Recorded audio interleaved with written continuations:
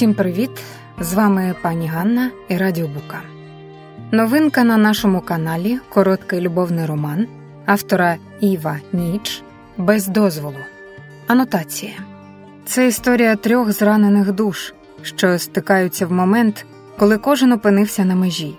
Вона – дівчина, що виросла в бідності, вчилась мовчати і виживати, аж поки не зробила відчайдушний крок, щоб урятувати матір.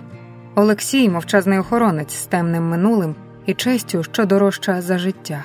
Андрій – олігарх, звиклий до контролю, для якого почуття – товар, а влада – єдина мова. Їхні шляхи перетинаються в будинку, де панують правила, страх і тиша. Але навіть у темряві може спалахнути світло. У центрі сюжету вибір – підкоритися, втекти чи навчитися жити і любити. Це роман про силу жіночої гідності, про довіру, що виникає в найнеочікуваніших обставинах, і про те, що навіть у найсуворішому світі можливе спасіння. Якщо поруч з'являється той, хто бачить тебе справжньою. Приємного прослуховування.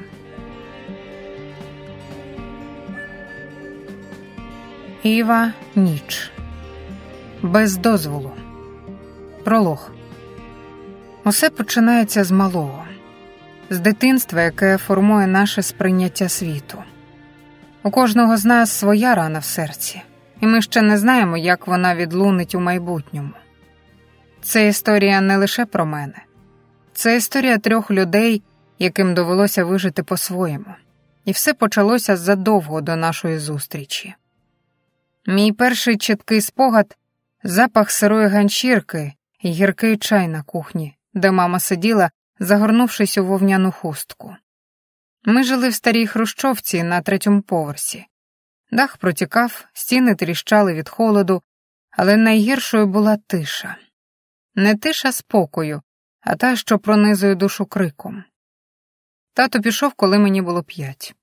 Я не пам'ятаю його обличчя, лише звук кроків за дверима і мамине мовчання після. Вона ніколи не скаржилась, навіть коли працювала в 3 зміни. Навіть коли засинала на кухонному стільці, бо я займала ліжко. Навіть коли кашляла кров'ю в хустку і казала, це просто застуда, котику. Я рано навчилася мовчати і не просити. Моє тіло росло швидше, ніж душа встигала звикати до самотності. У 8 років я вже мила підлоги в сусідському магазині. У 10 прала чужий одяг за копійки. Мама казала, ти сильна, ти в мене світло.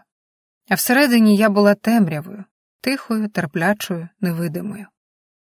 Пам'ятаю перший сніг. Я стояла на балконі в тонкій куртці, тримала мамину кружку з гарячим чаєм і мріяла. Не про принца, не про багатство. Я просто хотіла, щоб мама перестала плакати ночами, щоб у нас була тепла підлога, щоб мене хтось обійняв, не у сні, а наяву. Я виросла там, де любов – це мовчання, де ласка у вигляді гарячої картоплі і крихт на тарілці. І я засвоїла найважливіше. Виживає не найсильніший, а той, хто не здається. Я не здалась. Але щоб по-справжньому змінити своє життя, мені доведеться пройти ще більше. І зробити вибір. Не просто вижити, а жити. Цей вибір ще попереду. Олексій народився в невеликому селі на півночі України. Його батько пив і часто зривався на родині. Крики, грюкання дверима, нічні сльози мами. Вона тримала дім і лікувала всіх травами. Не тому, що вірила, а тому, що не мала грошей на лікарів. Іноді гладила його по голові, шепотіла. Ти не такий, як він, ти кращий. Але Олексій мовчав. Він рано навчився терпіти. Стискав щелепу, коли батько ламав стілець, і ховав маму за собою, коли все ставало нестерпним. У школі він не був популярним, але його поважали. За спокій. За точність удару на фізкультурі. За те, що завжди стояв до кінця. Після випускного він знав. Залишитися означає зламатися. Армія стала для нього втечею. І водночас школою виживання. Там він навчився тримати спину рівно, не боятися болю, мовчати довше за всіх. І слухати не лише вухами, а й серцем. Саме там він зрозумів, за кого варто стояти до кінця. Коли мати захворіла, а батька забрали до психлікарні після чергового запою, Олексій повернувся. Продав стару хату й поїхав. Не в пошуках щастя, у пошуках тиші, але й у місті її не було. Він працював охоронцем. Часто в нічні зміни, і щоночі повертався в порожню квартиру. Лише чайник, старий телевізор і тиша. Та сама, яку він уже зробив союзницею. Іноді засинаючи, він уявляв, а що як одного дня в цей простір увійде хтось, хто не боїться його тиші, хтось, для кого мовчання теж мова. Так його життя і змінилося.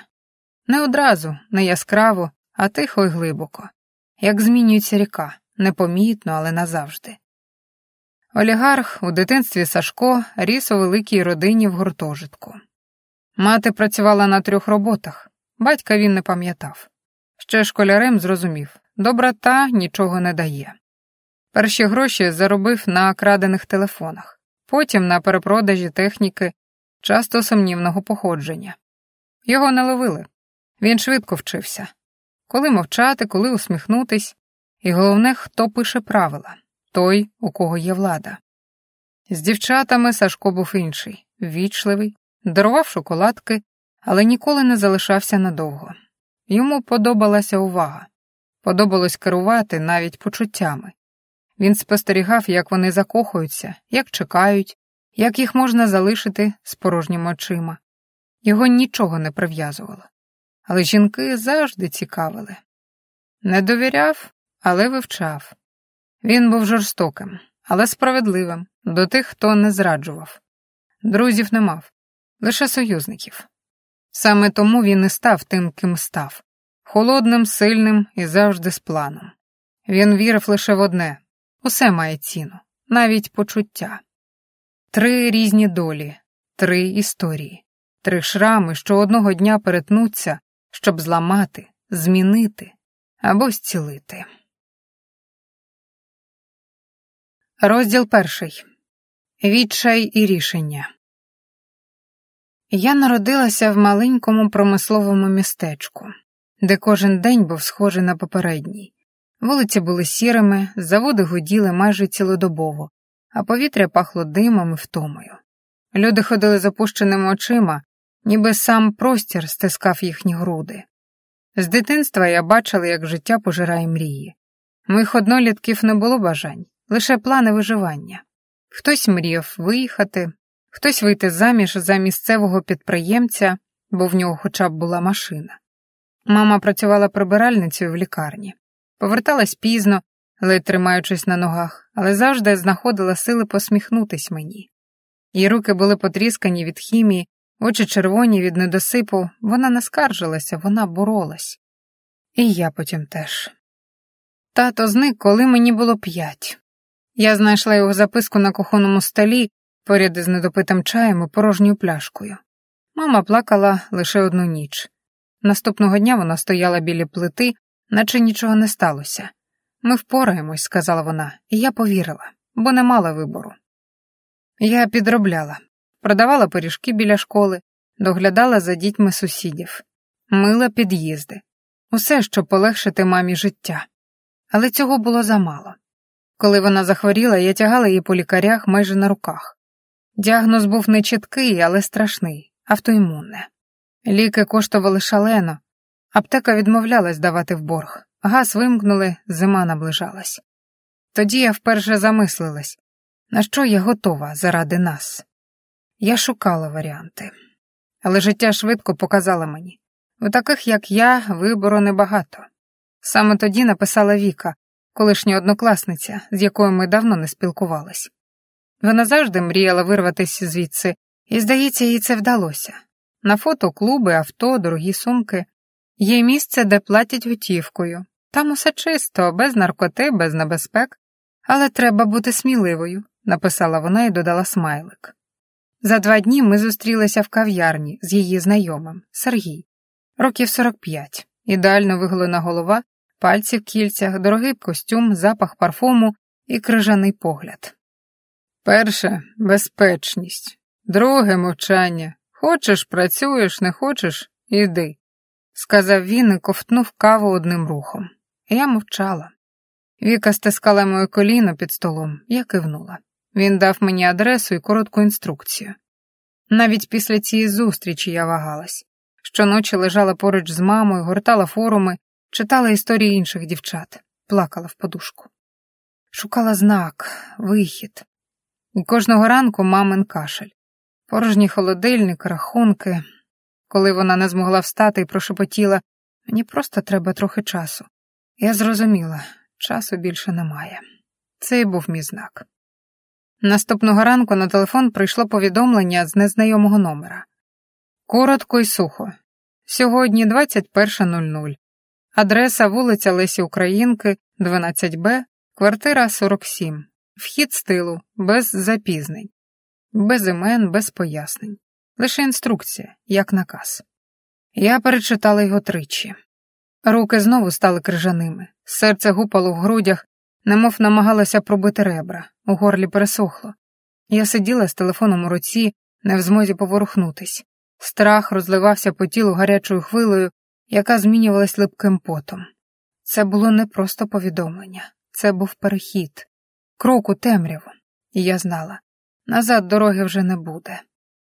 Довго сиділа на краю ліжка, не зводячи очей з телефона. У вікні моє розмите від сліз відображення. Хотілося зникнути, але я встала, механічно, як лялька. Підійшла до дзеркала, зняла з вішалки сукню, підготовлену ще вчора, пальці тремтіли. Але я вже не могла зупинитись. Я вдяглась, нафарбувалась і пішла. Сукня була вікина, червона, обтисла, синтетична. З вирізом, що оголював ключиці і натякав на більше.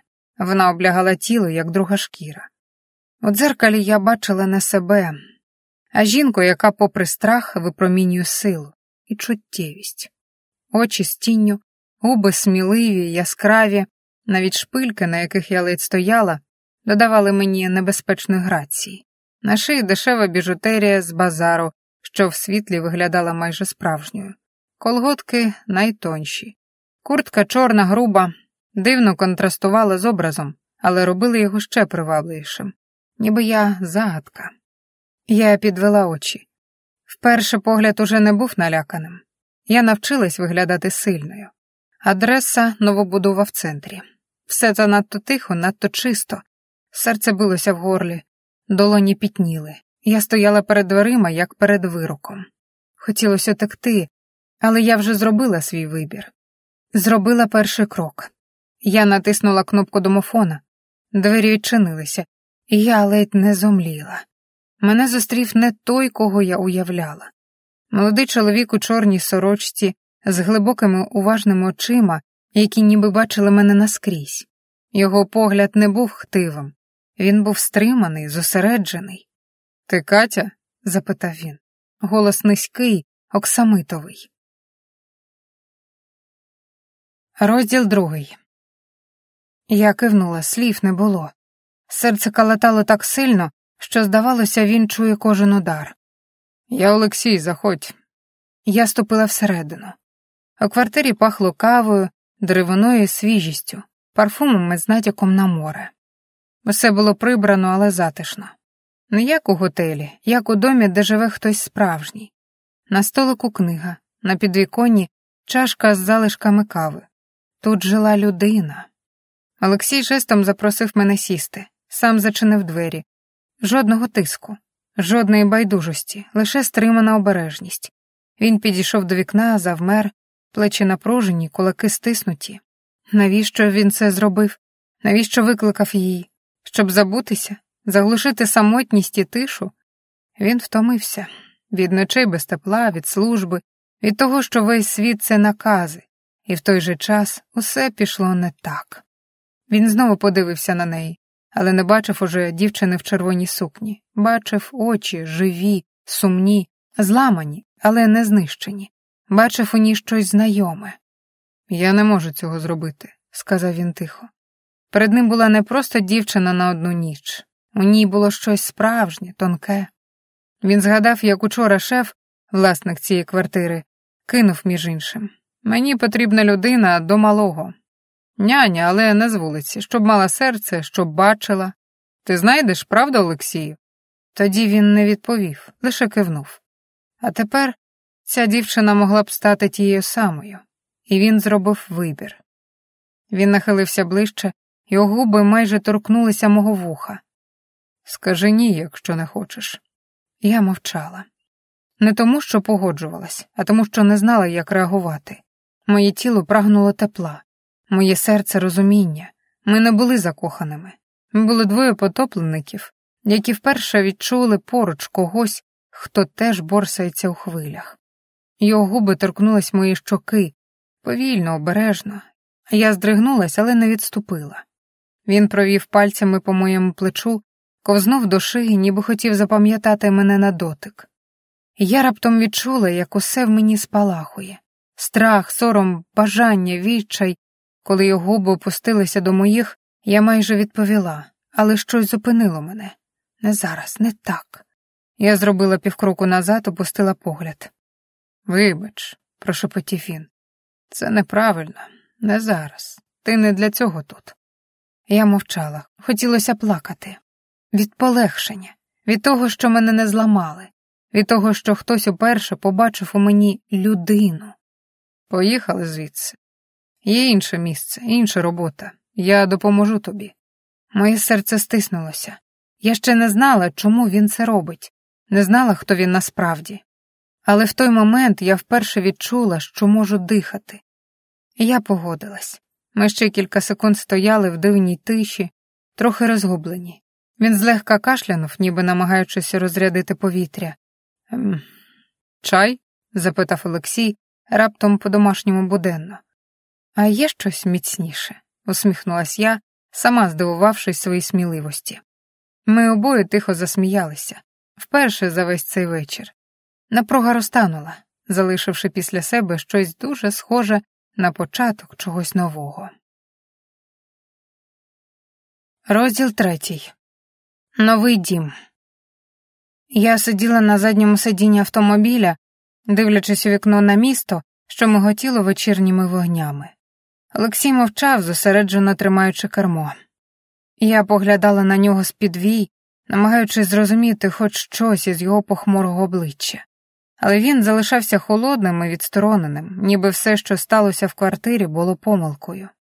З кожною хвилиною страх і сумніви зростали в мені. В голові вирували питання, що я роблю, куди він мене везе, чи правильно я зробила, що повірила незнайомцю. Я згадувала страшні історії з форумів про дівчат, які потрапляли в пастки. А якщо він спеціально прикинувся добрим, щоб заманити мене? Серце билося швидше, руки тремтіли, у грудях боляче стискало. Темрява за вікном здавалася ворожою, а неонові вогні міста тривожними. Раптом у мене запищало у вухах, серце заколотало шалено, і з грудей вирвався тихий стогін безнадійності. Не контролюючи себе, я кинулася вперед, схопила Олексія за плече і почала тягнути його руку з кермом. «Зупини машину! Будь ласка, зупини!» Мій голос був майже істеричним. Олексій різко відкинув мою руку і глянув на мене через плече. Він різко загальмував на узбіччі. Я вискочила з машини, продовжуючи кричати. «Ні, не треба, зупини машину, я не хочу!» Мій голос лунав у темряві, сповнений паніки і безпорадності. Я побігла вперед, сльози застеляли очі, дихання стало приривчастим. «Катю!» Олексій наздогнав мене, міцно схопив за лікоть і різко розвернув до себе. «Заспокойся, чуєш?» Я почала пручатися, намагаючись вирватися. «Пусти мене, я хочу додому!» — крикнула я у відчаї. «Катю, стій, ти зовсім збожеволіла? Подивись на мене. Я не зроблю тобі нічого поганого. Просто сядь у машину і заспокойся». Його голос, суворий і впевнений, поступово пробивався крізь мою паніку. Я важко дихала, але бачила в його очах не агресію, а втому й турботу. «Довірся мені», — тихіше сказав він, трохи відпустивши мою руку. «Я не дозволю, щоб із тобою щось сталося». Я повільно кивнула, ковтаючи сльози. Мовчки повернулась до машини і сіла всередину, міцно обійнявши себе руками. Олексій сів за кермо, завів двигун, і ми рушили далі. Тепер мовчання було іншим. Не важким, а швидше втомленим. Я дивилася вперед на дорогу, намагаючись зрозуміти, що чекає мене далі. Невдовзі автомобіль звернув на вузьку дорогу, яка вела крізь густі дерева. Я побачила вдалині світло великого будинку, що виринав серед нічної темряви. Мимоволі випрямилася, уважно вдивляючись вперед. Маєток виглядав велично, але затишно, освітлений м'якими ліхтарями, з вікнами, що світилися теплом. Олексій зупинив машину перед великими воротами. Він кинув короткий погляд на мене і мовчки натиснув кнопку на панелі. Ворота плавно відчинилися, пропускаючи нас всередину. Я глибоко вдихнула, намагаючись подолати нову хвилю тривоги, яка підступила до горла. Попри все, що сталося, зараз я відчувала, що стою на порозі чогось важливого і нового. Коли я вийшла з машини, до мене підбіг маленький хлопчик із серйозним обличчям і уважно поглянув на мене з-під густих вій. «Це вона?» — голосно запитав він, звертаючись до Олексія. Олексій коротко кивнув. Хлопчик, примружившись, витягнув з кишені щось маленьке і кинув мені під ноги. Я здивовано глянула вниз і побачила маленького пластикового павука, що реалістично виглядав у тьмяному світлі. Хлопчик розчаровано зітхнув, коли я замість закричати спокійно підняла іграшку і з усмішкою простягнула її йому. «Наступного разу спробуй щось страшніше», — сказала я м'яко. Хлопчик уважно глянув на мене, ніби вирішував, що робити далі. Потім мовчки розвернувся і побіг до будинку.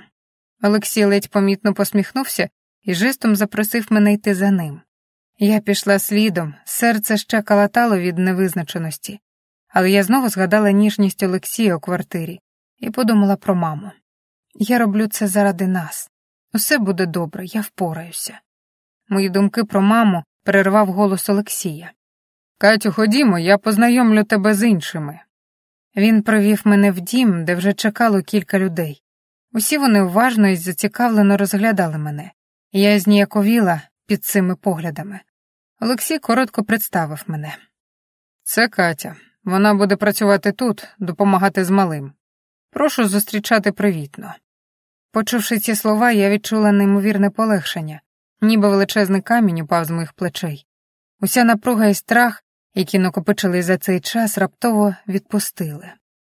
«Це просто робота няні», — подумала я з полегшенням. «Тут немає нічого страшного. Я зможу це зробити». Відчуття безпеки і впевненості поступово заповнило мене, дозволяючи нарешті повністю розслабитися. Саме в цей момент я випадково глянула на своє відображення у великому дзеркалі, що висіло на стіні поруч. Серце миттєво стиснулося від сорому й жаху. Волосся було розтріпане й сплутане. Макіяж, який я так старанно наносила, тепер розмазався, залишаючи чорні сліди навколо очей. Юбка порвалася і незграбно висіла, відкриваючи більше, ніж було пристойно, а моя права грудь частково оголилась через зіпсоване плаття. Я виглядала саме так, як завжди боялася виглядати.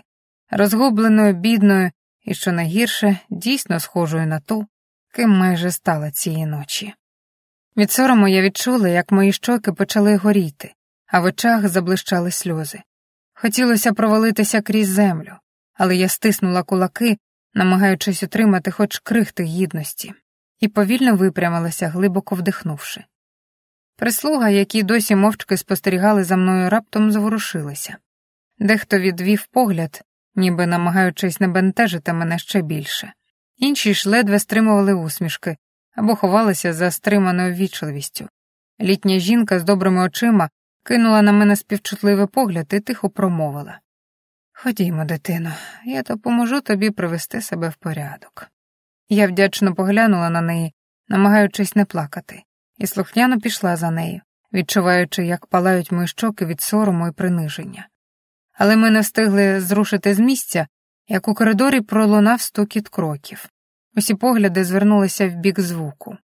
З-за повороту з'явився чоловік, чия поява одразу змінила атмосферу. Високий, вишукано одягнений, що миттєво ковзнули по мені. Він спинився, окинув поглядом мій жалюгідний вигляд. Розтріпане волосся, порвану сукню, сліди сліз і розмитого макіяжу. Його брови зійшлися в лінію роздратування. «Олексій!» Його голос був твердий, як лезо. «Це що ще за цирк? Ти знову напився? Тепер ще й повій у дім привів. Я завмерла, відчуваючи, як щоки горять ще сильніше. Олексій зробив крок уперед, напружено і мовчки, намагаючись щось сказати, але його перебили. «Я попереджав. Ще одна витівка, і ти вилетиш звідси назавжди». Господар знову глянув на мене і з огидою махнув рукою. «Позбавтесь її.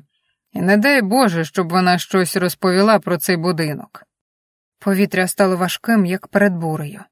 Я не могла поворухнутись, лише дивилась на Олексія, сподіваючись, що він щось скаже, пояснить, захистить.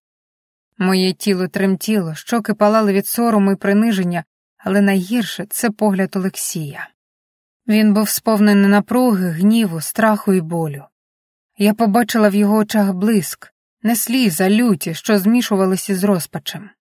Він не рухався, не говорив, але кожна жилка в його тілі кричала про боротьбу.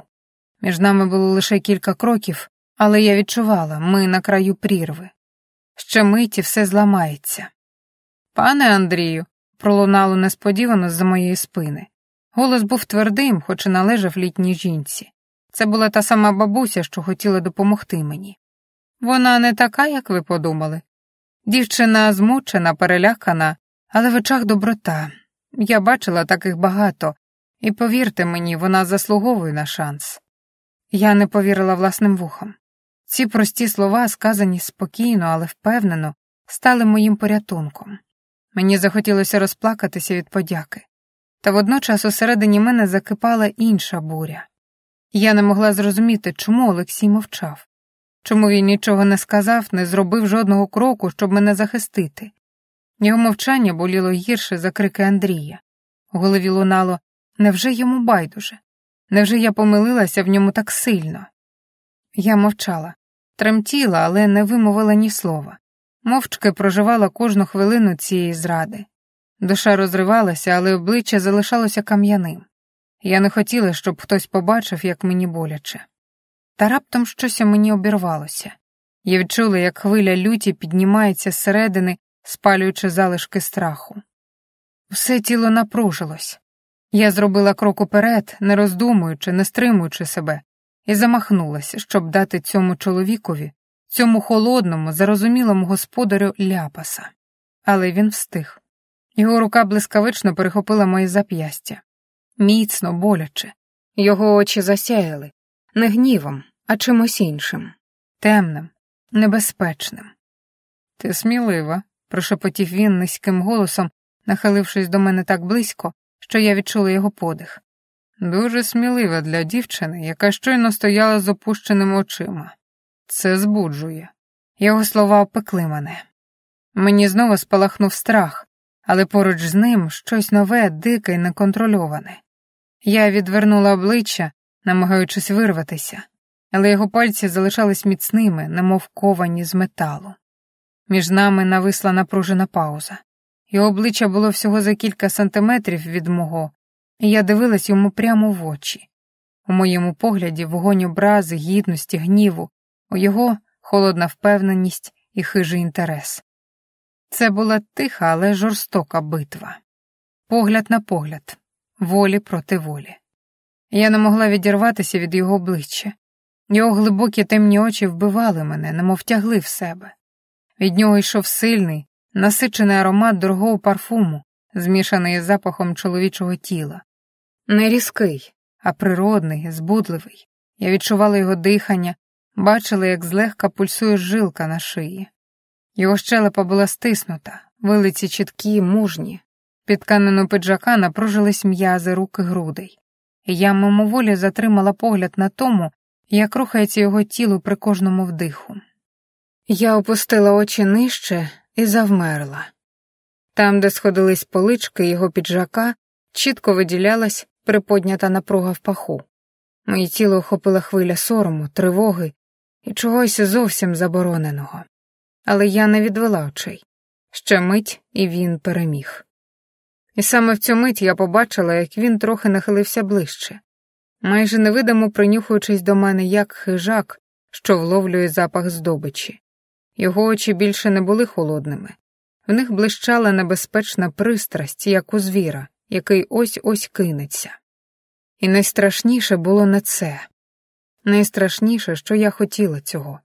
Я раптом зрозуміла, що готова віддатися йому, з усією своєю тілесністю, з усіма своїми страхами, бути в його владі, бути його жінкою, його реччю. Він міг би захищати мене, одягати в шовки золото, витрачати гроші на мої забаганки, а я була б з ним завжди, коли він захоче, як він захоче. Моє серце билося так гучно, що я ледь не втратила рівновагу. Я вже не знала, хто я. Тільки одне було ясно — я закохалась, і це лякало більше за все. Я протрималась довше, ніж думала, але потім щось у мені здригнулося, його сила тиснула, не фізично, емоційно, морально. Він виграв, і я знала це. Я опустила очі першою. У тиші, що зависла між нами, раптом пролунало низьке, тягуче гарчання. Тихо, але з такою силою, що в мене по спині пробігли мурахи. Це був Олексій. Він мовчав увесь цей час, але зараз, здається, більше не міг стримуватись. Андрій не обернувся. Він повільно перевів погляд на нього, навіть не відпускаючи мого зап'ястя. «Що за звірка ти мені привів, Льошо?» — промовив він майже з іронією, але в його голосі чулося щось темне, небезпечне. «Не схожа вона на іграшку для вечора. Надто вже дика». Я перевела погляд на Олексія. Його очі палали гнівом, живим, справжнім, небезпечним, але коли він заговорив, його голос звучав рівно, майже покірно. «Вона не повія, пане Андрію. Це кандидатка на няню. Я привів її сюди саме з цією метою. Вона вже бачилася з вашим сином і... вона не проти залишитися». Андрій затримав на мені погляд довше, ніж потрібно. Його очі потемнішали. В них з'явилось щось, що змусило мене здригнутися. Глибший, гарячіший інтерес. Він більше не бачив у мені просто няню. А Олексій, який досі стояв поруч, помітив це. Я відчула, як його тіло напружилось, а щелепа стислась. Він усе зрозумів. Господар хоче заволодіти мною. І тепер усе ускладнювалось.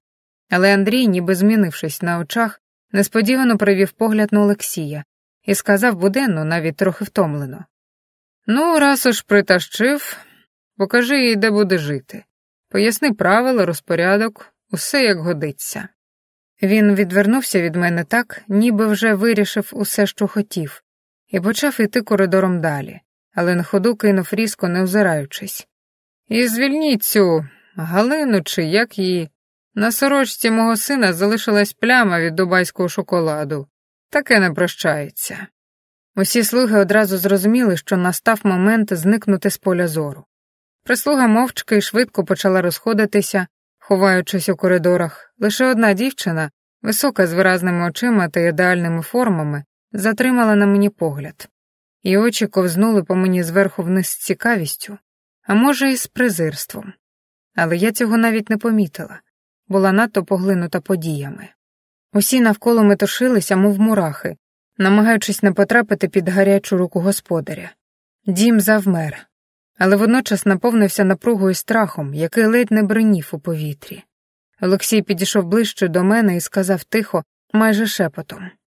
«Тобі треба відпочити.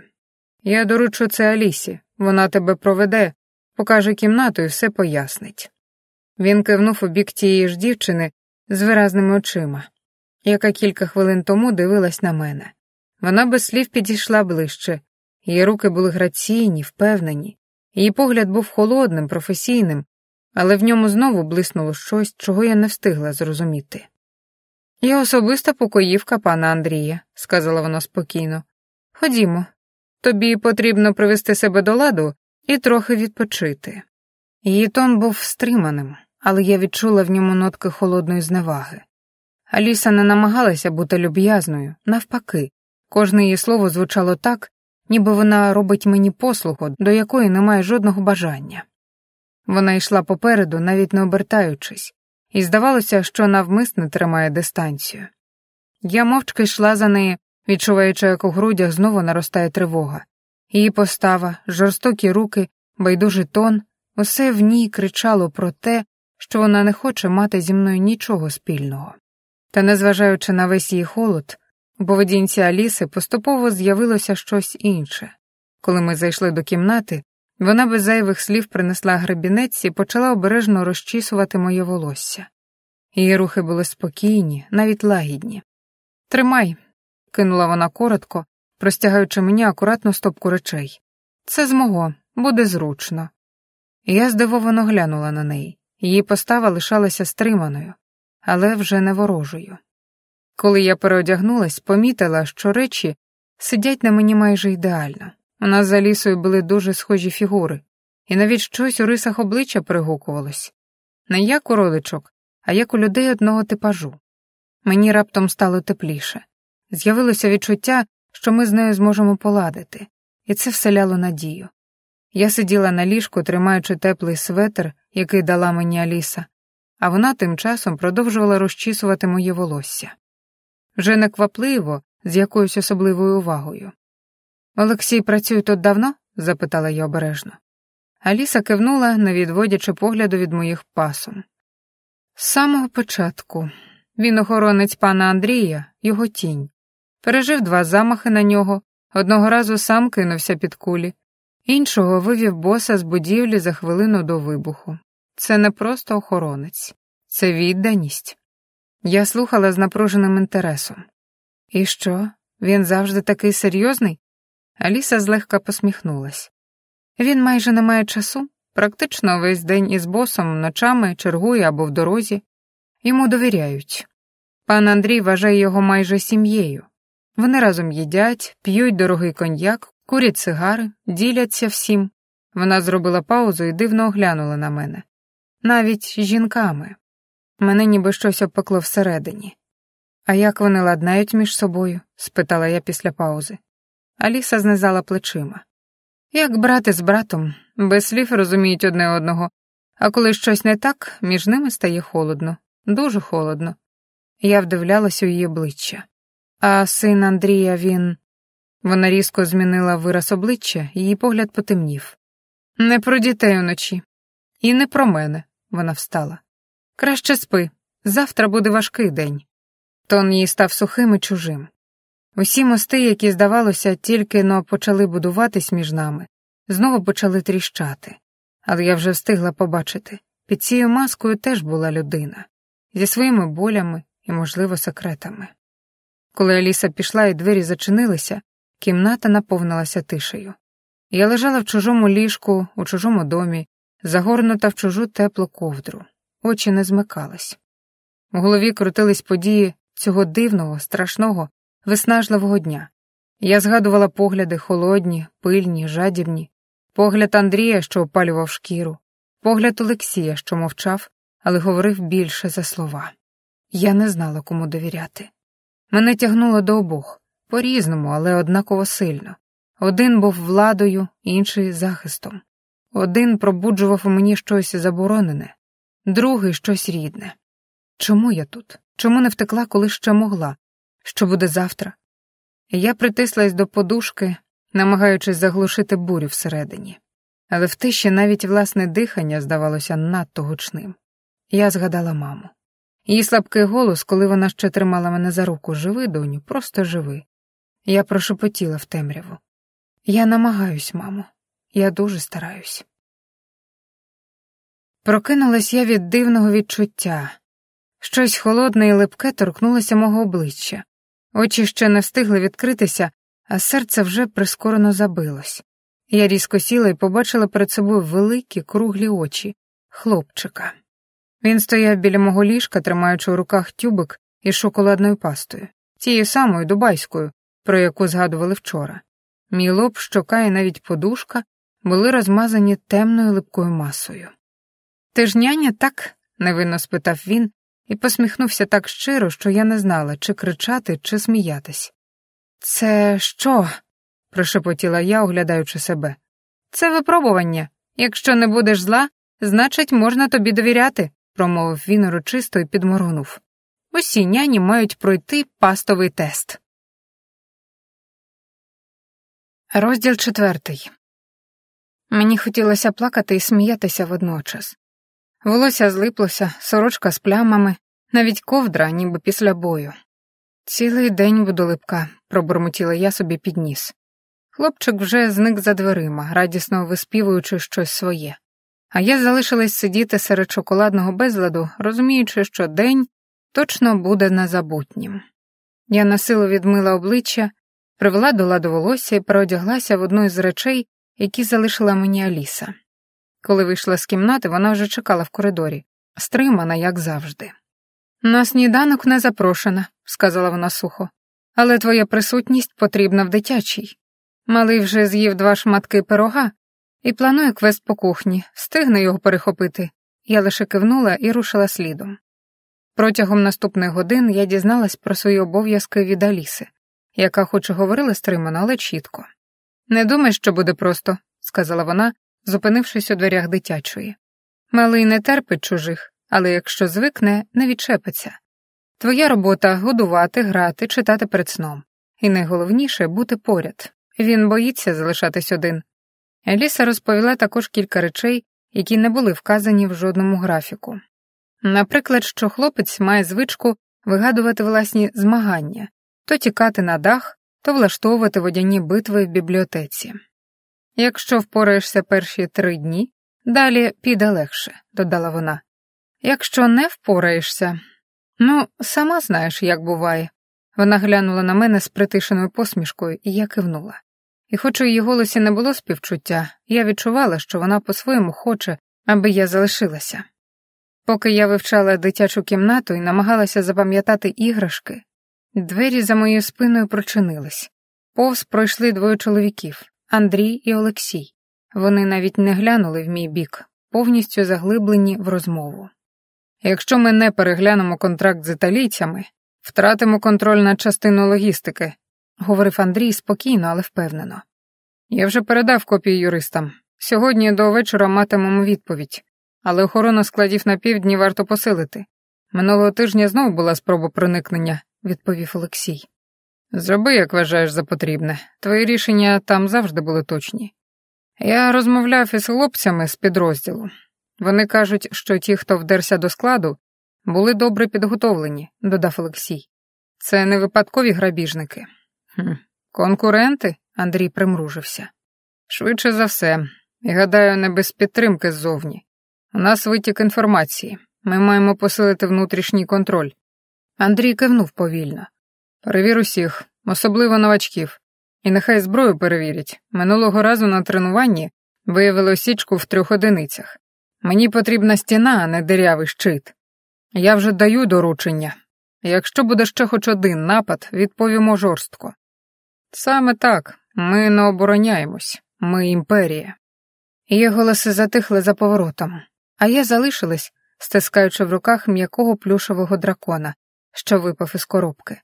Моє серце закалатало, і я дивилась їм услід і відчувала, як усе змішується всередині.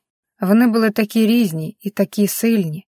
Один хижак, що звик керувати світом, інший тінь, що готова на все заради вірності.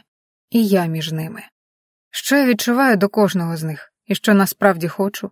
Мої думки плутались, а відповідь, здавалось, тільки віддалялась. У цей момент з'явилася Аліса, тримаючи хлопчика за руку. Він виглядав задоволеним, мов після чергової витівки. «Час працювати, няне», — сказала вона з ледь помітною іронією, передаючи малого мені. Я глибоко вдихнула, відкинувши всі свої розбурхані думки, і посміхнулась хлопчику тепло й щиро.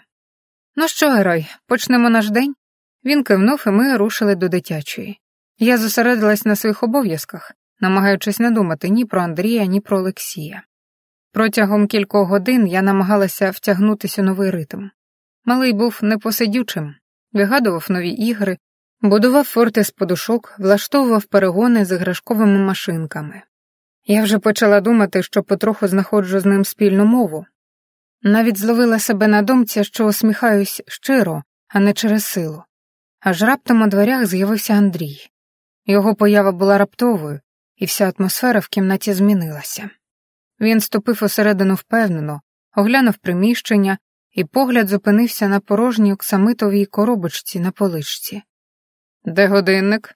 Андрій стояв посеред дитячої кімнати, тримаючи в руках порожню коробку. Я завмерла, не розуміючи, про що йдеться. Його годинник із гравіюванням зник, сказала Аліса, яка з'явилася поруч.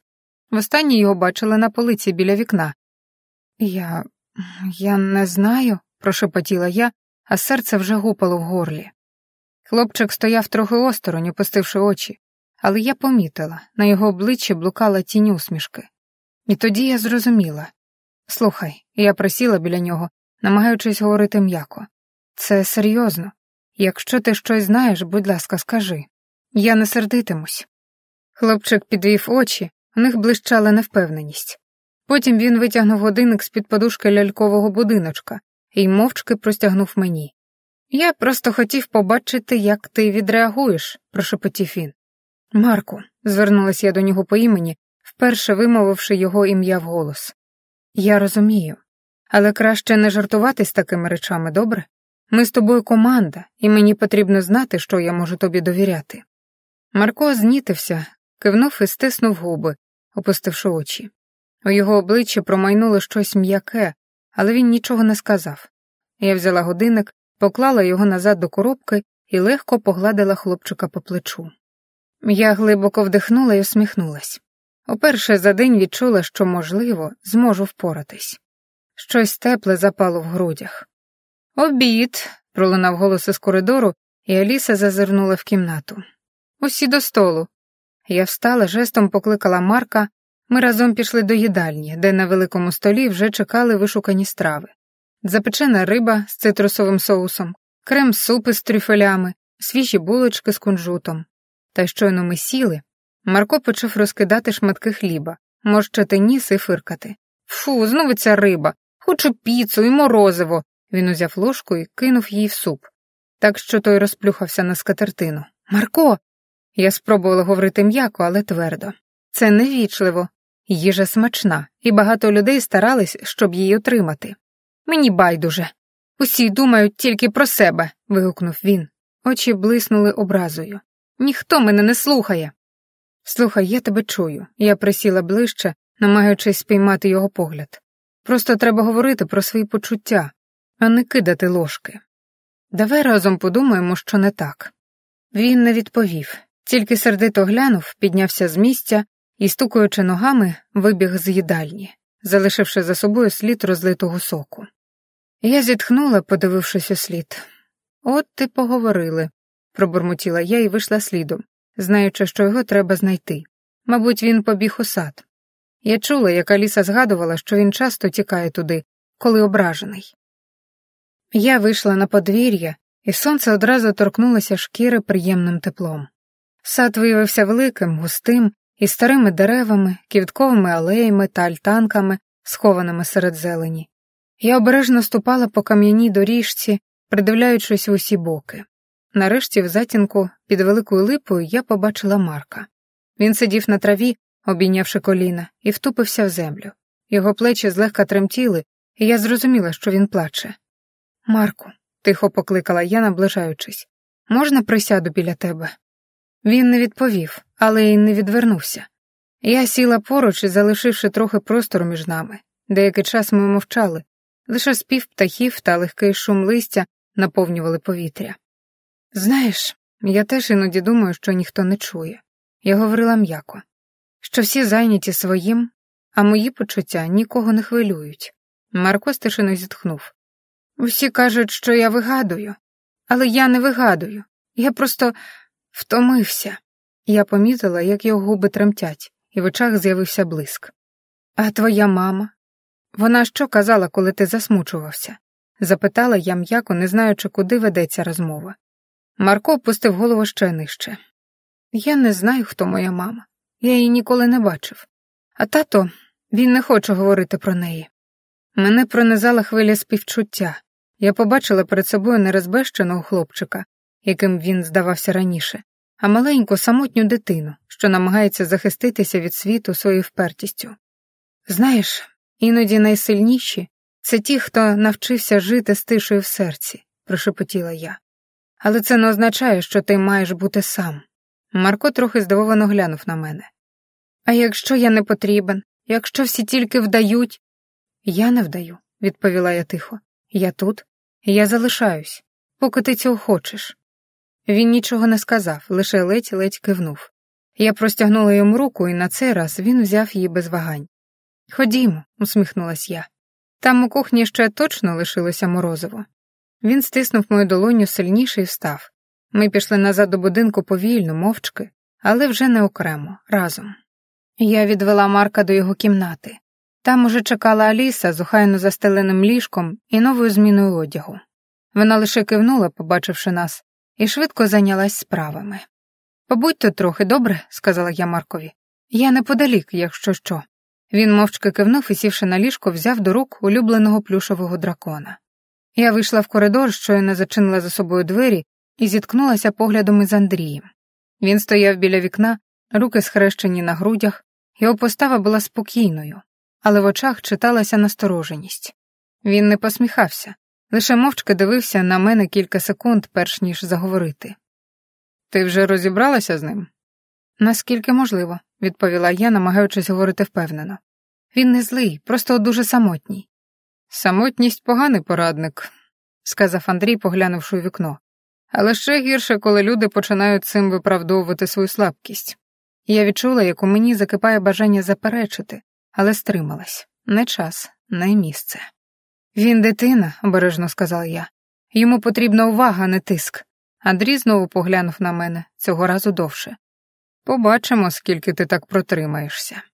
Його голос був спокійний, але за кожним словом ховалась напруга.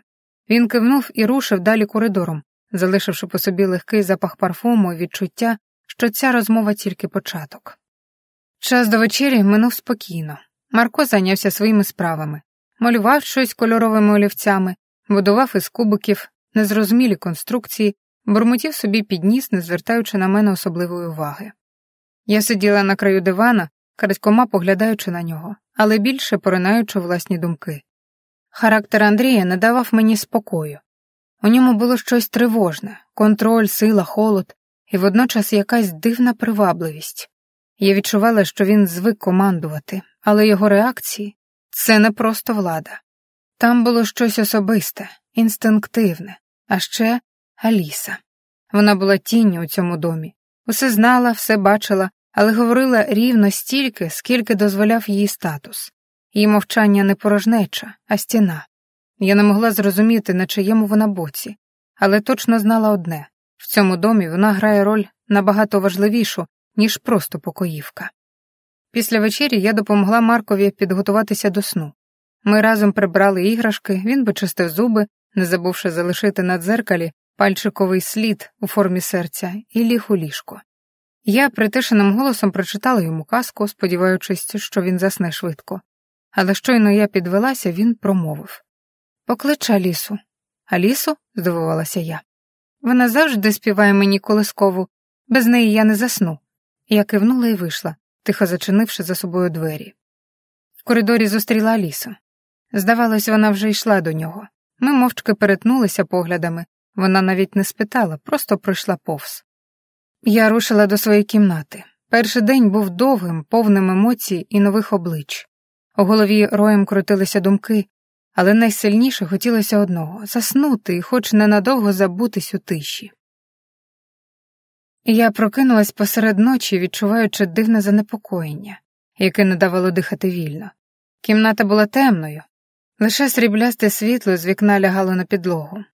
Повітря здавалося застиглим. Я підвелася з ліжка, накинула тонкий халат і босоніж, ступаючи по прохолодній підлозі, вийшла в коридор. Будинок спав, але щось у мені вимагало руху.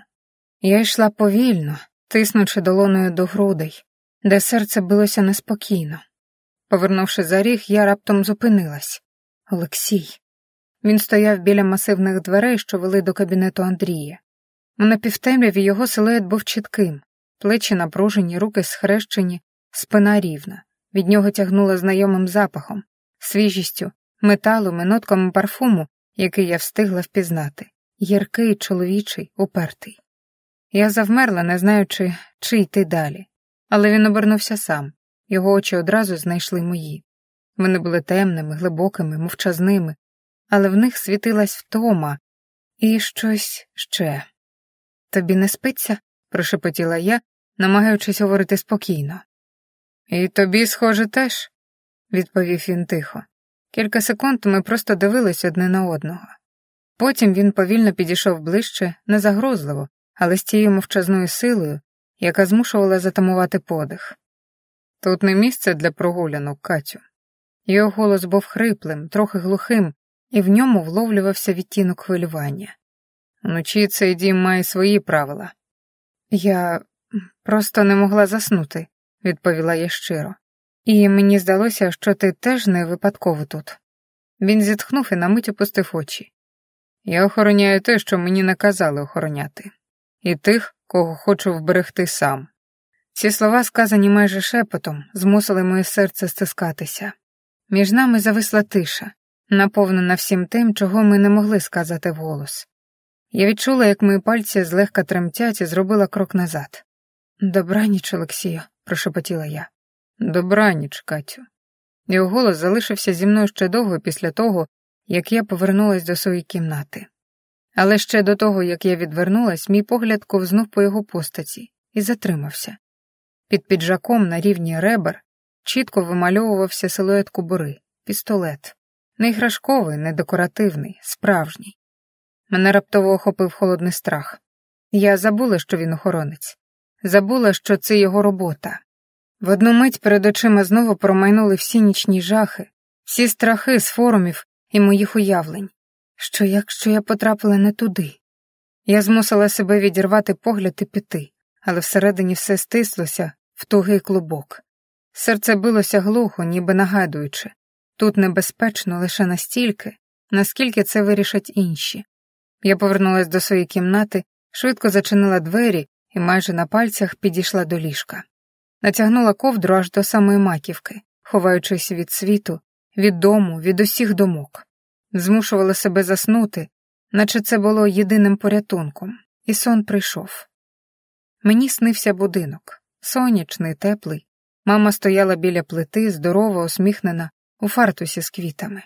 Вона готувала щось смачне, а поруч на килимку сиділо немовля, хлопчик з великими очима і темним волоссям. Це був мій син. Він тягнув до мами ручки, вона обережно брала його на руки і ніжно обіймала. «Доню, все буде добре», – сказала мама. «Тепер усе по-справжньому». Я плакала у вісні, але це були сльози щастя. Розділ 5. Ранок почався незвично. У домі панувала тиша, тривожна, надто глибока для такого великого і живого місця. Я прокинулася раніше зазвичай, а в коридорах нікого не було, навіть Аліси. У моїй кімнаті лежала нова форма, стримана темно-синя сукня з білим комірцем. Біля неї записка. «Сніданок сьогодні з господарем, будь у їдальні о 9:00. Моє серце стиснулося. Андрій ніколи не снідав з прислугою, навіть із Марком, лише у виняткових випадках. Щось змінилось, і я не знала, що саме. Я обережно вмостила волосся, намагалася виглядати спокійно, але всередині все стискалося. Я не знала, до чого готуватись, до покарання чи до уваги, яка може бути ще страшнішою. Я війшла до їдальні рівно о 9:00. Серце калатало в грудях, як у школярки перед викликом до директора. За великим столом, накритим сніданком з точністю до ресторанного рівня, сидів лише він, Андрій Владиславович. У темному костюмі, з ідеально застебнутими манжетами, він повільно розмішував каву і навіть не підвів погляду, коли я наблизилась. «Сідай», – сказав він рівно, вказавши на стілець навпроти. Я присіла, намагаючись не чіпати руками край сукні, хоч дуже хотілося сховатися за нею від його погляду. «Як пройшла ніч?» Він нарешті поглянув на мене, пильно, без усмішки. «Спокійно, дякую», – відповіла я тихо. Він кивнув, ніби щось оцінив, і взяв до рук шматок тосту. «Я не люблю сюрпризів, Катерино, але іноді вони корисні. Ти саме такий сюрприз. Поки що не розчарувала». «Я стараюсь, пане Андрію Владиславовичу», – відповіла я, дивлячись на свій чай. «І все ж, що ти хочеш?» – спитав він раптово. «Залишитися, знайти безпеку? Може, більше?» Його голос був рівний, але в ньому вчувалось щось приховане. Ніби він не просто цікавився, а випробовував.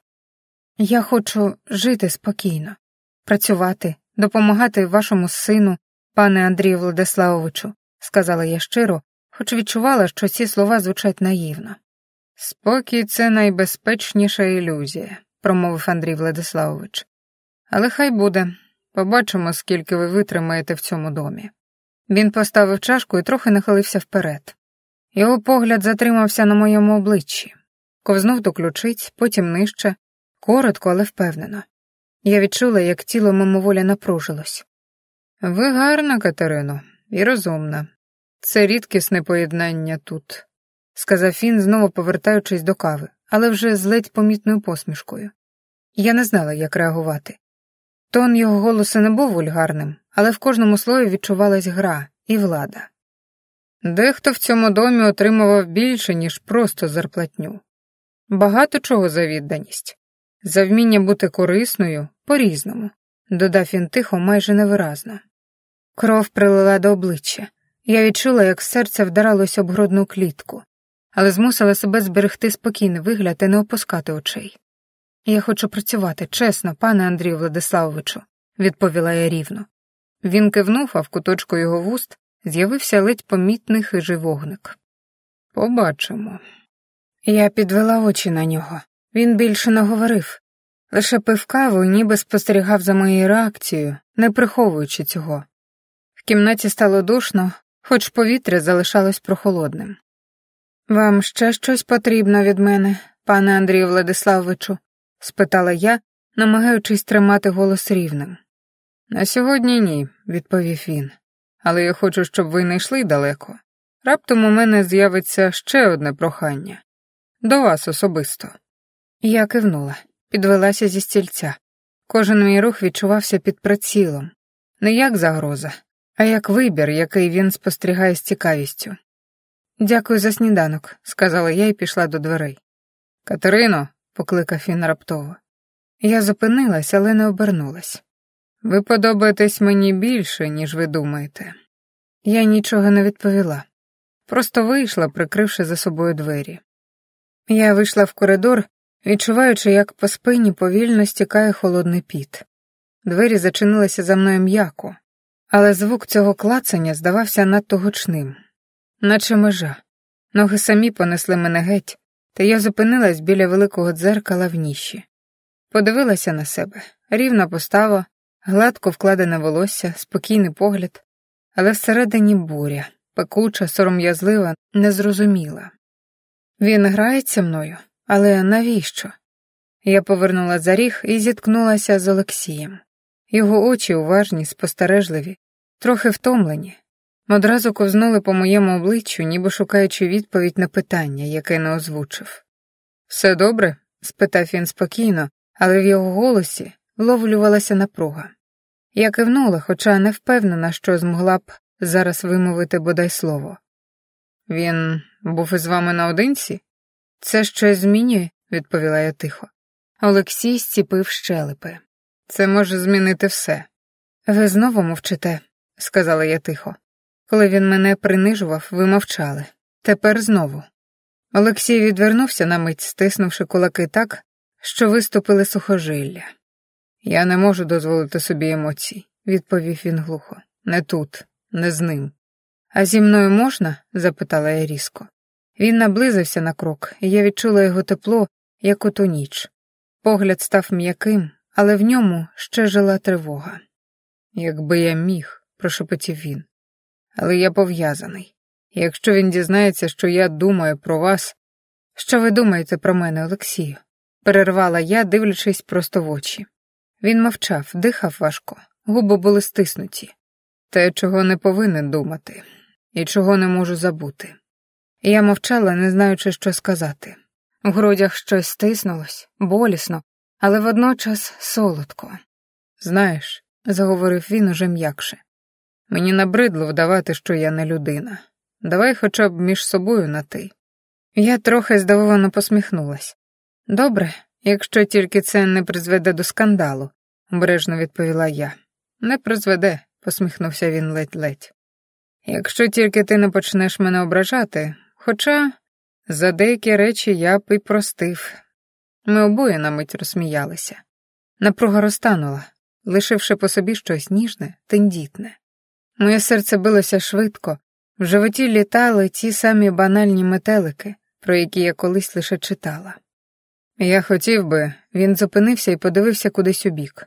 Якщо колись випаде день без графіків і чергових, погуляти з тобою. Просто, в парк, без ролей і масок.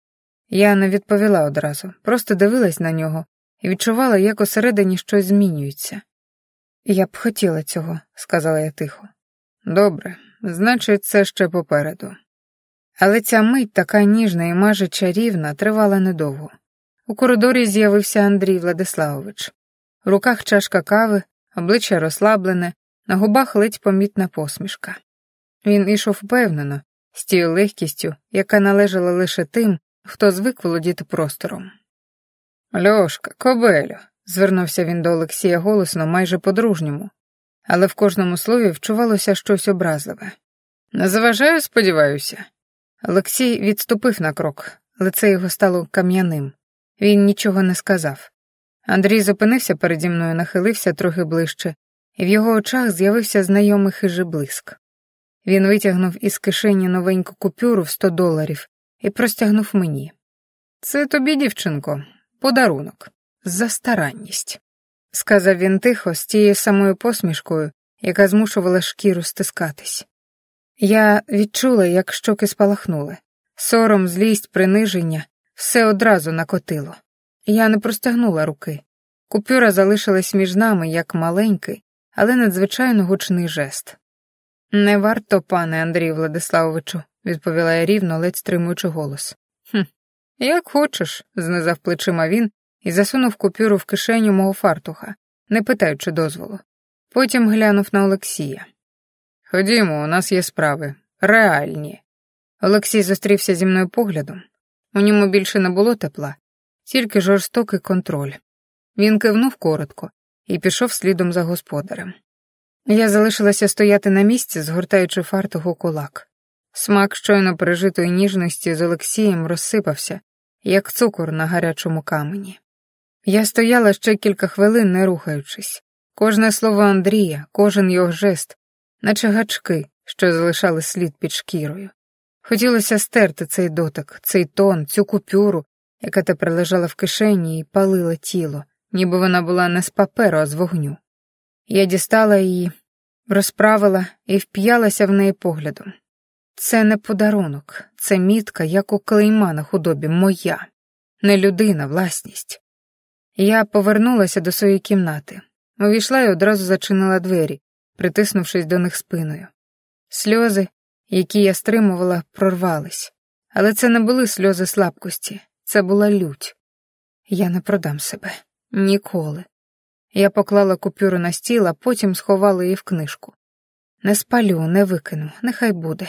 Як нагадування, як доказ, що я тут не для того, щоб згинатися. Стук у двері змусив мене здригнутись. Я швидко витерла очі рукавом і підійшла ближче. «Це я?» — почула я знайомий голос Аліси. Я відчинила. На порозі стояла вона, стримана, як завжди, і тримала за руку Марка. Хлопчик дивився на мене знизу вгору, уважно, трохи насторожено. «Твоя зміна», — коротко сказала Аліса. «Він просив саме тебе». Я просила, щоб бути з Марком на одному рівні. «Привіт, малий, сумував?» «Я зробив тобі подарунок», — серйозно сказав він і простягнув мені зім'яту серветку. Всередині була маленька фігурка, зліплена з пластиліну, схожа на дракона, хоча й дуже кумедного. Моє серце раптово потеплішало. «А можна сьогодні не вчитись і не будувати замки з кубиків?» — запитав Марк, тримаючи мене за руку. «Я хочу в кіно». «У кіно?» — перепитала я, трохи розгублена. «Так, у місті, там, де справжній попкорн і великий екран». Я, вагаючись, подивилася на Алісу, але та вже пішла, навіть не озирнувшись. У голові не було чітких правил чи заборон. І зрештою Марк дитина. Хіба ж не краще подарувати йому трохи радості? Ми сіли в таксі. Марко тиснув на кнопки дверей, дивився у вікно, розпитував про все на світі. У кінотеатрі сміялися, хромтіли попкорном, а після пішли гуляти містом. Грали в автоматах, стріляли в мішені, вигравали безглузді призи. Потім купили корм для качок і пішли до озера. Це був мій перший день, коли я справді почувалась живою. Але казка закінчилась різко. Коли ми саме повертались до площі, де мали зупинити таксі, біля нас пригальмував чорний позашляховик. З нього вийшов кремезний чоловік у темному костюмі. Його очі миттєво зосередилися на мені. «Катерина, ви повинні негайно сісти в машину». «Що?» Я розгубилася. «Без питань, це наказ». Марка відвели вбік, і вже за хвилину до нас підійшла Аліса. Її обличчя було, як завжди, непроникним, але очі видавали гнів і тривогу. «Його зі мною», — сказала вона сухо, — «а з тобою ще поговорять». Мене посадили в чорний позашляховик. Двері зачинилися. Внутрішність була темною, прохолодною. Ніхто не говорив. Я сиділа, стискаючи коліна, і відчувала, як радість у грудях тане, змінюючись страхом і невизначеністю. Щойно було сонце, сміх, качки, а тепер тиша, сталеві двері й похмурі силуети. Я не знала, що чекає на мене вдома, але точно знала, буде буря. Двері позашляховика відчинилися різко. Один із охоронців жестом наказав вийти. Я ступила на бруківку перед маєтком, намагаючись не видати, як тремтять мої ноги. Вікна будинку світилися, мов очі хижака в темряві. У холі мене вже чекали. Аліса стояла біля сходів, її постава пряма, а погляд крижаний. «У кабінет», — промовила вона сухо, навіть не дивлячись на мене. Я не питала, до кого саме, і так було зрозуміло. Коли я війшла до кабінету, Андрій Владиславович сидів у кріслі біля каміна. Його поза була спокійною, майже розслабленою, але в очах палала гроза. «Сідай», — сказав він, не підвищуючи голосу. Я сіла, руки стиснулись у кулаки на колінах. «Хочеш розповісти мені, що саме ти сьогодні влаштувала?» Його голос був надто тихим, надто рівним. Це було гірше за крик. Я ковтнула повітря і відповіла, намагаючись зберегти спокій. Він просто хотів у кіно. Я не знала, що існують заборони. Ваша команда не передала мені жодних інструкцій про супровід чи охорону. Я просто хотіла зробити йому приємне. Він усміхався, він був щасливий. Андрій не рухався, лише дивився на мене. Його погляд був схожий на натягнуту струну. Ще мить, і вона лусне. Ви, Катерино, щойно залишили без нагляду спадкоємця. Єдину людину, заради якої тут усе функціонує. А якщо б щось трапилося, хто б відповідав? Я мовчала. У грудях знову з'явився тягар провини, але й бажання захистити себе не зникло. Ви маєте повне право покарати мене, але, будь ласка, не карайте його. Він просто хотів бути дитиною. Андрій Владиславович різко підвівся з крісла, його постать навіть у тиші випромінювала силу і небезпеку. «Дитиною?» — вибухнув він. «Ви, схоже, не уявляєте, у якому світі опинились. У мене не дитячий садок і не благодійна організація. У мене імперія. Імперія, на яку щодня дивляться крізь приціл десятки конкурентів». Він обійшов стіл і наблизився, змусивши мене інстинктивно притиснутись до спинки крісла. «Ви думаєте, я просто мільйонер із дивацтвами? У мене мільярдні контракти, стратегічні угоди, зв'язки, які коштують більше, ніж маленька країна. Ви уявляєте, що таке вплив? Це коли за вами стежать, чекають на помилку. Коли будь-який ваш рух — сигнал. І ви, — він вказав на мене пальцем, без жодного дозволу виводите мого сина, єдину слабку точку, просто у відкрите місто». Я мовчала. У грудях пекло, очі сповнились сліз, але я не дозволила їм впасти. «А якщо б його вкрали? Якщо б хтось сфотографував вас разом і подав це як доказ, не знаю, роману із кимось із моїх суперників? Якщо б його використали для шантажу? Ви розумієте, що б було б?» Його голос зривався, ставав гучнішим, жорстокішим. «Ви навіть не уявляєте, скільки вже було спроб знищити мене. Через ринок, через друзів, через жінок». Він зробив крок назад і провів рукою по волоссю. «Тільки завдяки тому, що Олексій постійно поряд, що він не відпустив вас з поля зору, ви обоє сьогодні цілі. Він самостійно організував пошук, не чекаючи на мої накази». Його очі блищали, не від сліз, а від люті. В голосі не було фальші, лише чиста, безкомпромісна сила. «І ще одне. Я не дозволю нікому гратися з моїм життям, а тим більше з життям мого сина. Він мовчки глянув на мене з такою силою, що я ледве трималась, аби не відвести очей. А потім раптово його голос змінився. Він зробив кілька кроків до вікна, подивився у ніч, а коли заговорив знову, його тон був іншим, тихим, майже м'яким. «Катерино». Він вимовив моє ім'я повільно, ніби смакуючи кожен склад. «Ти не дурна. Ти знаєш, куди потрапила. Цей дім не просто будинок. Це фортеця, лабіринт, поле бою. І в ньому виживають не всі». Я затамувала подих. «Ти мені цікава, не як нянька», — додав він з ледь помітною посмішкою.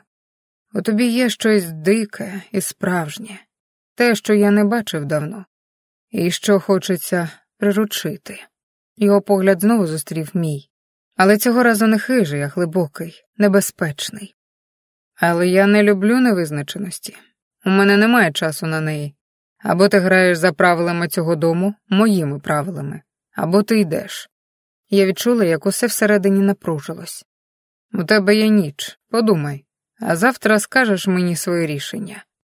Він більше не сказав мені ні слова, просто відвернувся до вікна і знову втупився в темряву.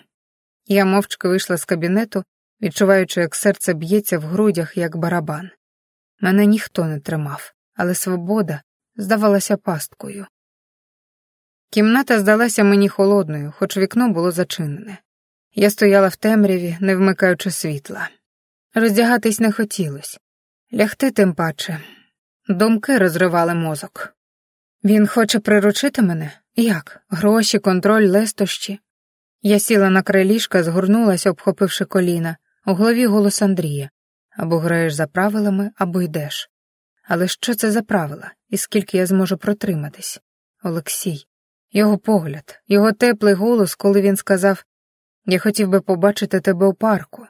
І той Андрій, що підсовує купюру в кишеню. Один як світло, другий як полум'я. «Мамо, що б ти мені порадила?» Я не знала, як відповідати собі. Я лише знала одне — завтра моя відповідь змінить усе. Раптом тихий стукіт у двері, ледь чутний, але серце одразу вистрибнуло в горло. У кімнаті панувала тиша. Тільки годинник на стіні клацав кожні кілька секунд, мов нагадуючи про час, що минає. За вікном шелестів вітер, гілки раз у раз стукали об шибку. Я не встигла нічого сказати, як двері відчинились, і на порозі з'явився Олексій. Його фігура окреслилась у м'якому світлі нічника, що ледь жеврів на тумбочці.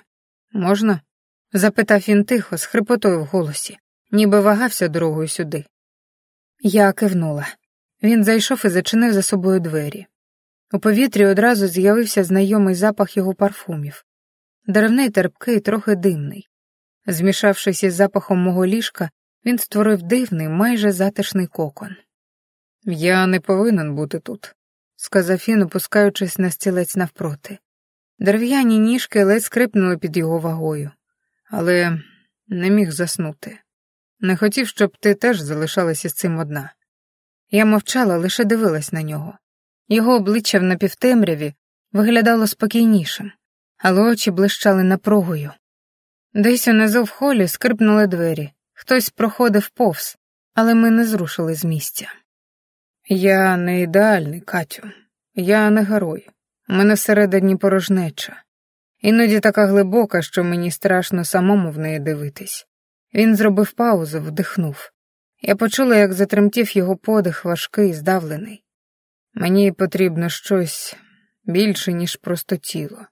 Мені потрібна близькість, ласка, прийняття, а ще прощення». Його очі були темними і щирими. Мене огорнуло хвилею тепла. Я колись кохав і зробив багато помилок. Вона пішла, бо не змогла витримати моїх демонів. З того часу я боюсь знову впустити когось. «А мене? Ти впустиш?» — прошепотіла я, ледве розрізняючи власний голос серед шуму крові у вухах. Він не відповів словами, лише підвівся, повільно наблизився і взяв мою руку. Його дотик був несміливим, але в ньому було більше почуття, ніж у тисячі зізнань. Його пальці були теплими, трохи шорсткими. Я притислась до них щокою, вдихаючи його запах. Такий знайомий і заспокійливий. Я не знаю, коли саме, прошепотів він, нахиляючись ближче. Але з тієї ночі, коли ти зайшла до моєї квартири, я перестав бути самотнім. Його голос лоскотав мені вухо, і по шкірі побігли мурахи. Я торкнулась його щоки і провела пальцями по лінії щелепи. Я боялася тебе, зізналась я. Але ще більше я боялася, що ти зникнеш. Його губи торкнулись мого чола, потім щоки і нарешті вуст. Поцілунок був не стримний, але ніжний. Не жадібний, а мов прохання, дозволь мені бути ближче. Я відповіла, відчуваючи, як тремтить тіло. Моє серце билося шалено, його руки охопили мене за талію повільно, обережно.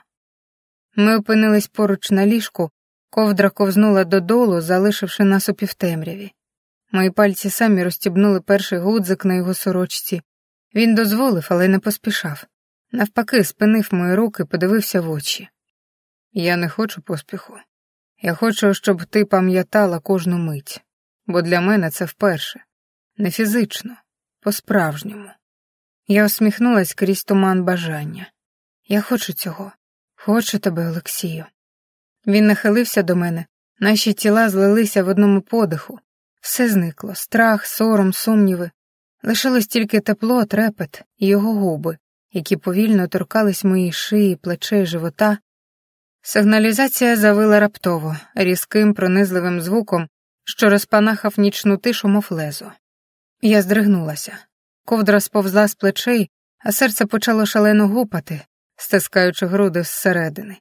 Олексій, який ще секунду тому був поруч, схопився на ноги, в одну мить повернувся в режим охоронця. Його рухи стали різкими, точними, очі зосередженими, жорсткими. «Лишайся тут, не виходь, і нікому не відчиняй», — коротко кивнув він, застібаючи сорочку і перевіряючи зброю під піджаком. Я мовчки кивнула, не впевнена, чи він взагалі мене ще бачить як жінку. В його очах вже було лише завдання, обов'язок. Двері зачинилися за ним із сухим клацанням. Я залишилась сама. Кімната здалася надто великою, надто темною. Сигналізація за вікном вже стихла, але в повітрі залишався гіркий присмак паніки. Знизу долинув гул важких кроків. Хтось біг по коридорах, підбори й чоботи гриміли по мармуровій підлозі, наче барабанний дріб. Чулись уривки команд, короткі слова, вигуки. Вікно за моєю спиною затремтіло від вітру або, можливо, від проїзду ще одного авто. Я наблизилась до дверей і притислась до неї вухом. Нічого чіткого, лише тупіт, скрип дверей, хтось голосно вимовив прізвище Коваль. Хтось матюкався, і раптом важка тиша.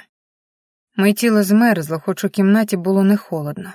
Лише зараз я зрозуміла, як сильно тремчу. Ноги не слухалися, а пальці, затиснуті в кулаки, майже затерпли. Я озирнулась. Ліжко було розкидане, ковдра сповзла, подушки збиті. Ще секунду тому тут було тепло, майже інтимно. А тепер усе знову повернулося в жорстку реальність, де я лише чужа у домі, який охороняють, наче військову базу. В повітрі досі тримався запах Олексія. Деревний, димний, змішаний з теплом його шкіри. Я притиснула подушку до обличчя і видихнула. Хвилина, ще хвилина, і я знову зберу себе докупи. Я мусила. Я стояла ще мить, намагаючись стримати дихання. В голові калатало одне єдине питання – де Марко? Мене раптом накрило. Морозом, страхом, порожнечою. Якщо хтось проник у дім, якщо це напад, він міг бути де завгодно, один, беззахисний. Я рвонула до дверей, різко відчинила їх і виглянула в коридор. Нікого. Лише далеке метушливе світло в кінці галереї та затихаючі кроки. Я вийшла босоніж, по дерев'яній підлозі, яка здавалася надто гучною під моїми ногами. «Марко!» – прошепотіла я, а потім голосніше. «Марко!» Скрипнули двері в одній із кімнат. Я різко обернулась. То була Аліса. Її погляд був таким, яким я ще не бачила. Розпатлана, без макіяжу, у нічній сорочці і з телефоном у руці, але очі, як у хижака. «Ти що робиш?» – просичала вона. «Тобі наказали залишатися в кімнаті». «Де Марко?» Я схопила її за руку. Я повинна його знайти. Він один. Його шукає Коваль, відповіла вона різко. Не втручайся. А хто такий Коваль? Аліса на мить затримала на мені погляд, з тим особливим відтінком у голосі, яким говорять про тих, кого краще не знати. Голова внутрішньої безпеки. Якщо в домі щось стається, він реагує першим. Повір, він знайде Марка швидше за тебе, і не так емоційно. Я відштовхнула її і побігла далі, не слухаючи. Серце билося несамовито. Сходи, я перелетіла їх, майже не торкаючись перил. За поворотом вітальня пуста, їдальня темна, кабінет замкнений. Я повернулась до дитячого крила. Там у кінці коридору двері Маркової кімнати були прочинені, всередині темно. «Марко!» – прошепотіла я, ступаючи всередину. Ніхто не відповів, але раптом я почула десь з-за вікна, з боку саду, короткий писк перед відкриттям дверей. Хтось вийшов на вулицю. Ще одна тінь промайнула повз вікно. Я кинулась назад до сходів, у бік чорного ходу. Там у передпокої стояли двоє чоловіків у чорному, з автоматами. Один із них говорив у рацію. «Об'єкт номер 2 відсутній у периметрі. Підозрюємо рух через південний вихід». «Ти про Марка?» Я підбігла до нього, але чоловік лише блиснув очима. «Відійдіть, пані, у нас протокол». «Я знаю, де може бути дитина. Послухайте. Він часто тікає в сад, під липу», — я кричала, не думаючи. Один із охоронців на мить затримався, перевів погляд на іншого. І рація знову ожила. «Коваль підтверджує, хлопчик знайдений. Цілий. Приводять назад». Мені щось обірвалось. Я опустилась навпочепки прямо біля стіни, втупившись у підлогу, вся в холодному поту. «Все нормально, пані», — сказав один із охоронців вже спокійніше. «Коваль тримає ситуацію під контролем. Його недарма називають псом Андрія Владиславовича. Він не промахується». Я не відповіла. У горлі стояла грудка, але десь глибоко всередині я відчула полегшення. Марко живий. Живий. Я все ще сиділа навпочепки в холі, коли двері прочинились і хтось швидко увійшов. Гострі кроки на мармуровій підлозі, не важкі, але впевнені. Я підвела очі. Переді мною стояв чоловік, середнього зросту, з коротко підстриженим волоссям, у темній сорочці, без зайвих деталей. Його обличчя було спокійним, навіть холодним, але очі пронизливі, уважні. Він окинув мене коротким поглядом і спрямувався до охоронця. «Підтверди місцезнаходження об'єкта», — сухо кивнув він, не гаючи часу на зайве. «Дитину виявили біля південного крила під охороною. Все під контролем, пане Ковалю». Розділ 6. Коваль. Так он який він, голова внутрішньої безпеки. Той самий, про кого шепотіли слуги. Той, хто з'являвся тільки тоді, коли щось справді траплялось. Він ще раз глянув на мене, цього разу довше.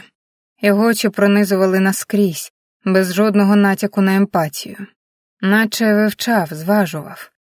«Вас, пані Катерино, ніхто не уповноважував бігати по будинку під час тривоги», — сказав він рівно, без емоцій. «Ви порушили протокол. Це ризик. Для вас, для дитини, для всіх». Я стиснула кулаки. Я хвилювалася, я не могла сидіти, коли не знала, де він. Марко для мене... «Ви няня», — перервав він. «І в цьому домі існує ієрархія. Наступного разу дотриматись інструкцій». Я відчула, як у мені закипає щось, не страх, а гнів. Але втрималася. Зараз не час сперечатись. Коваль зробив крок до виходу, але перед самими дверима зупинився. «Я особисто перегляну записи камер. Якщо побачу, що ви виводили хлопчика раніше, доповідатиму. Андрій Владиславович не терпить самодіяльність. Гарної ночі». І вийшов. Мовчазний, рівний, лід, що ріже без ножа. Я залишилася стояти посеред холу, не знаючи, чи тремчу від холоду, чи від зустрічі з цим чоловіком. Але одне я знала точно. У цьому домі кожен крок має ціну. Ранок був незвичайно тихим. Після нічної тривоги дім ніби занурився в напружене затища. Я прокинулася рано, без будильника, без голосів у коридорі. Сон був поверхневим, обірваним.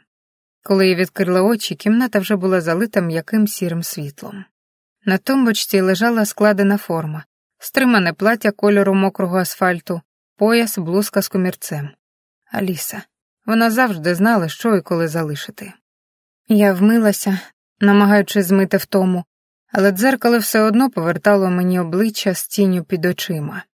Я вдягнулась, причепурила волосся і вийшла з кімнати. У коридорі було тихо, лише внизу щось гуділо, голоси, рухи. Я пішла до дитячої. У голові гуділи думки, де Марко? Який настрій у Андрія після вчорашнього? Чи був це напад, чи просто тривога?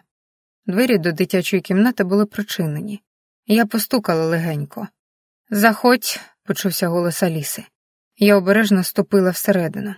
Марко сидів на підлозі, будуючи з кубиків щось схоже на вежу. Він не підвів голови, лише кивнув. «Я вже великий. Не треба за мною бігати, як учора». Я опустилась поруч. Я не бігала. Я шукала, бо хвилювалась. Він мовчки притулив один кубик до іншого. А я знав, що коваль знайде мене. Він завжди знаходить. Аліса, яка стояла біля вікна з чашкою кави, озвалася спокійно. Ти маєш бути обережнішим. Тут не місце для ігор-хованки. Марко підвів голову, впертий, з тінню виклику. Тут взагалі не місце для дітей. Я хотіла щось сказати, але в цей момент у коридорі пролунав чіткий стукіт. Хтось ішов, ритмічно, впевнено. Я встала. «Ти з ним сьогодні не снідаєш», — сказала Аліса до мене. «Але тебе чекатимуть у кабінеті». «Хто?» «Андрій Владиславович. І, можливо, коваль». Я стиснула губи. Ранок тільки почався, а вже відчувався як виклик. «Візьми себе в руки», — кинула Аліса, відставляючи чашку. «Тут усе гра, але іноді за нею стоїть справжня кров». Я йшла повільно. Кожен крок у бік кабінету Андрія Владиславовича віддавався у грудях глухим гупанням. У голові крутились можливі сценарії. Крик, погрози, звільнення. Я уявляла, як він буде сидіти в кріслі. Спокійний, небезпечний, а його голос як лезо. Холодний, не підвищений, але такий, що хочеться зникнути. Охоронець біля дверей мовчки відчинив мені. Я вдихнула і зайшла. Я йшла до кабінету, ніби на розстріл. Кожен крок лунав у моїй голові, як удари великого дзвона. Здавалося, навіть стіни знають, що я зробила, і засуджують. Але коли двері відчинились, я побачила не гнів, не крик, лише Андрій, що сидів у кріслі біля вікна з чашкою кави, і Олексій. Стояв трохи позаду, зліва, як завжди, тінь-охоронець. Але його постать була напружена, як струна перед ударом. «Заходь, Катю», — промовив Андрій рівним голосом. Його погляд ковзнув по мені повільно, дуже повільно, наче він зважував, не просто оцінював, а вирішував, скільки я варта. Я зробила кілька кроків. Сіла, як він наказав, але не опускала очей. «Не хвилюйся», — сказав він, обережно відставляючи чашку. «Це не допит, не покарання. Я просто хочу поговорити». Я мовчала. Щось у його голосі було надто м'яким, небезпечно м'яким. «Я бачив, як ти поводишся з Марком. Спокійно, ніжно, як жінка, що заслуговує на довіру». Він зробив паузу, нахилився трохи вперед. Його очі затримались на моїх губах. Як жінка, яка може мати більше, ніж просто роботу.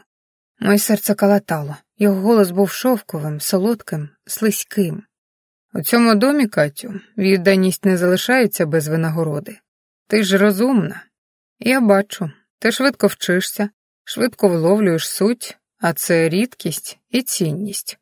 Я відчула, як спина стала вологою від поту, не від страху, від напруги, від того, як він це сказав, а наче пропонував щось більше, наче між рядків було зовсім інше послання. «Дехто тут отримує набагато більше, ніж зарплатню», — сказав він ще тихіше, нахилившись ближче. «Я знаю, що ти маєш потенціал, але головне — вміння бути лояльною і правильно обирати, на чиєму ти боці». Я спробувала щось відповісти, але слова застрягли в горлі. «Не поспішай», — перебив Андрій. «У тебе ще є час, але не дуже багато. Я не люблю невизначеність. Або ти з нами, або ти ні». Його очі затримались на моїй шиї. Погляд ковзав повільно вниз, і мені стало важко дихати. Було в цьому щось хижо збуджене. Як у мисливця, що чекає, поки жертва зробить помилку. «Я просто хочу працювати, пане Андрію Владиславовичу», відповіла я тихо, але твердо. Він усміхнувся ледве помітно, і саме в цей момент озвався Олексій. Його голос був глухий, майже гарчав. «Вона вже зробила вибір, Андрію. Вона людина, не інструмент, не лялька в твоїй колекції». Я здригнулась. У голосі Олексія була лють, жива, справжня. Андрій повільно обернувся. Його усмішка зникла. Обличчя стало кам'яним. «Я тебе не питав, Льошо», — сказав він, підходячи ближче до нього. «Ти забув своє місце?» «Ні», — відповів Олексій. «Але я більше не мовчу, коли ти переходиш межу». «Ти забув, хто ти?» Голос Андрія вже не ховав злості. «Ти охоронець, мій пес, і коли пес гавкає на господаря, його пристрілюють». «То спробуй», — прошепотів Олексій. «Подивимось, чи здригнеться у тебе рука». Я підвелась. Серце билося так сильно, що, здавалось, зараз упаду. «Досить!» — крикнула я. «Ви обоє з'їхали з глузду. Це не битва за територію, я не ваша здобич». Вони замовкли, але у повітрі вже кипіла ненависть. Ненависть і щось ще, небезпечне, темне, пульсуюче. Я відчула, як на мені сходяться не просто дві долі, два світи. Один блискучий, жорсткий, могутній, інший мовчазний, вірний, але не менш сильний. І я була між ними. Але цього разу я була не слабкою, я була жінкою, і я вибирала. Я зачинила за собою двері кабінету і, здається, лише тоді знову вдихнула. Повітря в коридорі здавалося іншим, прохолоднішим, чистішим, але важким. Так, ніби сам дім чув усе, що відбувалося щойно між нами. Андрій, Олексій і я між двох вогнів. Я зробила кілька кроків, а серце ще билося десь у горлі. У животі тугий клубок. Від сорому, страху і ще чогось. Мого вибору? Моєї жаги? Моїх помилок? «Тепла сцена», — пролунав голос із темряви. Я різко обернулась. Від стіни, на якій ледь хиталося світло лампи, відділилася постать. Аліса. Вона стояла в тіні, спокійна, мовчазна, очі як лід, а усмішка не зовсім усмішка, а радше знання. «Ти завжди підкрадаєшся?» — запитала я, намагаючись зберегти голос рівним. «Я не підкрадаюсь», — спокійно відповіла вона. «Просто буваю там, де найцікавіше». Вона зробила кілька кроків ближче. Я помітила, як погляд її ковзнув по моїй шиї, щоках, губах, шукаючи сліди. Не знаю чого, можливо, поцілунків, можливо, зради. «Тепер ти знаєш, що він хоче від тебе», — мовила Аліса. «І ти йому подобаєшся? Дуже. А це небезпечно». Я не просила, щоб він... Я замовкла, бо й сама не знала, що сказати. Що я не провокувала, що не дивилась у його очі, що не хотіла. Тобі здається, що ти в грі, але ти на полі, яке вже поділили між собою. Один тебе хоче, другий тебе захищає, але жоден не питає, чого хочеш ти. Я мовчала. «Схаменись, Катю». Її голос уперше звучав не холодно, а болісно. «Не ставай пішаком, бо коли королі почнуть війну, першими гинуть саме пішаки». Я хотіла відповісти, щось сказати, захистити себе, своє право на вибір, але з горла не вирвалося ні слова. «Тобі треба відпочити», — сказала вона після паузи, і вже було в її голосі щось м'яке? Чи, може, мені здалося? «Ти чула все?» — запитала я тихо, не дивлячись на неї. «Достатньо. Щоб зрозуміти, ти вже зробила свій хід. А тепер чекатимеш наслідків». Я вже подумки збиралась мовчки піти, але раптом Аліса знову заговорила. Цього разу іншим голосом, холодним, різким. Її очі потемнішали, як нічне небо перед борею. «Але не думай, що твої ніжні погляди і тремтячі губи дозволяють тобі забути, навіщо ти тут». Я застигла. Серце знову гупнуло в грудях. «Ти няня. Ти відповідаєш за Марка. За його безпеку, за його емоції, за кожен його крик, за кожну його нічну істерику чи мовчазний ранок. Ти. Не Андрій, не Олексій. Ти». Я хотіла заперечити, сказати, що я дбаю, що я намагаюсь, але вона не дала мені й слова. «Якщо з ним щось станеться», її голос став тихим, але від того тільки страшнішим. Якщо йому стане погано, якщо він прокинеться вночі і не знайде тебе поряд, якщо він впаде, втече, злякається, перше обличчя, яке я згадаю, буде твоє. І не чекай, що тебе врятують, ні один, ні другий. Вона зробила крок ближче, її постава була пряма, мов лезо ножа. Бо я не служу їм, я служу цьому дому. І дитині, і якщо мені доведеться прибрати перешкоду, я зроблю це, без сумнівів і без попереджень. Її слова пронизали мене, як крижана вода. Я не знала, чи то справжня погроза, чи просто демонстрація сили, але вона досягла цілі. Страх застиг у горлі. «Добраніч, пані Катерино», — сказала вона рівним тоном. «Завтра важкий день», і пішла. Я ще кілька хвилин стояла в коридорі, притискаючи долоню до грудей, ніби могла вгамувати серце, що билося, мов скажене. Слова Аліси пульсували в голові. «Якщо з дитиною щось трапиться, першою відповідаєш ти.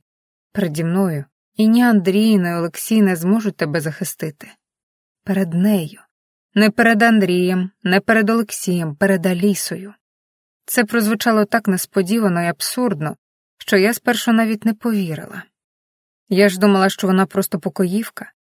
Наближена, так, хитра, безперечно, але щоб вона була тією, перед ким я відповідатиму за Марка, це звучало як прихована ієрархія, про яку мені забули сказати. Ні, приховали.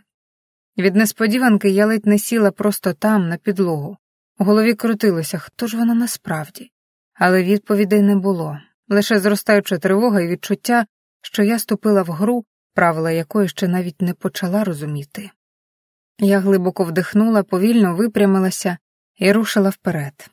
Йти в кімнату не хотілося, там було надто тихо, надто самотньо. А мені треба було діяти, не для когось, для себе. І для Марка.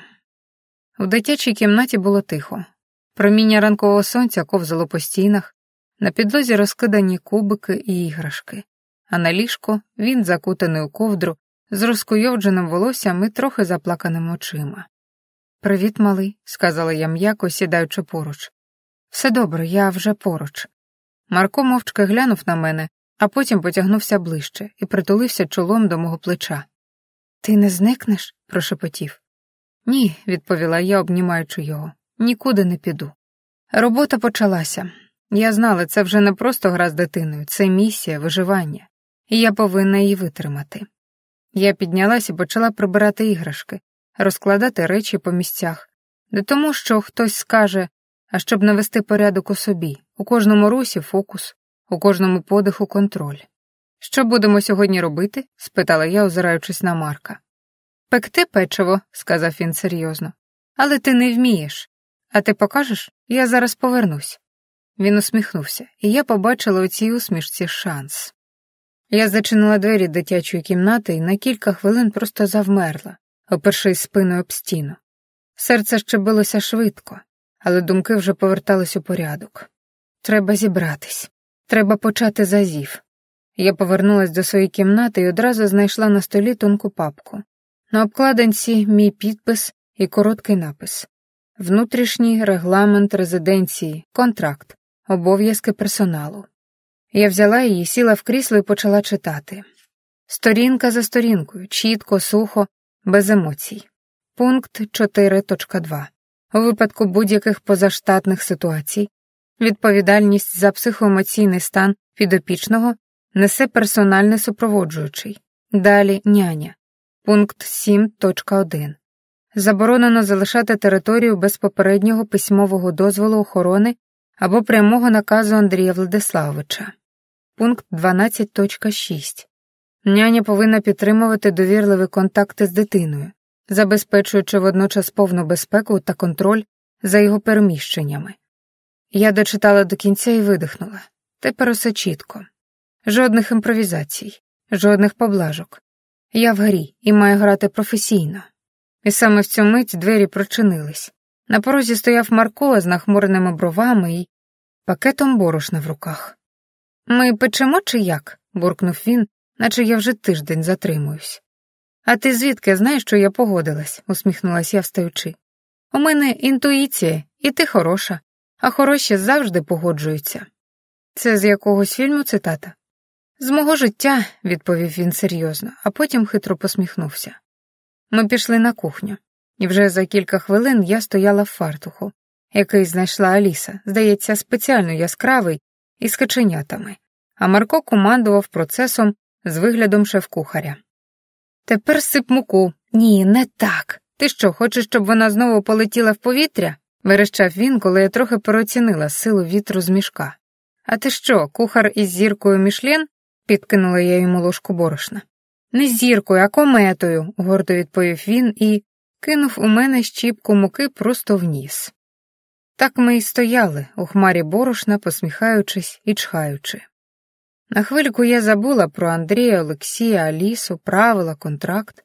Ми просто були, дитина і жінка, які нарешті сміялись. «Катю», — раптом промовив Марко, коли я поставила деку в духовку. «Ти дивна, але мені з тобою весело».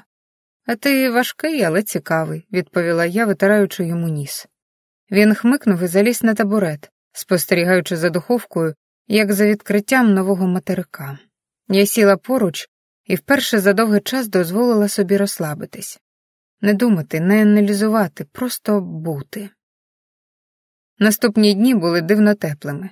Вперше я відчула, що життя тут може мати не лише гіркоту, але й смак солодкого, як свіже печиво з духовки. Ми з Марком проводили години разом. Він показував мені свої улюблені куточки маєтку, ми будували форти з подушок, запускали літачки з паперу, сміялися над дурницями. А я, здається, вчилась сміятись по-справжньому. Андрій приходив рідко, але коли з'являвся, його погляд затримувався на мені довше. Він ще читав у моїх рухах, у тому, як я поправляла ковдру Маркові, як втирала муку з носа після чергового кулінарного вибуху.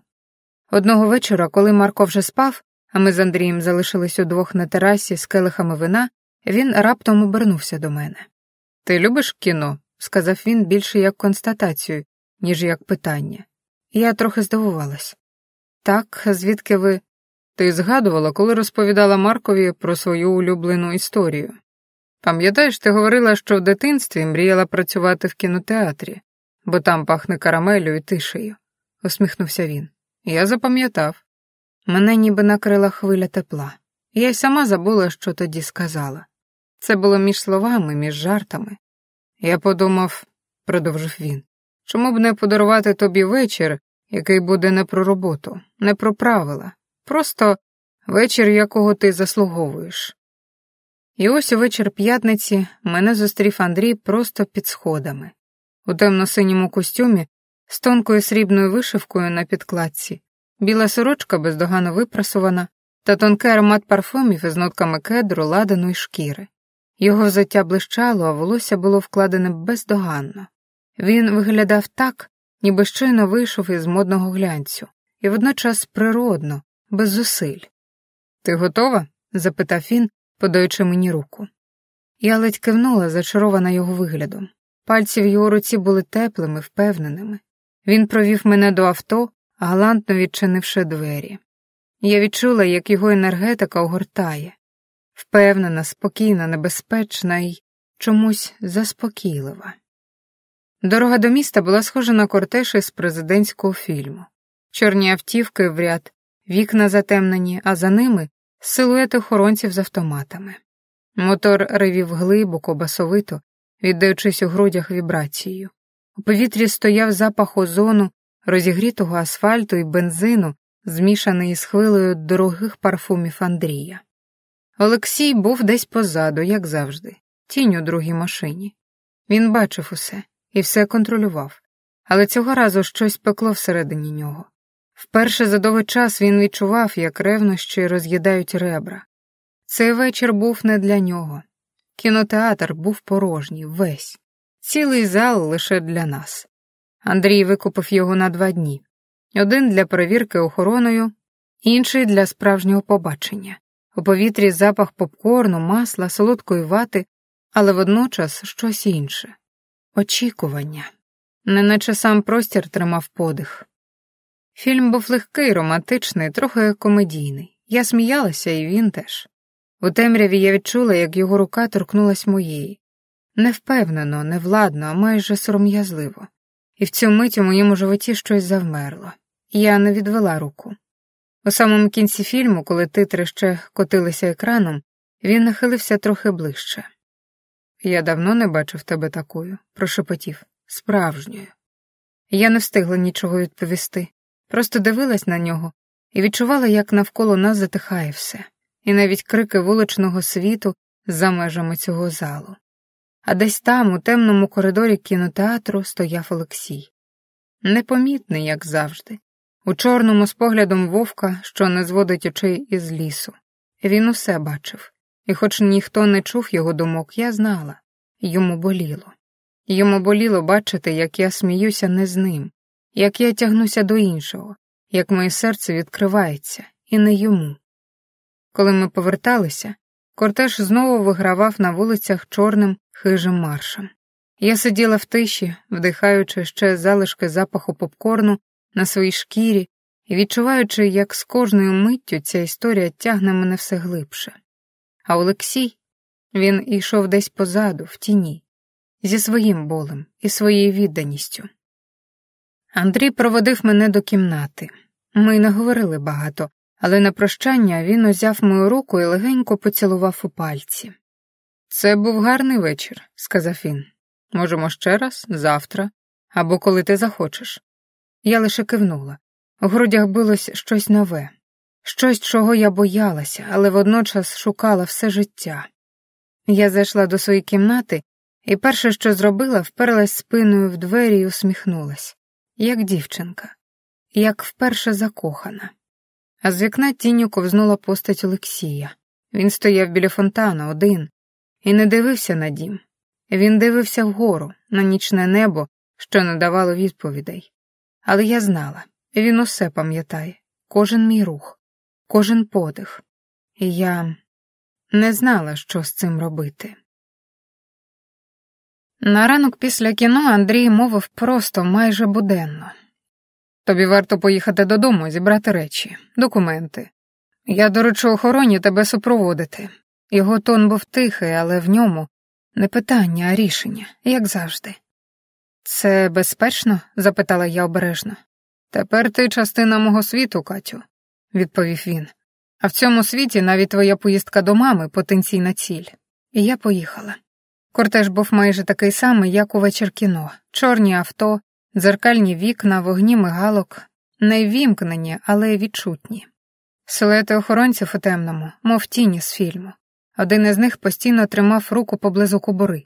Інший не зводив погляду з заднього огляду. В машині глибока тиша, що гуділа в вухах, мов напруга перед грозою. Олексій сидів у першій автівці попереду. Я знала, він поруч. Я відчувала це, мов пульс. Ми в'їхали в спальний район Києва. Мій старий під'їзд. Все тут здавалося таким маленьким, сірим, після мармуру, позолоти й камер. Сходи були потерті, дзвінок той самий, що пищить із дитинства. А за дверима мама. Вона стояла в халаті з ледь вицвівшими квітами і дивилася на мене з тривогою, яку не могла сховати. Боже мій, дитино, це що, охорона? Що трапилось? Я обійняла її так міцно, як не обіймала вже давно. Відчула знайомий запах її крему для рук, трохи пудри, трохи кави. Мам, все добре, я просто тепер працюю в іншому місці. Серйозному, безпечному. Тобі нема про що хвилюватись. Вона довго мовчала, лише гладила мене по спині. Тебе не просто так супроводжують із автоматами, Катю, прошепотіла вона. Це щось більше, ніж робота. Ти добре подумала? Я сіла навпроти неї на кухні, де все було як завжди. Шторка в горошок, цукорниця у формі качки, пляма від чаю на столі і сказала. Мені добре там. І є людина, яка піклується. Про мене, про Марка, я зам'ялась. Все складно, але я відчуваю, що має бути саме там. Мама дивилась мовчки, її зморшки на лобі глибшали. Потім зітхнула і посміхнулась сумно. Головне, щоб ти не згоріла в їхньому світі. Ти не з золота, ти з живої плоті, пам'ятай це. Я зібрала документи, улюблений светр, блокнот, кілька фото з дитинства, а потім ми ще трохи постояли в дверях. Мама довго не відпускала руку. Якщо щось трапиться, дзвони, неважливо, коли і де. Добре, мам, обіцяю. Коли я вийшла, кортеж уже чекав. Охоронець відкрив двері, і я знову опинилась в іншому світі, де навіть дихання мають протокол. А через кілька хвилин у відображенні скла навпроти я помітила очі Олексія. Він спостерігав мовчки, уважно, і я не знала, що він бачив у мені в ту саму мить, втомлену дівчину з валізкою, чи когось більшого, когось, кого сам боїться втратити. Я щойно переступила поріг дому, важкі двері закрились за мною з глухим клацанням. У повітрі одразу оселився знайомий запах лавандової свічки в холі, м'який аромат дорогого воску на підлозі і ще щось нове. Відчуття повернення, яке більше не було полегшенням. «Ти втомилась», — почувся голос зліва. Я обернулась, Олексій вже чекав, як завжди. Він супроводжував мене всю дорогу, мовчки сидів у передньому сидінні броньованого авто, з вухом у гарнітурі, з очима, що не пропускали жодного руху. І ось він знову тут, спокійний, прямий, вірний. «Не так, як думала», — відповіла я тихо. Вдома було дивно. Мама дивилась на мене, ніби я вже не її, ніби я стала кимось іншим. Олексій кивнув повільно. «Бо ти справді вже не та, Катю. Цей дім змінює і тебе, і нас усіх». Я стиснула ремінець від сумки. Вона хотіла, щоб я залишилась, умовляла. Казала, що все це тимчасово, що я не можу вибратись. А я навіть не знаю, чи хочу. Він підійшов ближче, але, як завжди, зупинився за крок. «Я бачив, як ти дивилася у вікно на зворотньому шляху. І я не знав, молитися, щоб ти повернулась, чи просити, щоб залишилась там, де буде спокійніше. А ти що б вибрав?» Його погляд затримався на моїх очах, потемнів. «Я б вибрав тебе, але це не мій вибір, це твій бій, Катю». Я повернулась, це теж вибір. Він видихнув. У цій тиші це був майже крик. «Тоді тримайся, бо цей дім не прощає помилок». Розділ 7. Я кивнула і пішла до своєї кімнати. Під напівпоглядом людини, яка завжди десь поруч, яка бачить усе і мовчить навіть коли хоче кричати. Я вже майже дійшла до сходів, коли позаду почувся його голос, тихий, але твердий. «Катю, почекай». Я зупинилася, руки ще стискали ремінець сумки, серце стукало швидше, ніж мало б. Він наблизився. Його постать, така звичайна і сильна, тепер здавалася уразливою. Він зупинився на відстані витягнутої руки, як завжди, але цього разу в його очах було щось інше. Він провів долонею по шиї, ніби шукаючи, де сховати власні слова. Я мав сказати ще раніше, ще тоді, до всього. Я дивилась на нього мовчки. Він ніколи не був багатослівним, але зараз ніби кожне слово боліло. «Ти змінила мене», — сказав він нарешті. Я навчився знову боятися. Не за себе, за тебе, і це...» Він стиснув щелепу, затримав подих. «Це страшно, бо я не маю права. Ні на тебе, ні на це відчуття». Я хотіла щось сказати, але він раптом підняв руку. Ледь помітно, жестом зупинив мене. «Якщо я скажу вголос, якщо ти почуєш, ти можеш піти. Ти подумаєш, що я ще один із тих, хто хоче володіти, а я не хочу лякати тебе, не хочу тиснути». Ми стояли впівмороку, мовчки. У тиші було все, його дихання, мій пульс, звук нічного вітру за вікном. «Просто знай», — прошепотів він, майже не зводячи з мене погляду. «Якщо колись, якщо ти відчуєш те саме, я буду поруч, завжди». Я кивнула, повільно, м'яко, і пішла вгору сходами, серце гупало, як набат. А позаду залишився він, людина, яка, здається, любить так, що боїться зізнатися в цьому вголос. Я не пішла. Я стояла на сходах, мовчки ще кілька секунд. Потім повільно повернулась, його очі вже були іншими, як у людини, яка щойно віддала частину себе і готується її втратити. «Ти справді думаєш, що я злякаюсь?» – прошепотіла я. «Що втечу від того, чого сама хочу?» Його брови зсунулись, у куточках очей промайнув подив. Я зробила крок до нього. Потім ще один, і ще, поки між нами не залишилося жодного повітря. «Скажи, Олексію», моя рука лягла йому на груди, просто поверх футболки. «Що саме ти боїшся сказати?» Він мовчав, але дихав важко. Я відчула, як у ньому бореться щось, інстинкт охоронця і щось більше давнє, первісне, бажання. «То не кажи», – прошепотіла я, хапаючи його за руку. «Просто йди». Я потягла його за собою у вузький напівтемний прохід між двома дверима.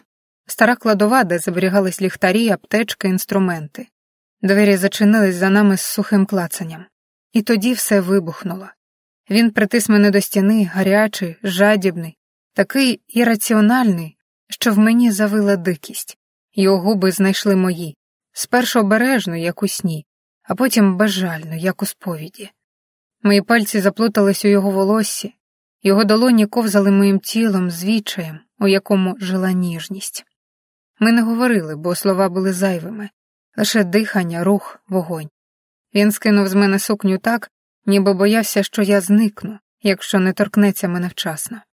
А я тягла з нього все, що заважало відчувати шкіру. Його тепло, його силу, його страхи, що танули між дотиками. Все було швидко і повільно водночас, палаюче, голосне в тиші. Його тіло злилося з моїм, наче ми шукали одне одного все життя. Він був нестримний, але завжди уважний, як чоловік, який довго стримував себе, а тепер віддався повністю. Коли все скінчилось, ми ще довго лежали в тиші, дихаючи в унісон, напівроздягнені, спітнілі, живі. А потім я повільно підвелась, мовчки, зібрала волосся, застібнула плаття, одягла туфлі. Він не рухався, лише дивився. І в його погляді було все — ніжність, біль, потреба сказати, але він не наважився. Я підійшла до дверей, зупинилась. «Не бійся мене, Олексію», – прошепотіла я. «І не мовчи, якщо серце вже кричить». І зникла в коридорі. Лише тиша залишилась у тісній кімнаті, де ще тримався запах нашого гріха. Я навела порядок, зовнішній і внутрішній. Перевдягнулася у зручну форму, заколола волосся і кілька хвилин стояла біля вікна, поки дихання не стало рівним. Мені ще жили сліди його дотиків, ще пульсувала шкіра, але я відклала це. Назавжди чи ненадовго не знала. Зараз був Марко. У дитячій він уже чекав на мене. Розкуйовджений у футболці з динозавром, знову встиг розсипати кубики по килиму. «Катю!» – вигукнув він, щойно я зайшла. «У нас проблема». «Яка ще проблема?» – усміхнулася я, сідаючи поряд. «Аліса не хоче купити нам акул». «Акул? Карликових. Для акваріуму. Вони маленькі, але справжні. У них навіть зуби є». Марко засяяв від захвату. «Скажи їй». Я ледь стрималася, щоб не засміятись у голос. «Алісо», – звернулася я до неї, коли вона з'явилась на порозі, як завжди невчасно, але все чула. «Може, маленьких акул? Дитина ж мріє. Ще скажіть з піраньями», – сухо кивнула вона, але в її очах майнула усмішка. «Добре, але тільки якщо ви самі їх годуватимете». «Домовились», – радісно підстрибнув Марко. «У нас буде справжній океан». Акул привезли вже за годину. Маленькі, юркі, з блискучими очима вони плавали в акваріумі, ніби знали, що стали частиною чогось великого. Ми з Марком зависли біля скла, мов зачаровані. «Цю назвемо Буря», – серйозно мовив він, – «а цю – Зубастик». «А ось ця Катя», – підморгнув і ткнув пальцем у найспокійнішу з них. «Чому це? Бо вона спокійна. Але якщо хтось її зачепить...» Він зажмурився і видав грізне «рррр». Я засміялась. Справді, щось у тому було. Весь день минув тихо.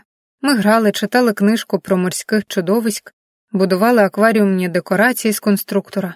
Марко навіть не згадував про вчорашню ніч. Але в його жестах, у тому, як він тримав мене за руку чи торкався плеча, було більше довіри, більше, ніж зазвичай. Ввечері він сам сказав, що хоче спати. Це був найкращий знак. «Катю», – прошепотів він, коли я вкрила його ковдрою, «а якщо завтра ми заведемо ще й черепаху?» «Тільки якщо вона теж з характером. Як ми», – усміхнулась я, поцілувавши його в лоба. Він кивнув серйозно і заснув. А я ще кілька хвилин сиділа поруч, вдихаючи спокій. Нарешті просто день, просто дитина, просто тиша. Але я знала, це затища, перед чимось новим. Я йшла коридором у напрямку своєї кімнати. Було вже пізно, стіни маєтку потопали в тиші, Лише де-не-де горіли приглушені лампи. В голові ще звучав сміх Марка. Перед очима плавали сріблясті спини маленьких акул. Я була спокійна, вперше за довгий час. Аж раптом із темряви виринув силует, чіткий, мов вирізаний з граніту. Я зупинилась, відчуваючи, як усе тіло напружилось. «Пані Катерино?» – пролунав рівний голос Коваля. «Ви налякали мене», – сказала я, ковтаючи хвилювання. «Даруйте, але мені наказано провести вас до Андрія Владиславовича. Просто зараз». Його тон не допускав питань, жодних пояснень, жодної емоції. Лише наказ обгорнути у формальну ввічливість. «Що трапилось?» «Мені не повідомляли мети, але, гадаю, варто поспішити». Я кивнула і пішла поруч із ним. Його кроки точні, виміряні. Його постава, як у людини, яка звикла не боятися нічого. Ми мовчали всю дорогу. У коридорах було тихо, тільки наші кроки луною били в мармур. Підійшли до дверей кабінету. Коваль зупинився, глянув на мене. Його очі знову ковзнули по мені оцінюючи, але не грубо. Швидше професійно, як у людини, яка щомиті щитує ризики. «Він чекає», — промовив коротко і постукав. Зсередини долунав голос Андрія Владиславовича, спокійний, але чіткий. «Увійди». Я вдихнула і натиснула на ручку. Коли двері за мною зачинились, у кабінеті запанувала тиша. Тільки вогонь у каміні потріскував, кидаючи м'яке світло на дерев'яні панелі. Андрій сидів у великому шкіряному кріслі, погляд його був важким, задумливим. Я зробила крок уперед, стискаючи долоні, ніби це могло зупинити тремтіння в тілі. Серце билося дико. Я була впевнена, що він дізнався про ніч, про нас, про мене і Олексія, і зараз буде кінець. Але його голос був спокійний. «Сідай». Я сіла, мов у тумані, намагаючись вловити натяк у його голосі. Але в ньому не було злості, не було крику, лише тінь утоми і важкої серйозності. «Тоді вночі», — почав він повільно, — «ти чула сирену і постріли. Це було не випадково, це була спроба прориву. Шок накрив мене як хвиля, на мить я перестала дихати. Що? Нас атакували, професійно, мовчки, зсередини. 3 зброєних чоловіків пробралися через ліс і намагалися дістатися до південного крила, до дитини, до мене, або, можливо, до тебе. Мене кинуло в холод, але водночас десь глибоко всередині спалахнуло полегшення. То це не про нас з Олексієм. Це не покарання, не розплата. Я навіть зніяковіла від цієї думки, така егоїстична, така дрібна на фоні того, що каже він. «Я не знала», – прошепотіла я. «Ніхто не сказав?» «Бо тоді було не до пояснень. Ми мали знешкодити загрозу, швидко, тихо». Його очі блиснули. «Але тепер ти маєш знати, бо ти стала частиною цього дому, частиною гри». Я дивилась на нього, не в змозі нічого сказати. Все змішалось – сором, полегшення, страх, тривога. І тільки одне залишилось чітким – життя змінилось назавжди. Андрій різко підвів голову, уважно вдивляючись у моє обличчя. Його погляд пронизав мене, і я зрозуміла, він усе помітив. «Цікаво», – мовив він повільно, з ледь помітною усмішкою. «У тебе на обличчі щойно промайнуло таке полегшення, наче я мав оголосити тобі смертний вирок, чи, принаймні, догану за якусь інтимну витівку». Я зніяковіла, опустила очі. Гаряча хвиля сорому спалахнула на щоках. «Ні, я просто злякалась». Спробувала виправдатись, але голос зрадницьки затремтів. Але він уже не слухав. Його обличчя знову стало серйозним, суворим. «Ми очікуємо повторного нападу сьогодні. Вони не досягли цілі минулої ночі, і за всіма ознаками це була лише розвідка». Він зробив паузу, і я відчула, як у грудях холоне. «Тому сьогодні з тобою залишиться хтось із моїх людей. Не для того, щоб стежити, а щоб захистити». Я підвела очі. «Олексій?» Андрій не відповів одразу, лише взяв зі столу склянку з водою, зробив ковток. «Можливо. Але це вирішу я, не ти». Його голос був рівний, але в ньому вчулось «він усе знає». Хоча, з огляду на те, як блищать твої очі, можливо, варто відправити до тебе Коваля. Він точно не викличе зайвих емоцій. Я не знала, що відповісти. Його тон був наполовину жартівливим, але у жарті ховалось щось більше. Тінь ревнощів, іронія, контроль. Андрій наблизився на кілька кроків. Ти повинна зрозуміти, Катерино, ти тепер мішень, як і всі ми. Вони не зупиняться, і я не дозволю, щоб через тебе постраждав Марко. Тому ти будеш під наглядом завжди, навіть якщо це тобі не подобається. Я лише кивнула, у грудях стиснулося. І ще одне, додав він тихо. Сьогодні ти не маєш права на помилку, ані перед дитиною, ані переді мною, бо вночі буде темно і страшно, а страх – це слабкість, яку вони шукають. Вечір опустився на маєток повільно, як тінь, що повзе по стіні. Сонце ще не зовсім зникло за горизонтом, але в повітрі вже витало передчуття ночі, з її тривогами, з її невидимими загрозами. Я була не сама. У кімнаті поруч зі мною сидів охоронець, молодий, мовчазний, із надто прямою спиною і надто байдужим поглядом. Він не назвав імені, не говорив ані слова, лише час від часу звіряв щось у телефоні і поглядав на двері. Не Коваль, і що найгірше, не Олексій. Це відчувалося як покарання. Марк був замкнений у своїй кімнаті за Лісою. Це теж було дивно. Він не пискнув, наче йому щось сказали заздалегідь. Можливо, навіть не сказали, а наказали, і він послухався. Це злякало мене більше, ніж будь-який постріл. Дім ніби затаїв подих, звуки стихли.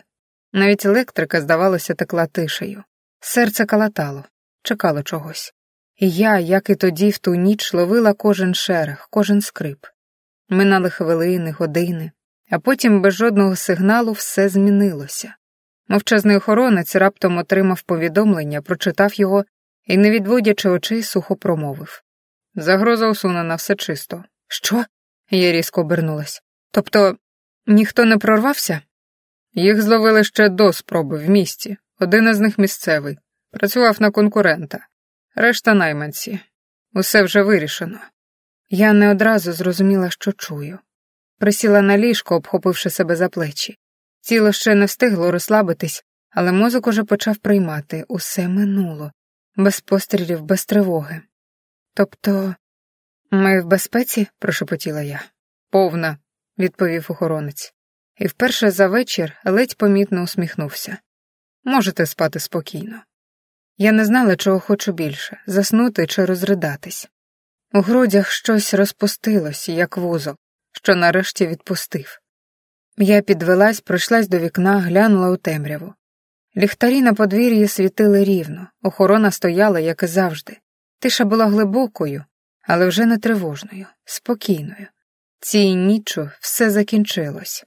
Відчинились двері, і в них з'явилася Аліса з Марком, який одразу кинувся до мене. «Все вже?» – запитав він. «Ти не зникла?» «Ні, малий», – я обійняла його. «Нікуди не зникну». Він щільно притулився до мене, як у дитинстві до мами. І я зрозуміла, ця ніч навчила нас цінувати навіть найзвичайніший спокій. «Ти будеш зі мною спати?» – прошепотів Марко, не відриваючись. Я відкрила рота, щоб відповісти, але в дверях з'явилася Ліса. Її очі блиснули холодом, а губи стиснулись у тонку пряму лінію. «Марку», – сказала вона спокійно, але надто різко. «Час спати. Ходімо». «Але я хочу з нею», – хлопчик обернувся до мене з проханням у голосі. «Я сказала, час спати», – перебила вона, вже підходячи ближче. Вона взяла Марка за плечі, обережно, але наполегливо, і почала відводити його в бік дверей. Він озирнувся ще раз. Очі великі, довірливі, трохи сумні. «Добраніч», – прошепотів.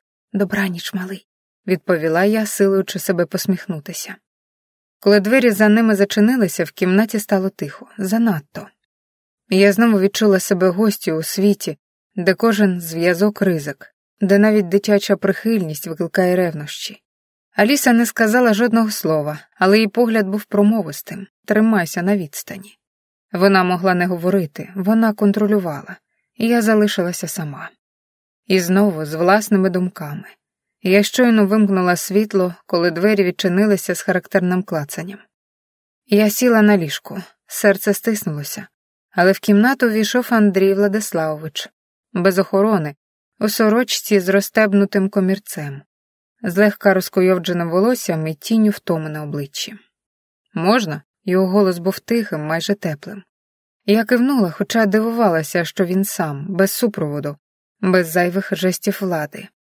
«Усе минуло», — сказав він, підходячи ближче. «Але є дещо, що ти маєш знати». Я сіла рівніше, відчуваючи, як у грудях знову зростає напруга. Тієї ночі, коли була тривога, він глянув на мене прямо. Це був не збій системи, це було справжнє проникнення. І ціллю була не ти, і навіть не я. Я мовчала.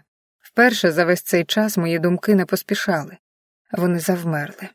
Їхньою метою були Марк і Аліса, сказав Андрій, повільно сідаючи в крісло навпроти. Хтось зовні дуже добре знав, коли і де вони мали бути. Це була цілеспрямована атака. Але ж я ковтнула повітря. Чому Аліса? Вона ключ. Вона тіньова частина цієї машини, яка знає більше, ніж здається. Хтось хотів її пробрати і водночас використати Марка як важіль тиску на мене. Я здригнулась, усе всередині похололо. Але ми випередили їх завдяки Ковалю, завдяки твоєму Олексію, додав Андрій, уважно на мене поглянувши. Він у порядку? Прошепотіла я. Андрій кивнув. Усі цілі живі. Нападника затримали ще до того, як він ступив на територію. Але цього достатньо, щоб я більше не довіряв системі. Я мовчала, лише дивилась на нього. Уперше його обличчя здавалося не владним, а втомленим, людським. Тому я буду змінювати структуру охорони. Відтепер усе по-іншому. І я? Він усміхнувся куточками губ. Ти залишаєшся. Поруч із Марком. І поруч із нами. Але не забувай, Катю, цей світ не пробачає слабкості і не зупиняється, якщо ти втомлена. Ми всі цілі. Постійно.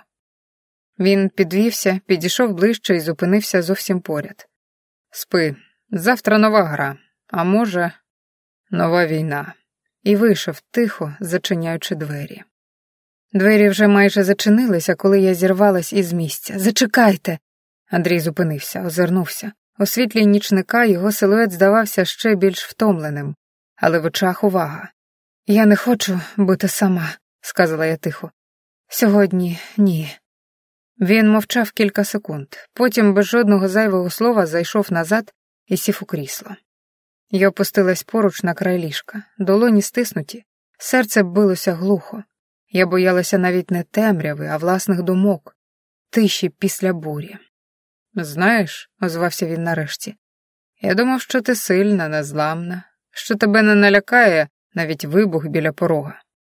«Я не боюся вибухів», — прошепотіла я.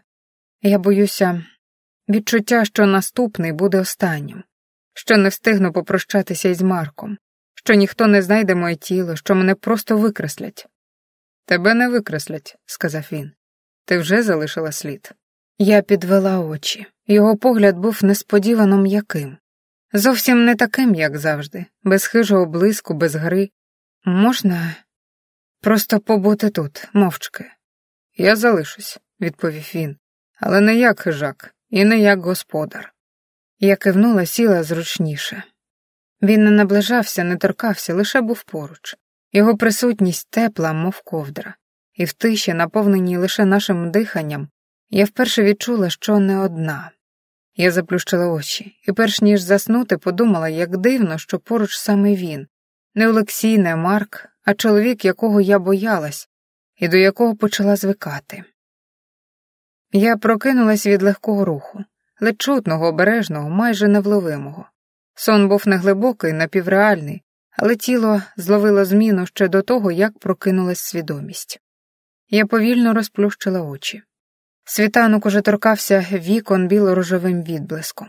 Світло лягло на килим, мов акварель. Повітря було свіже, прохолодне, ще наповнене тишою ночі, яка не встигла остаточно розтанути в денному шумі. Андрій сидів у кріслі біля вікна. Його піджак був знятий, сорочка трохи розстебнута на горлі, темне волосся розкуйовджене, а на колінах лежала склянка з водою.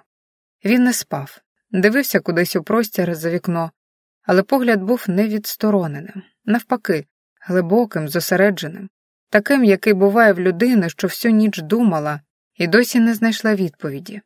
Я не рухалась, лише дивилась на нього, мовчки, уважно.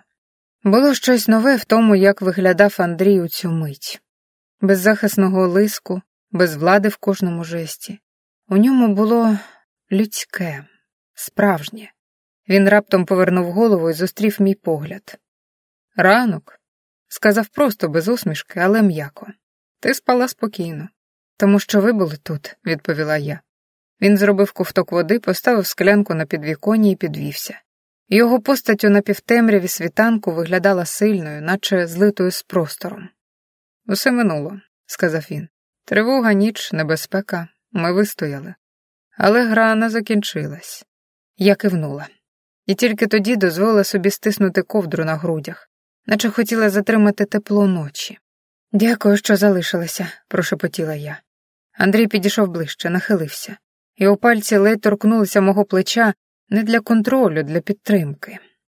Я міг би звикнути до цього. Його голос був тихим, як шепіт ранкового вітру. До тебе, засипаючою в моєму домі, і прокидаючоюся поруч. Він не чекав відповіді, лише затримав погляд довше, ніж зазвичай. А потім вийшов, тихо, майже беззвучно, і в кімнаті знову залишився лише світанок. Але всередині мене щось уже змінилось. Після бурі завжди приходить тиша. Не мертва, а жива, наповнена перечуттям спокою. Марк бігав по кімнаті, збираючи останні речі. Його валіза вже стояла в коридорі, новенька із прізвищем, вишитим сріблом. У табір для дітей з впливових родин найкраще в країні. Безпека, навчання, спорт, персональні інструктори – все організовано на найвищому рівні. Аліса трималась стримано, як завжди, але я відчувала в її руках щось нервове, не хвилювання, а радше відповідальність. Вона вирушала з Марком як куратор, єдина, кому довірили таку місію. «Поводься добре», — сказала я, обіймаючи малого, — «і не забудь мені писати». «Я щодня тобі писатиму», — запевнив Марк серйозно. «І надішлю фото, як я ловлю форель, а ще навчуся стріляти з лука». «А я навчуся не панікувати через кожен твій лист», — усміхнулась я.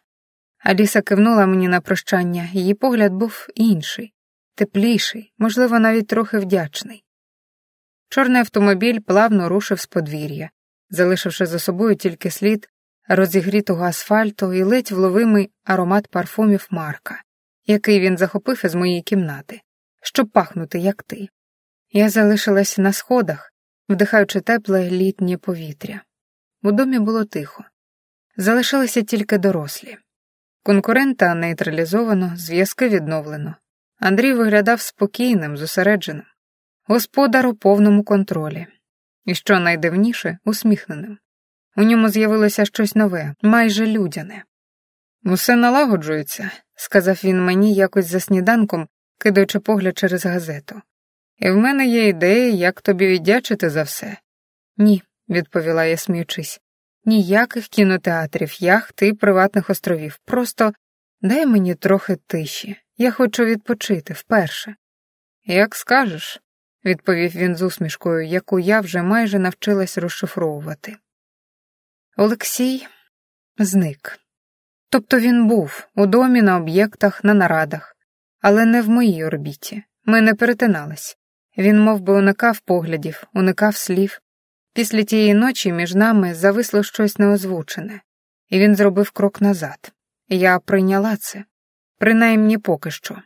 І все ж, коли проходила повз його двері, серце гупало трохи швидше. Я зібрала волосся в недбалий вузол, вдягнула легкий халат, приготувала собі каву з кардамоном. Ніхто не кликав, ніхто не чекав. Сонце лилося у вікна, пахло вологою травою і жасмином. У саду співали птахи.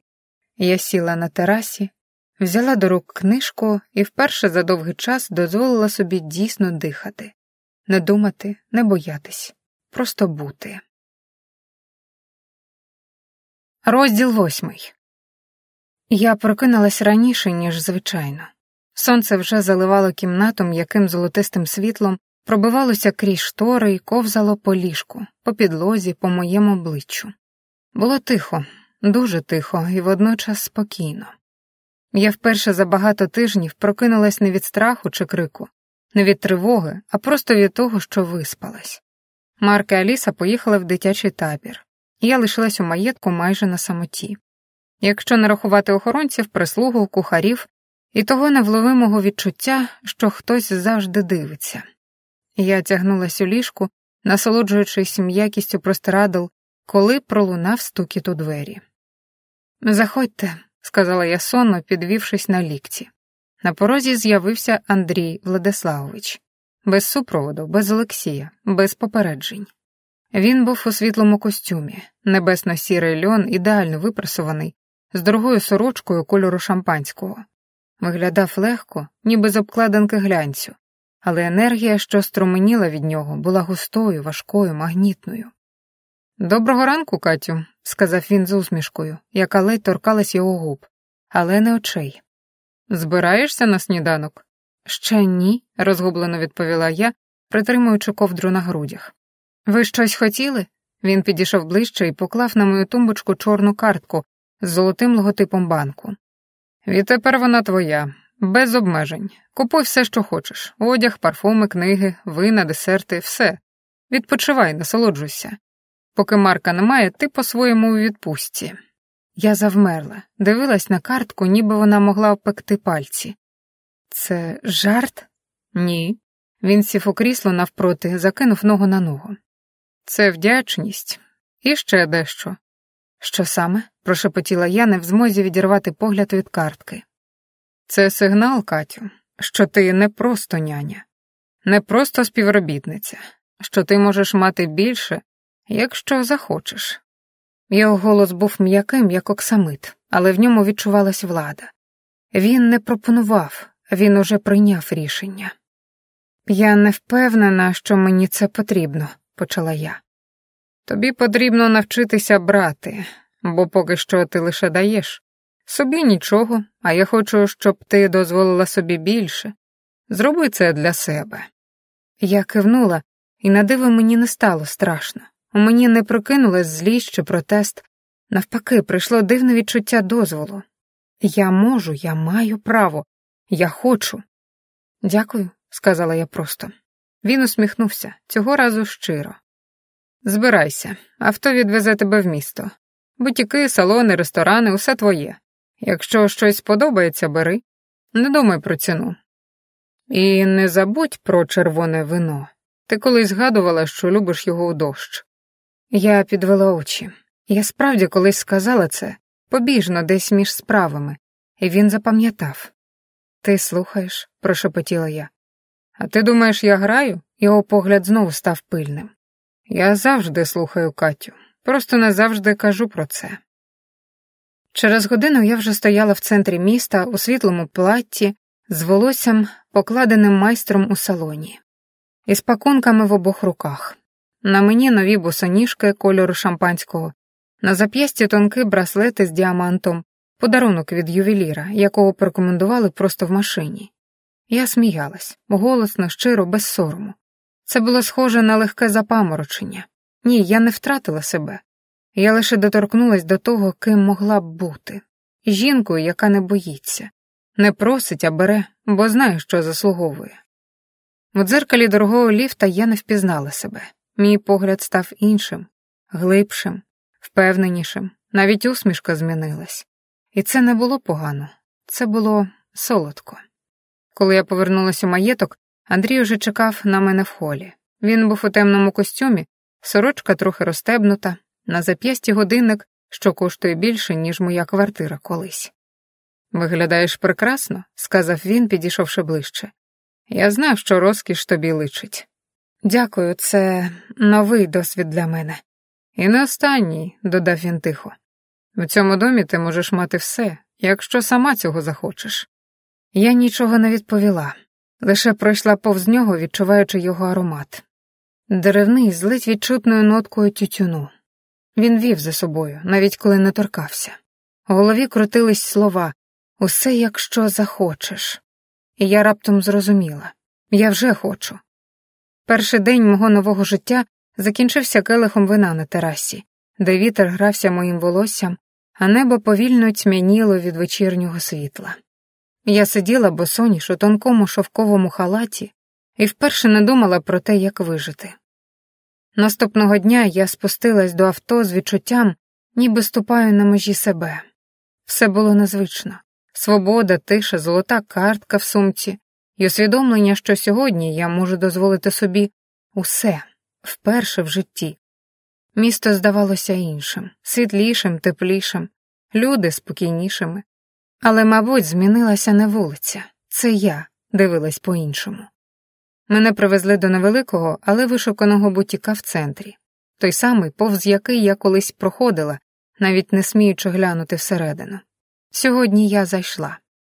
«Вітаю вас», — звернулась до мене консультантка.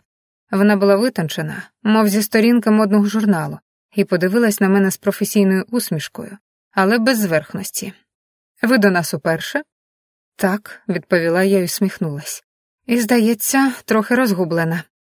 «Це минає, щойно ви надягаєте першу сукню». Вона запропонувала мені чай, принесла келих води з лимоном. Відкрила секцію, і світ кольору і фактур розгорнувся переді мною. Я ще ніколи не бачила одягу так близько. З такою увагою, тонкі тканини, шовкові підкладки, невидимі гудзики, що застібались так, ніби хтось цілував шкіру. «Спробуємо щось легке», — вона подала мені світлу сукню з відкритими плечима. Ідеальна для жінки, яка щойно почала дихати на повні груди. У примірочній я зупинилась перед дзеркалом і вперше за довгий час подивилась на себе уважно. Тіло, кістки, шкіра — все це моє, але ніби нове. У сукні я була жіночою, м'якою, але не слабкою. Потім була чорна, стримана, глибока, з довгими рукавами, потім бордова, що відкривала спину, а далі кремовий костюм, строгий піджак, вузькі штани, тонкий шовковий топ під ним. «Ви починаєте світитись», — промовила консультантка, коли я вийшла з 5-ї примірки. «Це не просто одяг вам пасує, це ви нарешті собі дозволяєте». Її слова влучили просто в серце. «Я ніколи раніше не думала, що можу бути такою», — зізналась я. «Це тільки початок», — усміхнулась вона. Я купила все, уперше в житті не думаючи про ціну. Упаковані коробки, блискучі стрічки, аромат нового одягу. Все це було ніби свято, влаштоване для мене. Я залишила магазин, несучи пакети з такою гідністю, ніби щойно здобула титул. На вулиці вже смеркало. Світло ліхтарів робило місто м'яким, ніби воно теж захотіло спокою. Я зупинилась біля вітрини кав'ярні, купила собі маленьке еспресо і на хвилину дозволила собі спокійно стояти. Слухати шум, вдихати запах кави й вулиці, відчувати себе присутньою, повністю. Коли я повернулась додому, в холі було напівтемно. Світло м'яко торкалося мармуру, а повітря пахло свіжими квітами. Я йшла повільно, насолоджуючись тишею, поки не почула кроки, і побачила його. Андрій йшов назустріч у темному костюмі з розстебнутим коміром сорочки. В руці келих із чимось бурштиновим. Коли його погляд впав на мене, його хода стала повільнішою. «Ну що?» Його голос був тихий, глибокий. «Сьогодні в тебе очі світяться сильніше за всі вітрини Києва». Я посміхнулась. Справжня. Вперше за день я не відчула напруги, лише радість. «Це був хороший день», — прошепотіла я. «Я радий». Він провів поглядом по моїх руках, пакетах, волоссю. «Ти сьогодні виглядаєш так, ніби вперше в житті насправді побачила себе». Його слова залишились зі мною, коли я піднімалась сходами. У своїй кімнаті я довго розкладала речі, розгладжувала тканини, вдихала запах новизни, торкала швів. Я відкрила вікно, впустила ніч і лягла в ліжко, закутавшись у свою тишу. І все ще чула, як Андрій казав мені: «Ти виглядаєш так, ніби побачила себе». Я насправді побачила, і мені це сподобалось. Я заснула з усмішкою, справжньою, беззахисною, щасливою. Ранок почався з сонця, що, здавалось, навмисне будило мене ніжно. Промінь ковзав по ліжку, лоскотав щоку, заглядав у вії. Повітря пахло весною, тюльпанами в вазі на столику і спокоєм. Я потягнулась, Вдихнула на повні груди і усміхнулась сама собі. Було щось романтичне у цьому світанку. Можливо, тому що вчорашній день залишив по собі не втому, а задоволення. Можливо, тому що я знала, сьогодні буде ще краще. Я вдягла шовковий халат, спустилась на кухню і застала стіл, що вже чекав на мене. Круасани, полуниці, філіжанка кави з корицею, келих апельсинового соку і легкий аромат свіжеспеченого хліба. Я сіла за стіл і дозволила собі не поспішати. Вперше, без плану, без обов'язків, без тиску. І я просто жила. У голові крутилось бажання виглядати сьогодні ще краще. Я повернулась до кімнати, відчинила шафу, перебрала нові сукні, провела пальцями по тканинах. Нарешті обрала щось просте, але впевнене. Білий брючний костюм із тонкою блузкою від Макс Мара, злегка відкритою на ключицях. До цього кремові туфлі на підборах, тонкий браслет і золоті сережки, які купила вчора. Поки фарбувалась біля дзеркала, у кімнату ввійшла покоївка, дівчина років 20, з нервовим поглядом і стиснутими губами. Вона почала прибирати біля мого туалетного столика, не питаючи дозволу, збиваючи мій ритм. «Можна трохи пізніше?» – спокійно запитала я. «У мене графік, я маю все встигнути до 11-ї», – відрізала вона, відсунувши парфуми так, що один флакон ледь не впав. Я повільно поклала пензлик. «У тебе графік, у мене обличчя. Давай не будемо змагатись, хто важливіший. Просто вийди на 15 хвилин». Вона скривилась, але вийшла. Двері зачинились трохи голосніше, ніж треба. Але я не розізлилась. Навпаки, ця сцена залишила по собі дивне відчуття перемоги. Не над нею, над собою. Раніше я б мовчала, знітилась, вибачилась, а сьогодні ні. Я відчувала себе жінкою, яка має право. Я закінчила макіяж, зібрала волосся, обрала улюблений новий парфум, аромати з нотами сандалу, троянди й шкіри. І вийшла з дому з тією ходою, яка звучить як «я знаю, чого хочу». Двері до салону зачинилися за мною з м'яким дзвіном, ніби я потрапила не в магазин, а в інший простір. Усередині було тихо, повітря пахло пудрою, ваніллю і чимось теплим, затишним, як спогади про ті ночі, коли засинаєш не сама. Світло приглушене, лампи закутані в тканину, музика майже невиразна, щось французьке, ніжне.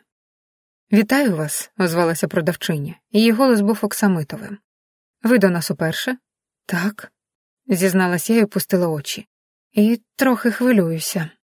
У нас багато таких дівчат. Але повірте, через годину ви не захочете йти. Ви вже виглядаєте так, ніби створені для агент-провокатор чи борделля».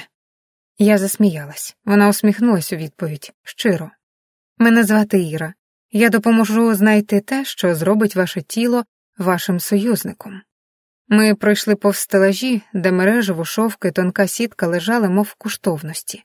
Я торкалась тканини, відчувала, як шкіра реагує, ледь помітним тремтінням, теплом. «Ви маєте дуже витончену фігуру». Іра підібрала кілька комплектів. «Давайте спробуємо щось сміливе.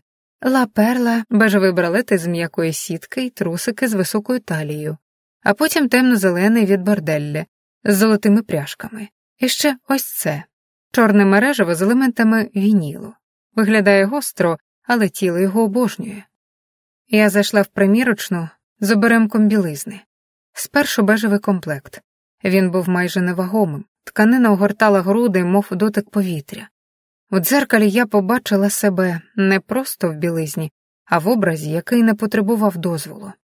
«Ну як?» – Іра постукала в двері. «Це красиво. Я навіть не знала, що моє тіло таке чуттєве», – підказала вона. «А тепер примірте борделля. Хочеться побачити у вас трохи сили».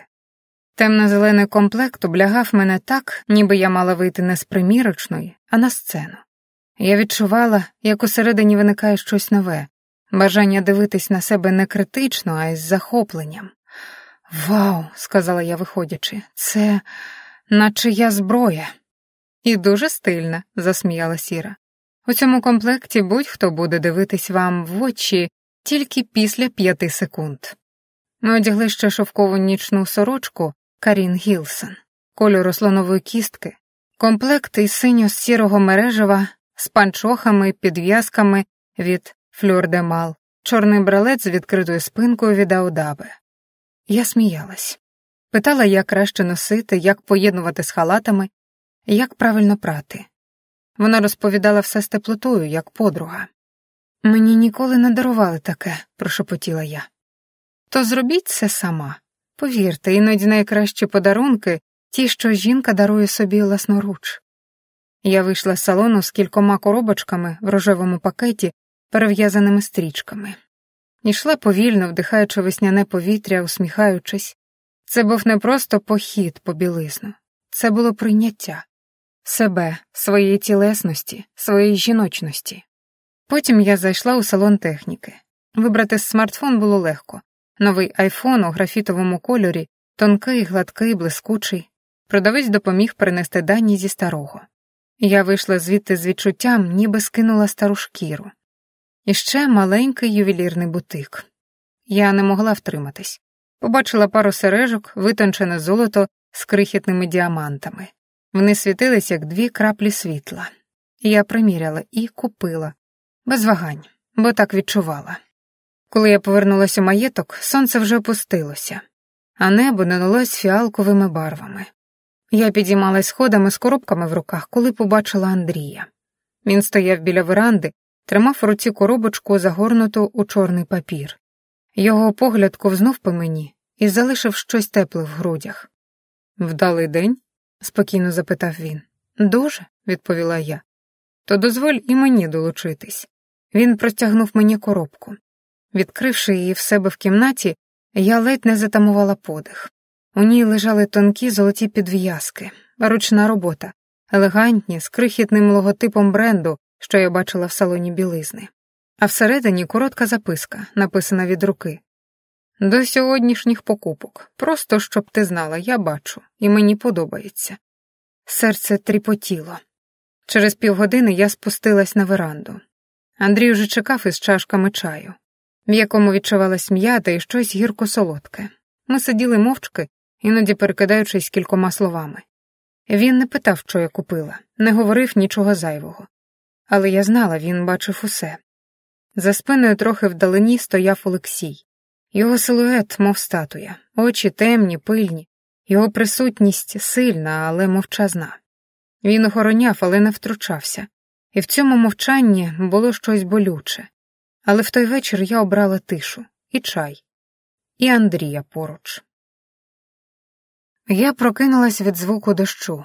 Він стікав по вікнах тонкими нитками, ритмічно бив у скло, огортав будинок ніжним, ледачим шепотом. Повітря було вогким, м'яким, прохолодним. Я натягнула на себе ковдру і полежала ще хвилин 10, не думаючи ні про що. Просто слухаючи, як падає вода, як дихає день, як минає спокій. Мій живіт тихо нагадав, що хоче кави. Я спустилась босоніж до кухні. Там було тепло, пахло смаженим хлібом, карамелізованим медом і свіжозмеленою арабікою. У вікні ще плакало небо, але всередині було затишно, як у фільмі. «Хто рано встає?» – почувся знайомий голос.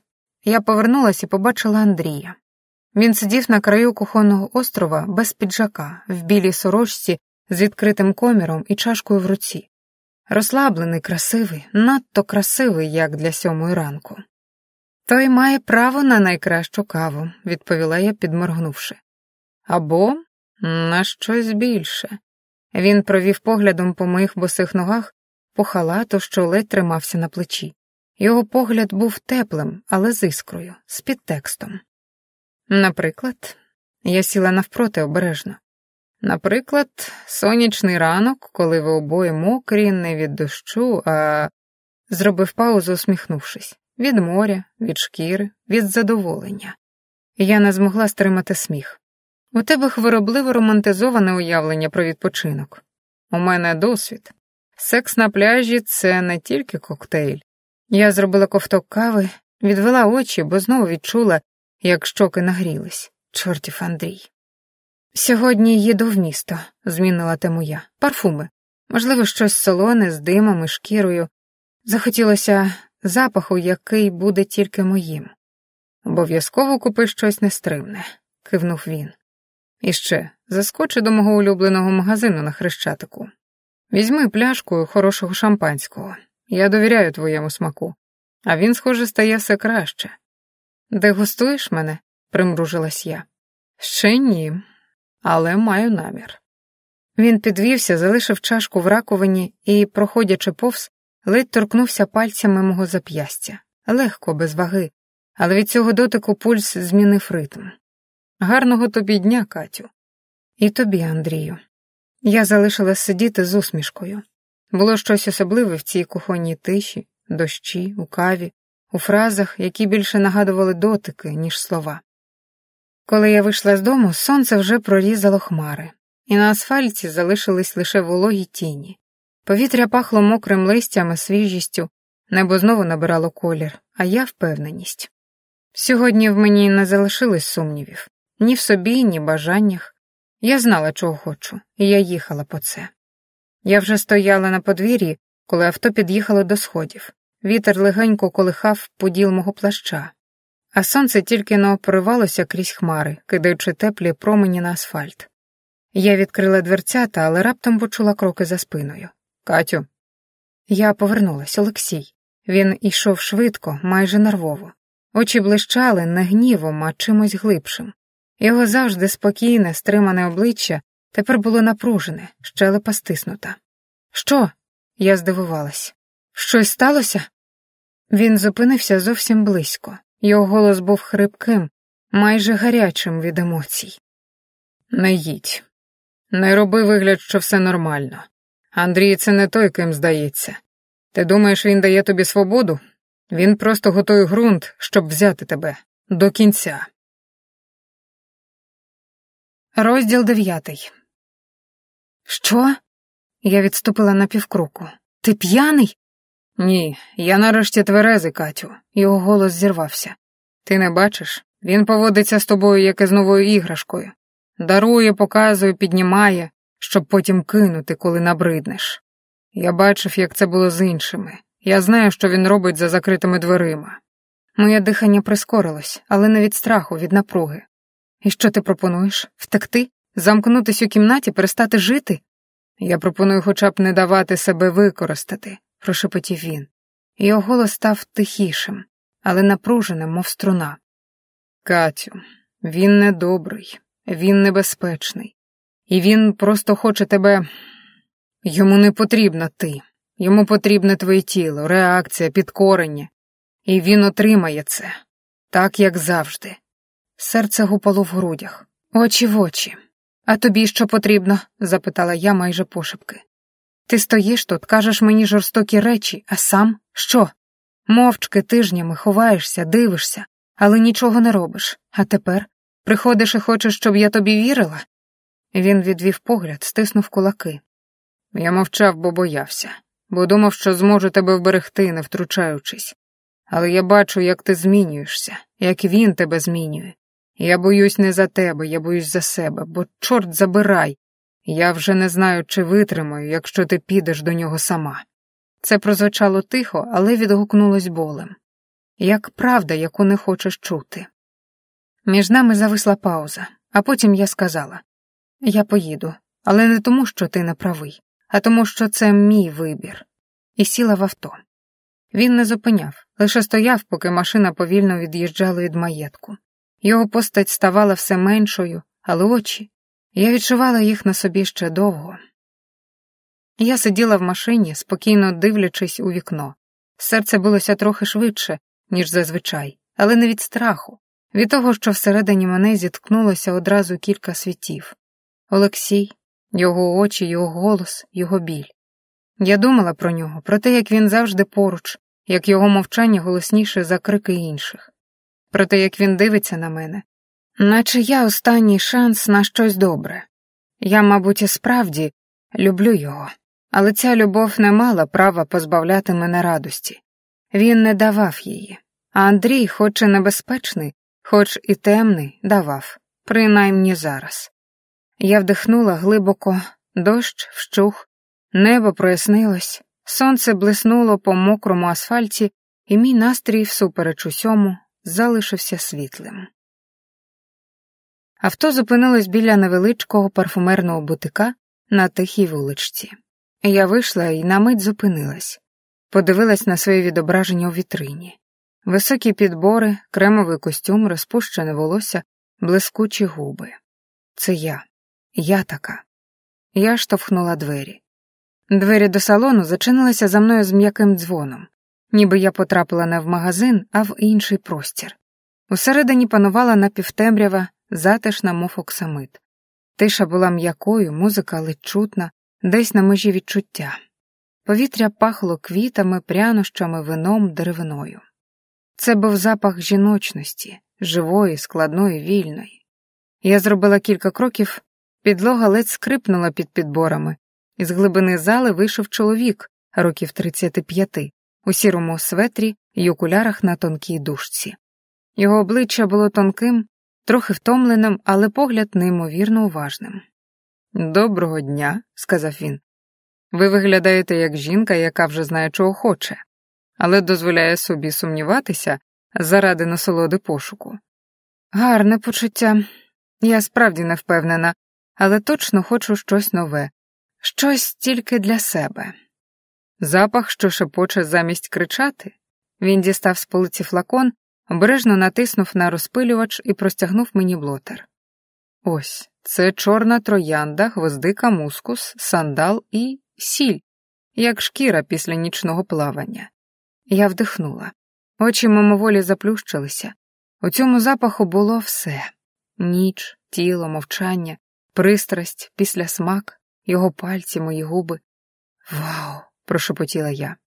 «У вас тремтять плечі. Це гарний знак». Ми довго вибирали. Я тестувала запахи, заплющувала очі, уявляла. Один, як приглушене світло в кабінеті після пристрасті.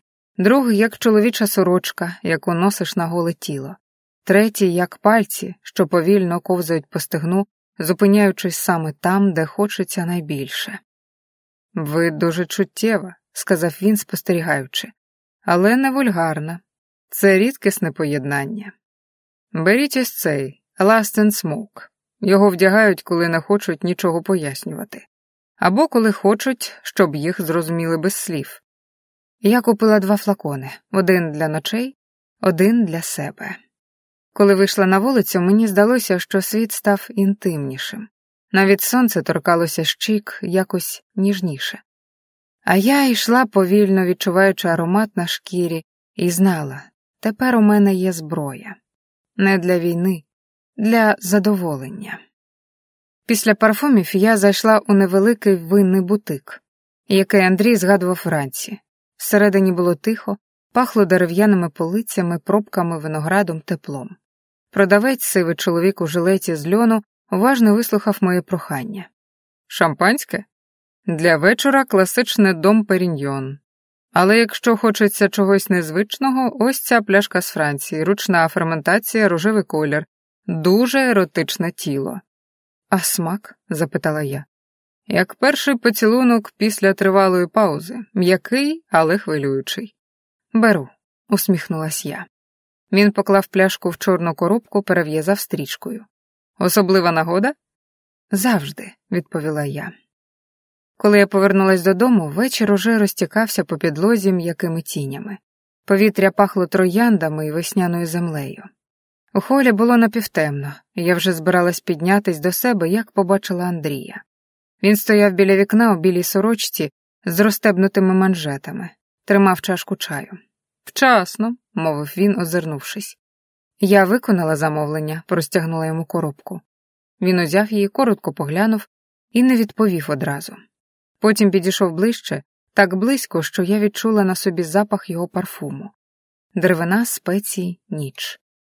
«Ідеальний вибір», – прошепотів він. «Ти точно знаєш, як смакує очікування?» Він провів пальцями по стрічці, розгорнув коробку і дістав з кишені тонку оксамитову коробочку. Простягнув мені без слів. Я відкрила. Всередині був ніжний золотий чокер. Дуже тонкий, з крихітною підвіскою у формі краплі. Ідеальний до мого нового комплекту білизни. «Це до твого сьогоднішнього аромату», – сказав він. «І до того погляду, з яким ти сьогодні повернулась». Я не знала, що сказати, лише усміхнулась і погодилась на чай. Ми сиділи на веранді, вітер гойдав фіранки, на столі парувала чашка з м'ятою. Ми майже не говорили, але в цій тиші було більше флірту, ніж у багатьох зізнаннях. І весь цей час внизу біля сходів у напівтемряві стояв Олексій. Його постать нерухома, як тінь. Його погляд невидимий, але я знала, він дивився. Він охороняв, як завжди, без емоцій, без слів. Але я відчувала, як у ньому все кипить. І все одно залишалась на веранді, з Андрієм, із чаєм, із теплом у грудях і запахом парфумів на зап'ясті. Бо сьогодні був мій день. Я довго лежала в ліжку з відкритим вікном, вдихаючи вечірню тишу. Ніч була теплою, оксамитовою, і тепло ще пам'ятало запах чаю, погляди Андрія, дотик чокера до шкіри. Я торкнулась підвіски на шиї, вона була прохолодною і трохи пекла. Мені щойно хотілося заснути, коли двері ледь причинились, без стуку, без світла. Я одразу відчула його. Олексій. «Не спиш?» – прошепотів він з порогу. «Вже майже», – відповіла я, сідаючи, притримуючи ковдру. «Що сталося?» Він зайшов, повільно, рішуче. У темряві його очі здавалися ще темнішими, ніж зазвичай. Я не міг не прийти. Я бачив, як ти дивишся на нього, як він дивиться на тебе, і я знаю, що буде далі. Олексію, послухай, перебив він, і голос його зламався. Я не можу більше мовчати. Андрій, він не такий, як ти думаєш. Він не просто грає, він небезпечний.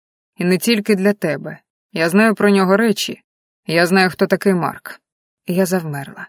Він зупинився, побачив мій вираз обличчя і змінив тон. Я не скажу більше, не зараз, але прошу. Не втягнись у це глибше, ніж можеш витримати, бо потім буде пізно, і я не зможу тебе витягти. Ти ревнуєш? Так, і ще люблю, до болю. І так само боюсь за тебе, бо ти справжня, а в цьому домі справжність знищують. Він сів на край ліжка, його рука торкнулась моєї, гаряча, жива, жадібна. Я не хочу втрачати тебе, але ще більше не хочу, щоб ти себе втратила. Я вдихнула глибоко, подивилась у його очі. Ти знаєш, що між нами є щось, і завжди буде, але я більше не дитина, і я не віддам себе страху. Між нами знову повисла тиша. Він кивнув, відвів погляд, і я побачила, як блиснула в його очах волога, ледь помітна, наче втомлений солдат, якого більше нема кому рятувати. «Добраніч, Катю», – прошепотів він. «Добраніч». І він пішов, тихо, беззвучно, як завжди. Я залишилась лежати з краплею болю під грудьми, але не плакала, просто слухала тишу. І в цій тиші знову залишилась сама. Я прокинулась у пізньому світлі. Тепле, м'яке, воно заливало кімнату через напіввідчинені жалюзі. Тіло було важким, наче після бою, але всередині спокій. Я прийняла душ, натерлась маслом із запахом неролі, вдягла легку сукню, зібрала волосся. Це був день для тіла і для забуття. Машина повезла мене в елітний салон у центрі. Всередині біле, чисте, аромату цитрусу і троянди, спокійна музика, ідеальна температура. Мене зустріла адміністраторка з усмішкою. «Пані Катерино, вас чекали. У вас сьогодні розкішний догляд, масаж, обгортання, волосся, обличчя і, звісно, наш фірмовий чай». «Чай – це святе», – посміхнулась я. Я дозволила собі все – ніжний масаж з кокосовим маслом, м'яке обгортання з шоколадом, теплу маску для волосся, що пахла лавандою, скраб для рук, м'який пілінг для обличчя. Тіло тануло, думки розчинялись, я пливла.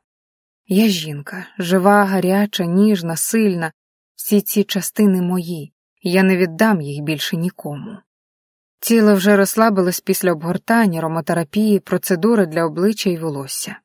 Я лежала на животику, повністю оголена, накрита лише тонким рушником. У кімнаті лунала музика, повільна, глибока, масажистка говорила тихо, майже нечутно. Масло з лотосом і іланг-ілангом розслабить і відкриє внутрішнє тепло.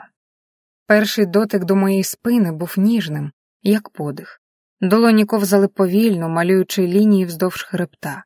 Я заплющила очі. Мозок вимикався. Залишилось лише тіло. Спочатку я просто насолоджувалась, відчувала, як тане напруга, як розслабляються м'язи. Але поступово відчуття стали глибшими, іншими.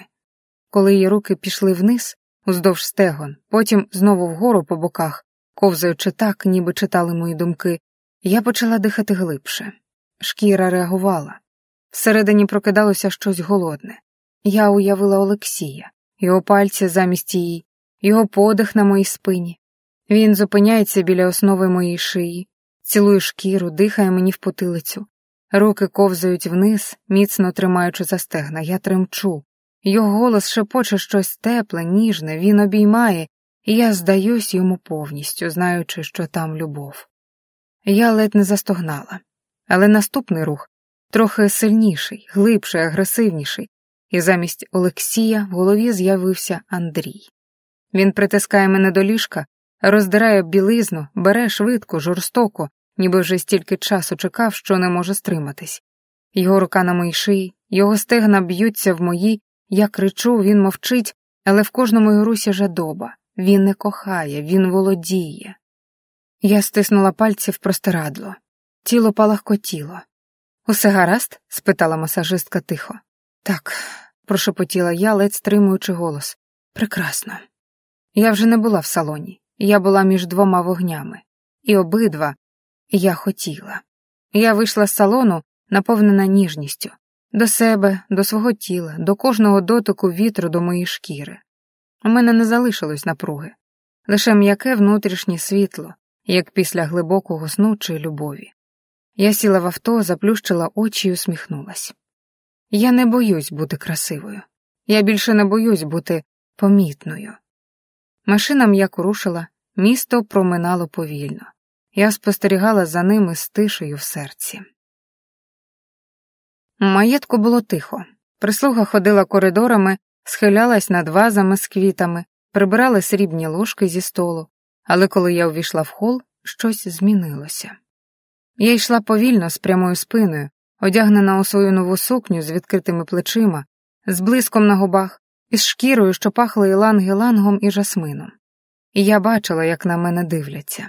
Не як на няню, не як на ще одну, а як на когось іншого, вищого, незрозумілого. Одна з покоївок намагалася пройти повз із пилососом, зачепила моє плаття, не вибачилась, навіть не зупинилась. «Стривай», — сказала я рівно. Вона зупинилась, здивовано озирнулась. «Наступного разу обережніше. Ця сукня коштує більше, ніж твій місячний оклад».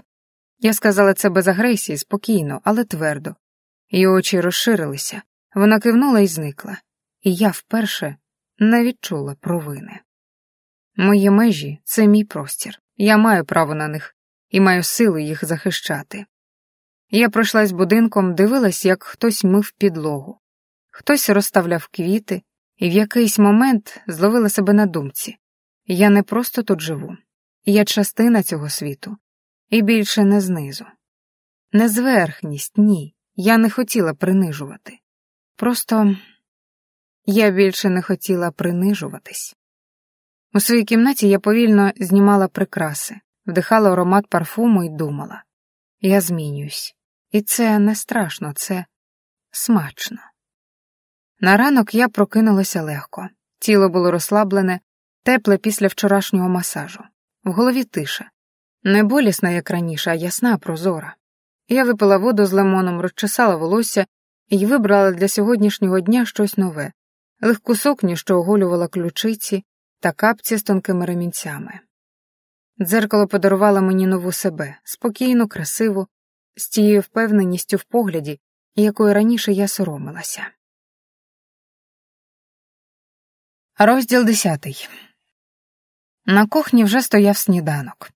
Я сіла за стіл, відкрила газету, яку принесли ще до світанку, і спокійно їла тости з авокадо та яйцем пашот. Наче все це було моїм завжди. Але всередині все ще було трохи незвично. Мов нові туфлі, що ще не стерлись до ноги, але вже твої. «Ви не хочете сьогодні каву з фільтра?» – запитала молода кухарка, і я вперше помітила, що вона боїться зіпсувати мій настрій. «Ні, сьогодні еспресо і трохи меду». Я посміхнулась. «Дякую, Марто. Вона кивнула, наче з полегшенням. Але коли через хвилину принесла чашку, я відчула, що кава гіркувата. Я відставила її. Можна зробити іншу? Трохи більше крему, трохи менше гіркоти. Марта швидко забрала чашку, і я знову не відчула провини. Раніше я б мовчала, тепер ні. Бо в цьому домі тепер є мої правила, мої дрібниці, мої звички. Після сніданку я вийшла на задній двір. Двірник саме мив плитку водою з шланга і, здається, злив трохи води на мої нові шкіряні сандалі. Я зупинилась.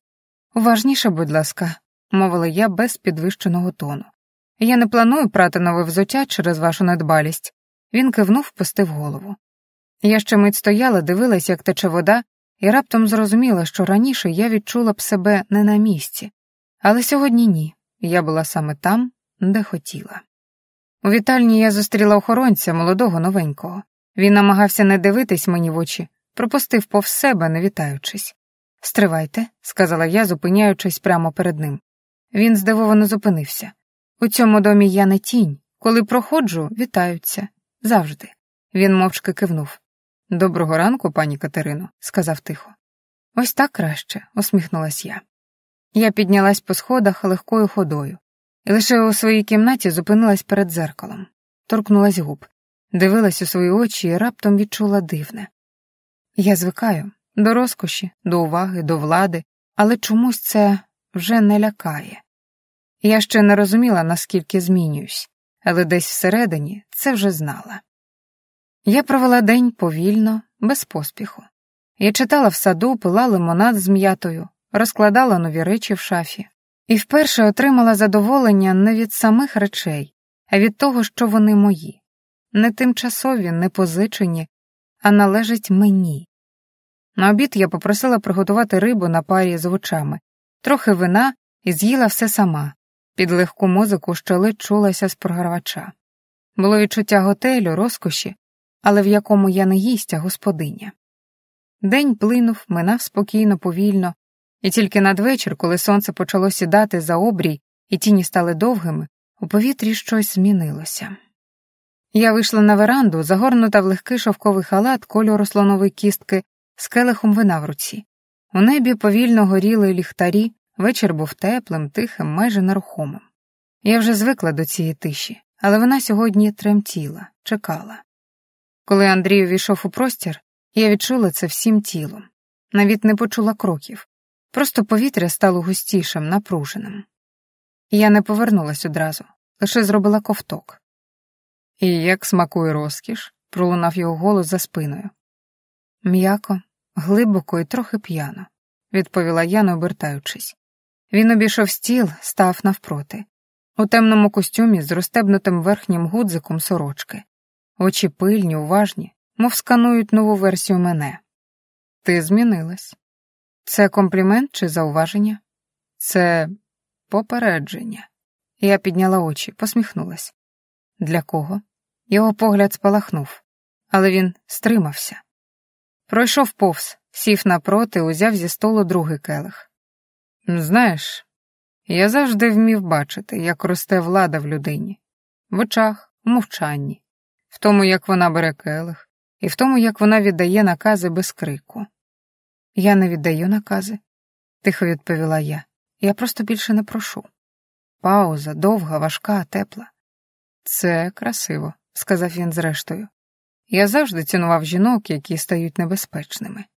А я тих, хто не боїться такої жінки». Ми сиділи мовчки ще кілька хвилин. Вино п'янило, але не голову, погляд.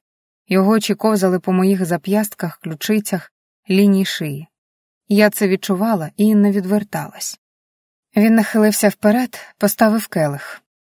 «Якщо ти продовжиш так змінюватись», його голос був майже шепотом, «я, мабуть, перестану бути твоїм хазяїном».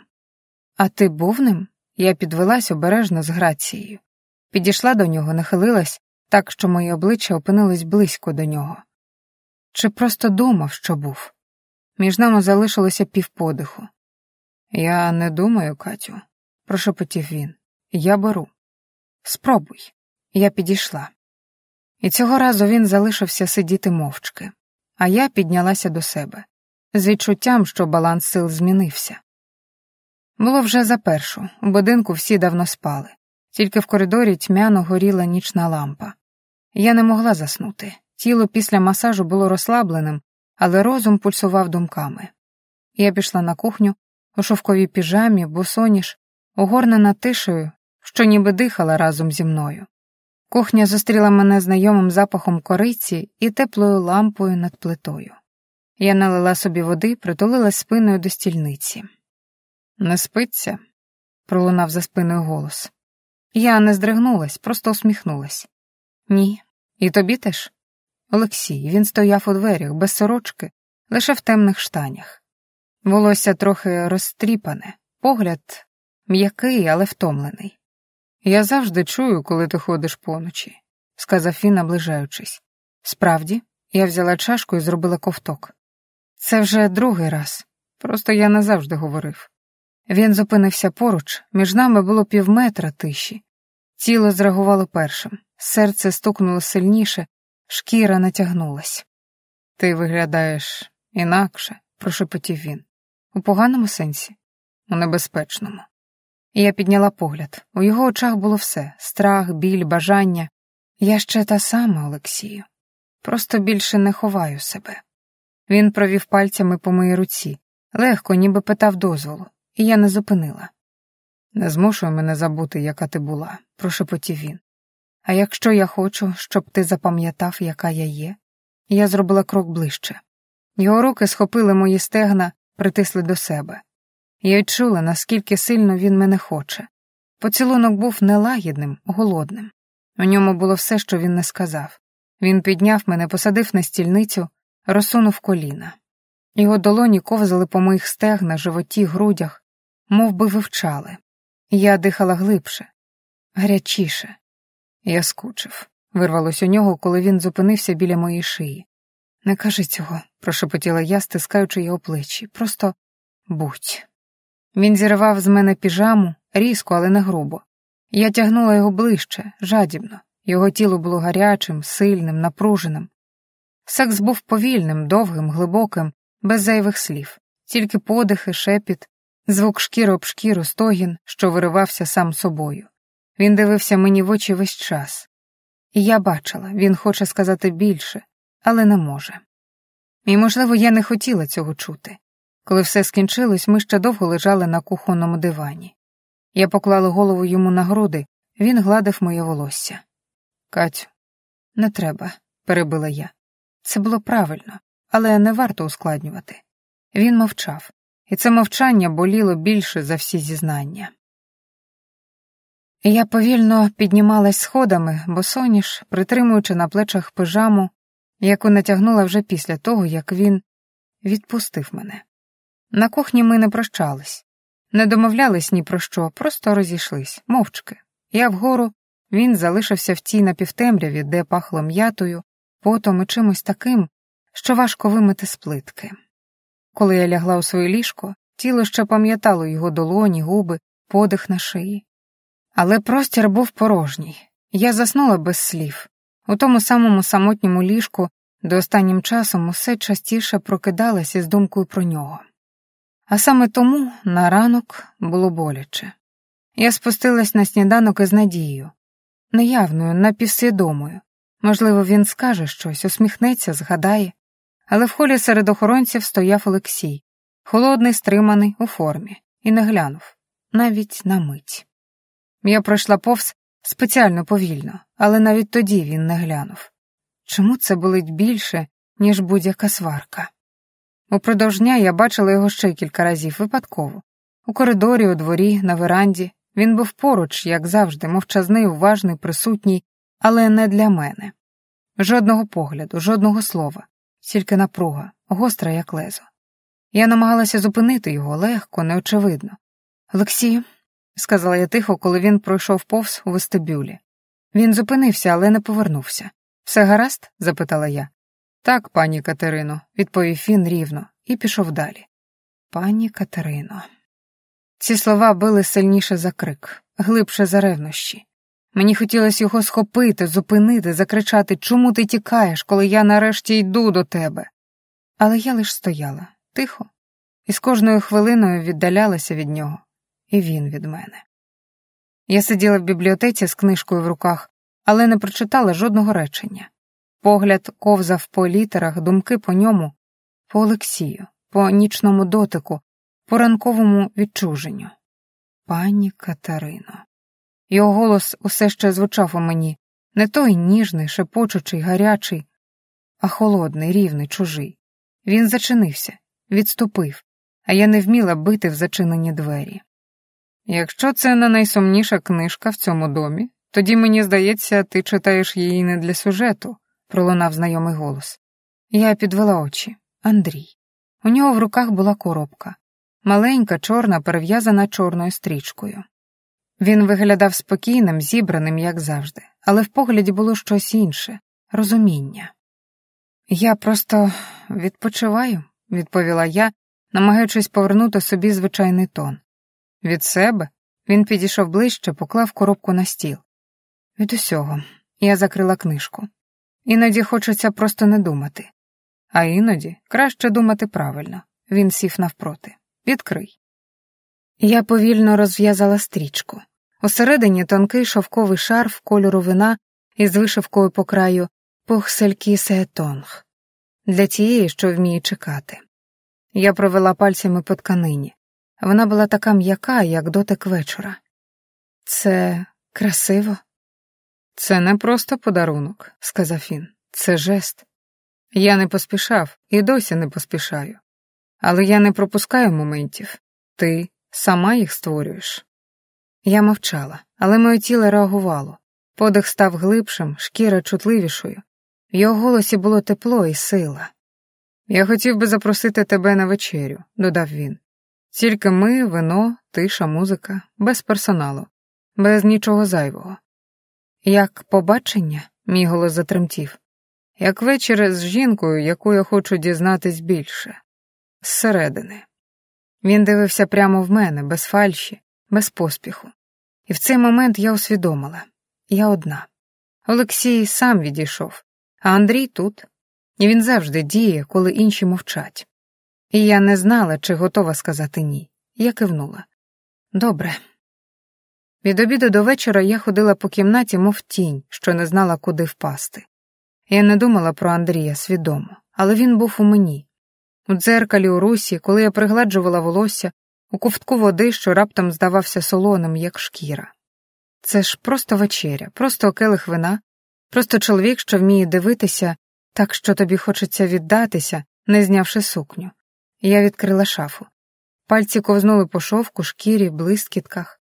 Але я зупинилась на одному комплекті, тому, який купила бездумно, ніби жартома.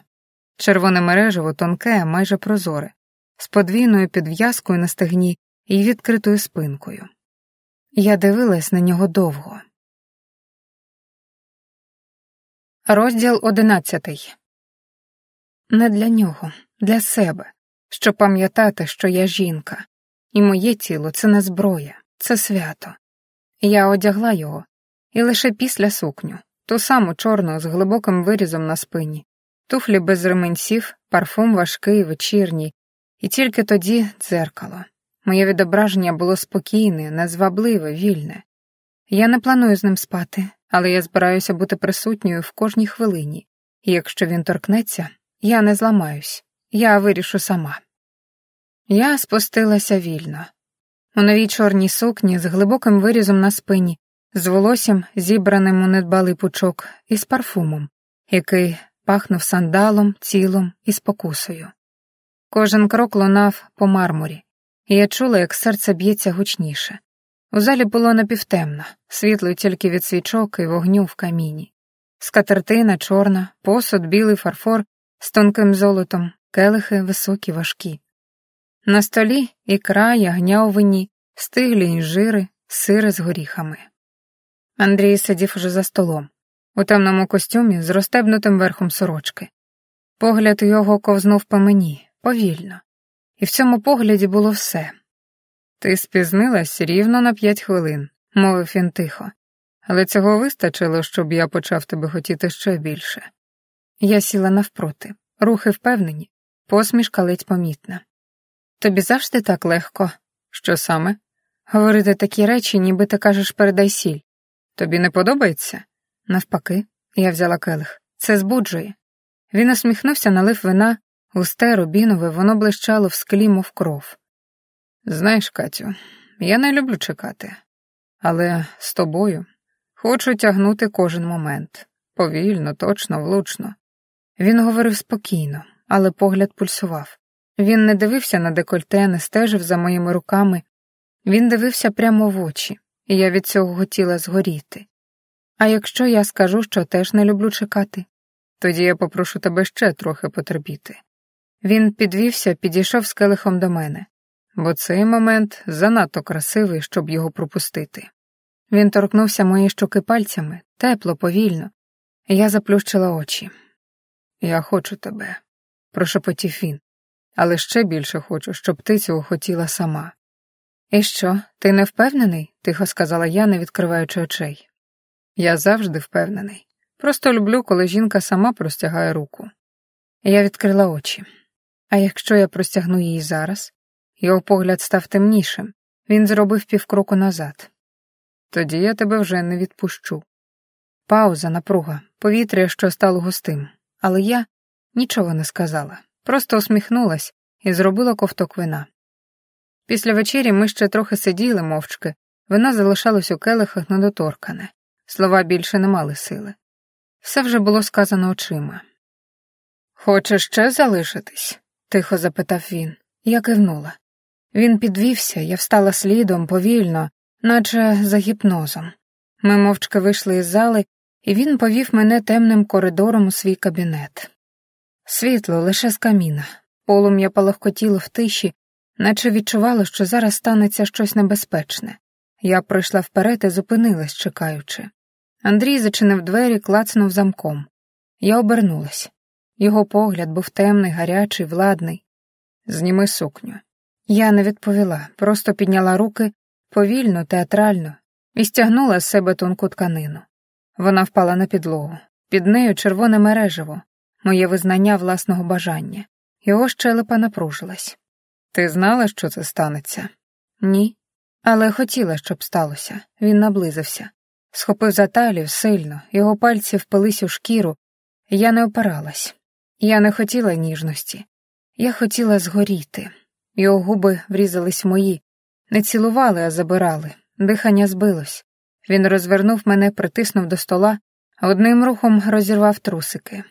Провів пальцями по моїй шкірі, впевнено, швидко, грубо. «Відчую, що значить бути бажаною. Не жаданою, а необхідною», – шепотів він. Його руки були скрізь, на стегнах, на грудях, у волоссі. Він косив мою шию боляче, але я застогнала від задоволення. Я відчувала, як тіло розриває хвиля. Я вже не контролювала нічого, лише відчувала. Сильний рух, я закричала від болю, від насолоди, від того, що не знала, чи хочу зупинитись, чи вже пізно. Моє ім'я звучало з його уст, шепотом, гарячим видихом. «Ти моя», – шепотів він, – «чуєш? Зараз моя». «Так», – вирвалось у мене, – «зараз так». Лише бажання. І у момент кульмінації ми злились настільки, що я забула, як мене звати. Залишилось тільки одне – він, і я, і пристрасть. Ми не спали разом. Він не запропонував, я не попросила. Я мовчки підняла сукню, одяглась і пішла. І лише тоді, в темному коридорі, вже сама, я вперше за вечір відчула сором, страх і спокусу повторити це знову. Ранок, тиша, я вже інша. Я прокинулась різко, ніби хтось смикнув за серце. Світло заливало кімнату, ясне, безжальне, пахло свіжістю з вікна, кавою знизу і його тілом. Мені здалося, що воно досі тут, у повітрі, на шкірі. Я лежала нерухомо, лише слухала, як стукає моє серце. Повільно, з тріском і виною. Я справді це зробила. Я згадала кожен рух, кожен звук, його шепіт, мої стогони, як тримав за стегна, як шепотів моя, як я приймала це. Мене пройняло дрижаками. Я сіла, притисла коліна до грудей, вдихнула глибше. Це був не секс. Це було щось інше, неначе я втратила частину себе. і отримала щось нове взамін. Я пішла в ванну, вмилась, довго стояла під холодною водою, ніби намагаючись стерти ніч зі шкіри. Але тіло пам'ятало, там, де він торкався, палало. Я вдяглась у щось просте, білу сорочку, широкі штани, без прикрас, без помади. Волосся зібрала у хвіст, і все одно у дзеркалі була вже інша я. Я вийшла з кімнати і йшла коридором, нікого не зустрічаючи, але кожен крок дзвенів у моїй голові. А якщо Олексій дізнається? Мене вразило це питання, гостро, раптово, як ніж під ребро. Йому болітиме. Я це знаю. Він мовчатиме, як завжди, але це вб'є його і, можливо, мене теж. Я зупинилась біля сходів, внизу чувся хтось із персоналу, десь поруч ходили охоронці. Я вдихнула. Ніхто не знає поки що, але я вже не зможу дивитись йому в очі, як раніше. Я наказала приготувати машину ще до сніданку. Мені хотілося вийти з дому якнайшвидше, поки не зустріла його очей, поки не почула того мовчання, яке завжди звучить гучніше за будь-які слова. На кухні Марта саме розкладала свіжі круасани. Я кивнула, не дивлячись її в вічі, але вона відчула. «Ви добре себе почуваєте?» – обережно запитала, стискаючи серветку в пальцях. «Прекрасно», – відповіла я, і голос звучав упевнено, надто. Марта не повірила, але кивнула, і пішла. Місто зустріло мене шумом, запахом кави з вікон, весняним вітром. Я йшла повільно, заглядаючи в вітрини, ніби шукала там відповідь. Але всі манекени мовчали. Я зайшла до магазину косметики, обрала новий скраб для тіла, який пах лимоном і сіллю. Потім до маленької кав'ярні, де завжди брала свій латте з мигдалевим молоком, сіла біля вікна, дивилась, як перехожі біжать у своїх буденностях. Вони не знають, що значить прокинутись після такого, і робити вигляд, що все як завжди. Я робила вигляд. Я сміялась до бариста, обирала аромати в парфумерії, приміряла окуляри в бутіку. Якщо вдавати, що нічого не було, можливо, тіло повірить, можливо, серце пробачить. Але кожного разу, коли дзвеніли двері магазину, або позаду проходив хтось у темному костюмі, я різко оберталась і завжди шукала не того, хто був минулої ночі. Я шукала очі, які мовчать, очі, які люблять, і які, можливо, все вже знають. Я повернулась додому вже надвечір, коли сонце починало ховатися за дверима, і довгі тіні стелились по підлозі, мов мовчання, що нікуди не зникає. День минув повільно, з філіжанками кави, ароматами кремів і звуками міста, які тепер здавалися чужими. Я втомилась, не тілом, душею. Хотілося просто повернутися у кімнату, скинути взуття, стерти з обличчя цей штучний спокій, згорнутись у плед і не думати. Я не чекала нікого у холі. Дім був занадто тихим, як для вечора. Я вже майже пройшла до сходів, коли він з'явився. Олексій. Він стояв біля сходів, спокійний, рівний, як завжди. Але щось було інакше. Він подивився на мене, повільно, важко, без усмішки. І я відчула все. Якби він кричав, було б легше. Якби вилаявся, простіше. Але він просто дивився. І це ламало. Я не могла опустити очі, лише стояла, дихала через силу.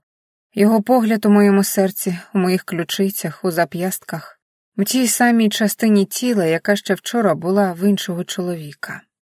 «Ти вже повернулась?» – спитав він нарешті. «Так», – голос ледь не зірвався. «Було красиво». «Мабуть». Він кивнув. «Ти вся світишся». Він сказав це спокійно, але я почула все, що хотів сказати насправді.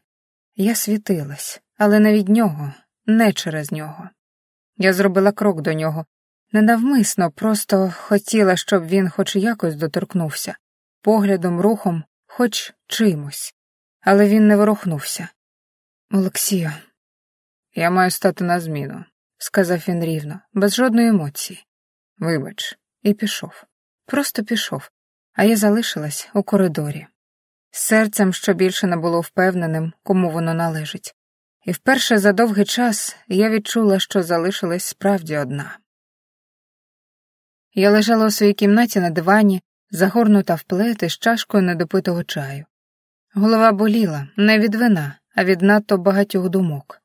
Тіло просило тиші, але всередині був шум. Глухий, постійний. Я не плакала. Я більше не вміла плакати. Телефон спочатку тремтів у руці, а потім спалахнув екраном. Аліса. Охорона каже, що на зворотному шляху одна і та ж машина тричі змінювала напрямок і знову з'явилась поруч. Я не панікую, але це не схоже на випадковість. Можливо, це нічого, але Андрію краще знати. Мене кинуло в холод. Спина напряглася. Машина, стеження. Не випадковість. І саме в ту мить я зрозуміла. Тут є щось більше, ніж я. Більше, ніж ми. Є історія, у яку мене не впустили, але вона вже впливає на мене. Я сиділа, дивлячись на екран, не відповідала, просто тримала телефон у руках. Що об'єднує їх трьох? Що залишилось там, у минулому, і чому воно повертається саме зараз?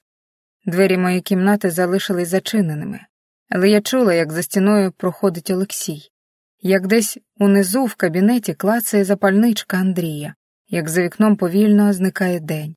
І з кожною хвилиною я відчувала, щось насувається. Розділ 12. Тиша, яка говорить більше за всіх. Я прокинулась раніше, ніж зазвичай. Світло ще не заливало кімнату, лише слабке срібло світанку лежало на підвіконні. Було щось у цій тиші, чого не було раніше. Неспокій, а очікування. Я не одразу зрозуміла, що змінилось. Все виглядало знайомо, легка ковдра, дзеркало з флаконами парфумів, шафа з новим одягом, але десь у глибині інший ритм. Я вдягнулась повільно, наче тіло відчувало, кожен рух сьогодні щось означатиме. У коридорі було порожньо, але ледь чутно кроки. Чіткі, сухі. Не ті, що я звикла чути, не наші. Я заглянула у вікно, на подвір'ї стояли незнайомі охоронці.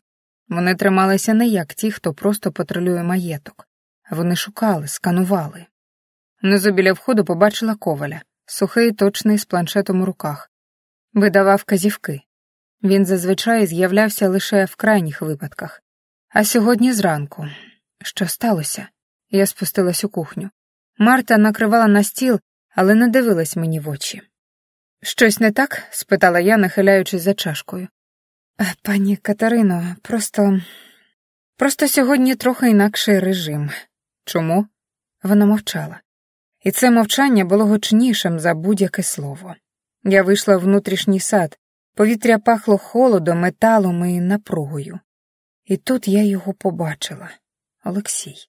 Він стояв у тіні поруч із вхідною аркою, у бронежилеті, зі зброєю під курткою, пильний, суворий, але в очах тиша. Я зробила крок до нього. Що відбувається? Він не одразу відповів. Профілактика. Андрій хоче бути впевненим у безпеці. Після повідомлення Аліси його очі на мить здригнулись. Лише мить. Не хвилюйся, все під контролем. Чиєму? Він подивився на мене довше, ніж зазвичай, але знову не сказав нічого. І в цій тиші я вперше по-справжньому злякалась. Я йшла коридором, тримаючи в руках чашку з чаєм, яку так і не допила. Тепла кераміка гріла долоні, але всередині було порожньо. Повітря в маєтку було гірке, як горіховий дим із тонкою домішкою парфуму когось із охоронців. Цей запах я ще не знала, різкий, сухий, ніби щось нове з'явилось у старому просторі. Я планувала зайти до бібліотеки, заховатись серед книг. Там завжди пахло пилом, старою шкірою палітурок і ваніллю з яблуками. Мій улюблений аромат дитинства. Але біля дверей я зупинилась. У сусідньому кабінеті, кабінет Андрія, щось відбувалось. Двері були трохи прочинені. Голоси. «Ми не можемо тримати все під ковдрою вічно!» Голос Аліси, занадто тихий, щоб бути звичайною розмовою. «У нас немає вибору», голос Андрія, жорсткий, з втомою. Але він росте, він питає, він відчуває, і я не витримаю ще одного року брехні.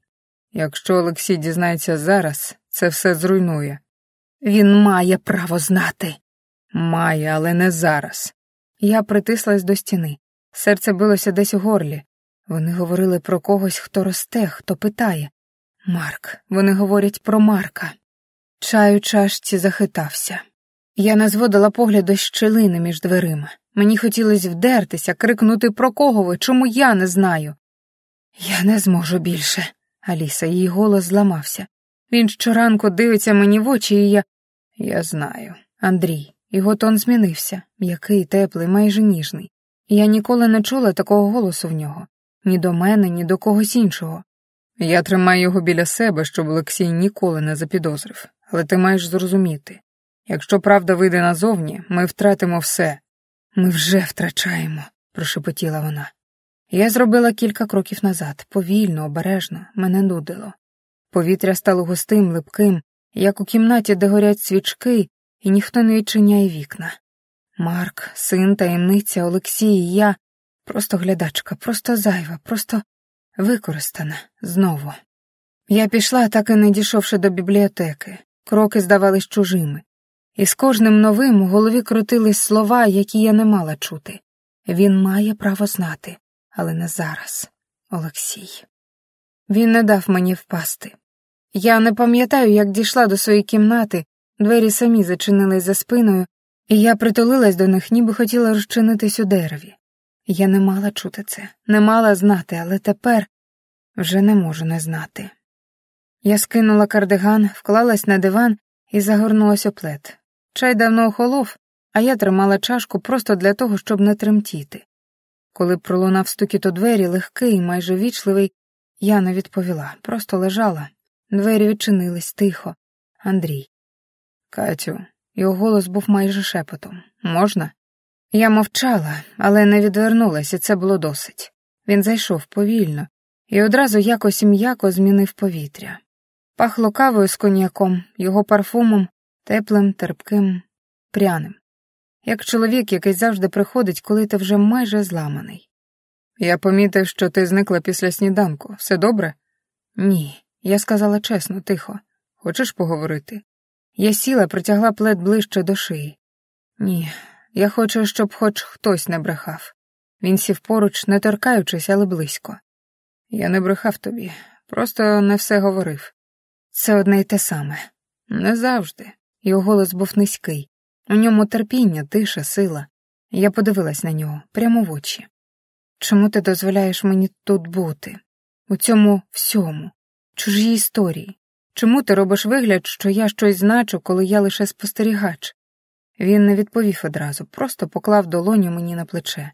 Тепло його руки проникло крізь плед, крізь шкіру, прямо в серце. Бо ти не спостерігач, Катю. Ти центр. Урагану, історії, вибору. І якщо ти цього не відчуваєш, я змушу тебе відчути. Я ковтнула повітря, але воно вже було густим. Він наблизився ще ближче, його пальці повільно торкнулись мого обличчя, провели по вилиці. Я бачу, що ти зараз хочеш втекти, але не дам. Чому? Бо я хочу, щоб ти лишилась. Його губи були поряд, тепло дихання обпікало, тіло саме потягнулось, серце ще сумнівалося, але тіло вже знало. Я не знала, хто перший наблизився, але коли наші губи зустрілись, це було не про секс. Це було просто вижити. Мовчки прогорнутись, розчинитись, забутись, бути жінкою в його руках, а не тінню в чужій правді. Його поцілунок був глибоким, міцним, повільним. Він не поспішав, наче знав, я ще трохи вагаюсь, і саме тому зцілював кожним рухом губ. Я відчувала, як тіло розслаблюється, втрачає захист. Як мої руки самі піднялися до його грудей, шукали, притискали, не відштовхували, навпаки, притягували. Я не знала, чого хочу більше – продовження чи порятунку. Він зупинився, відступив на сантиметр, подивився мені в очі. «Ти тремтиш?» – прошепотів. «Бо боюсь. Мене? Себе». Він обережно зняв із мене плед, його пальці ковзнули по моїй шиї і плечах, але не як хижак, як чоловік, що лікує. Я нічого не вимагатиму, ніколи, але якщо ти захочеш, я тут. Я відвела погляд. Вікно було трохи прочинене.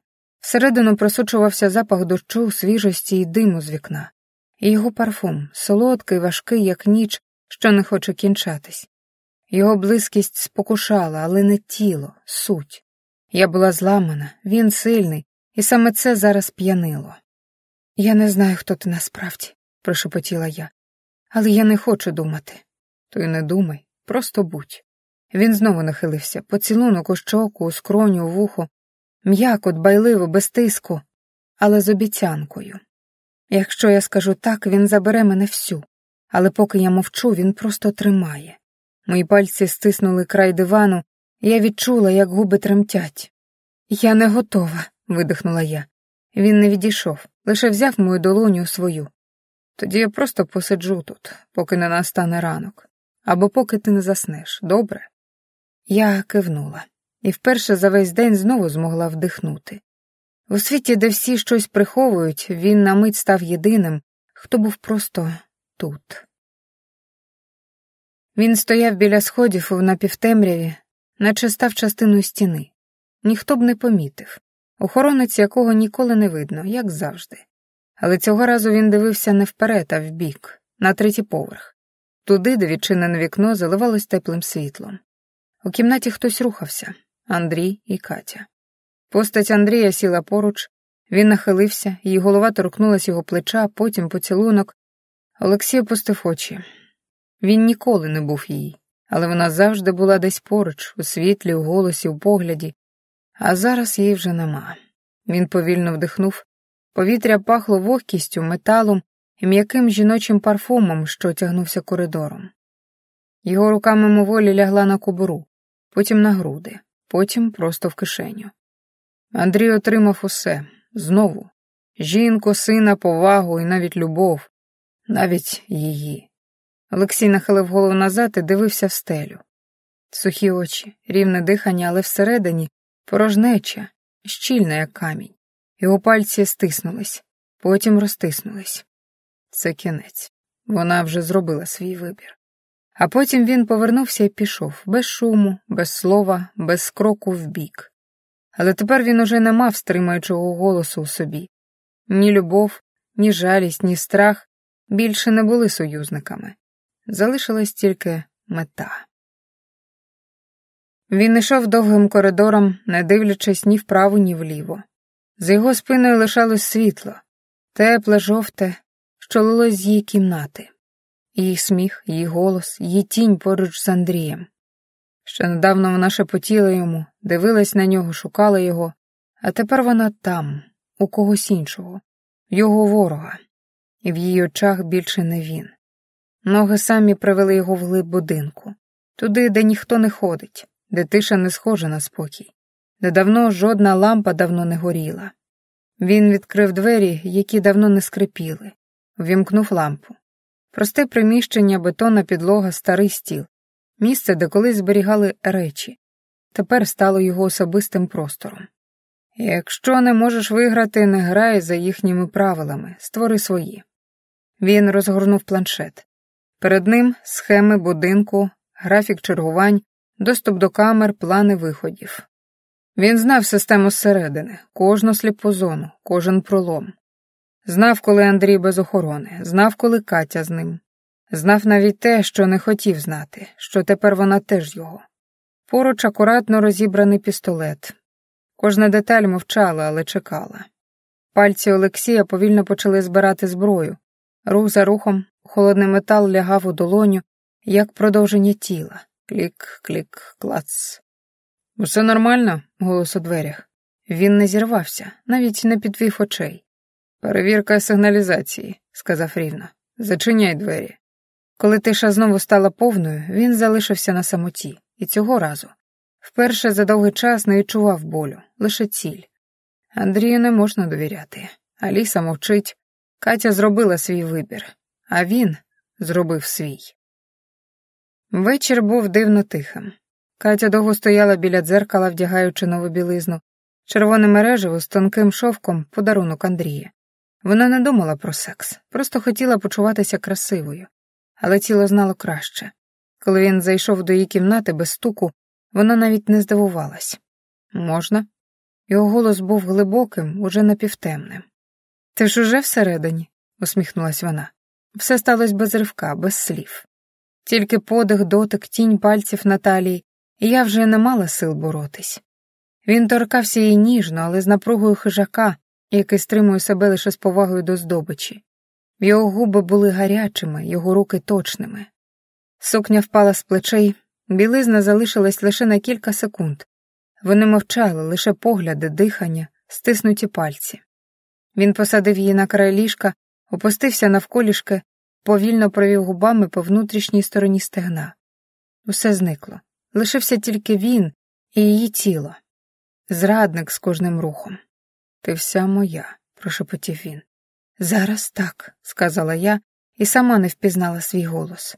І в ту мить я здалася повністю. Мої відчуття були не вибухом, а падінням у безодню, де не було більше думок, страху чи минулого, тільки він і я, і вічна мить дотику. І тоді постріл. Різкий, бездушний, глухий. Двері в кімнату вибило. Вони вдарились об стіну, я закричала.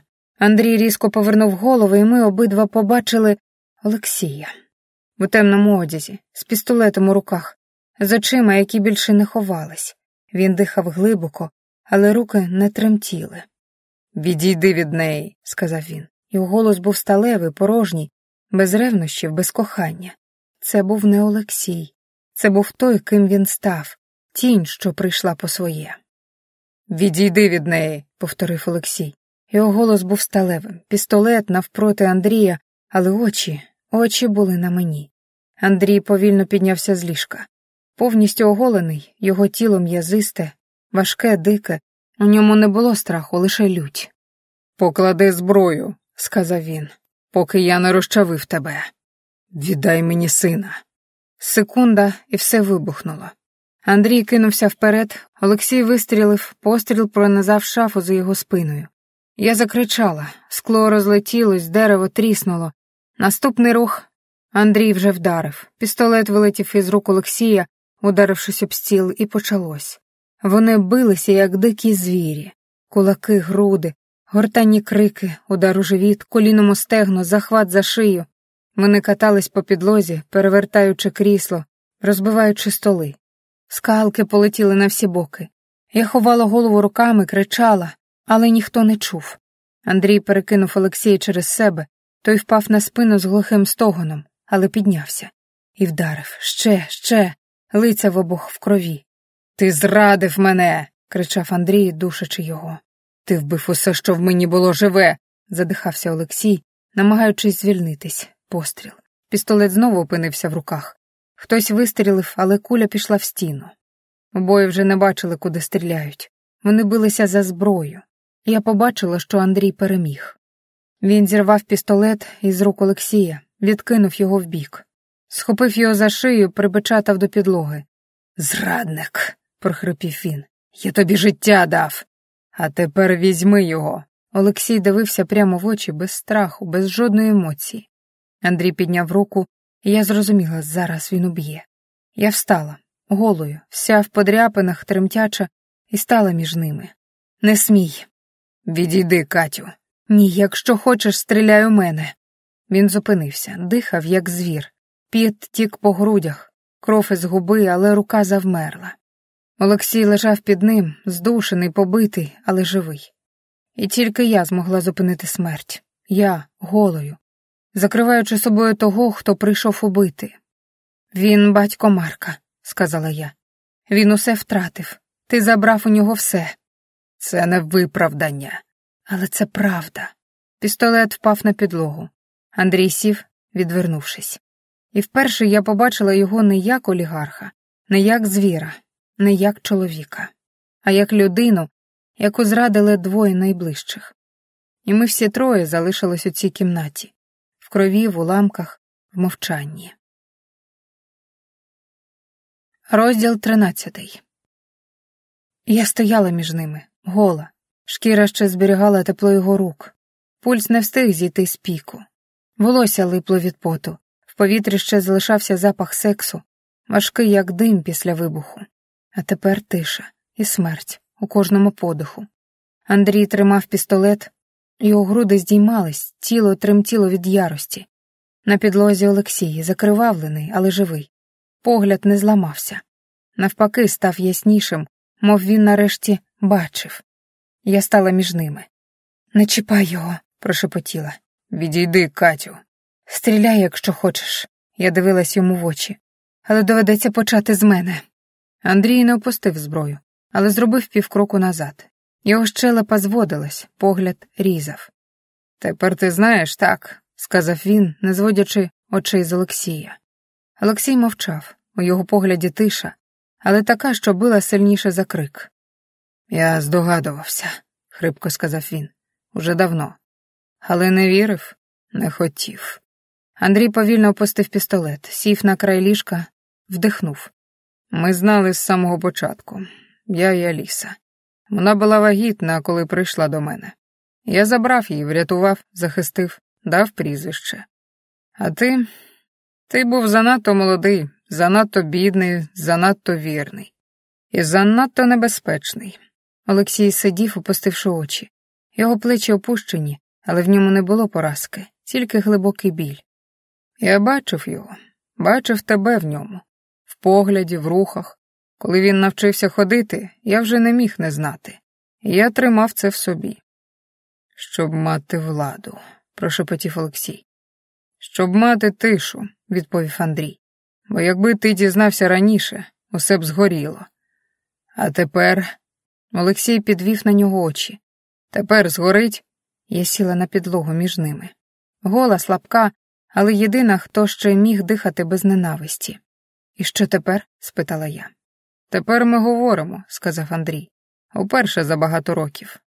І в цій тиші вже не було зброї, лише троє, роздягнуті до серця. Він довго мовчав, пістолет лежав поруч, уже нікому не потрібен.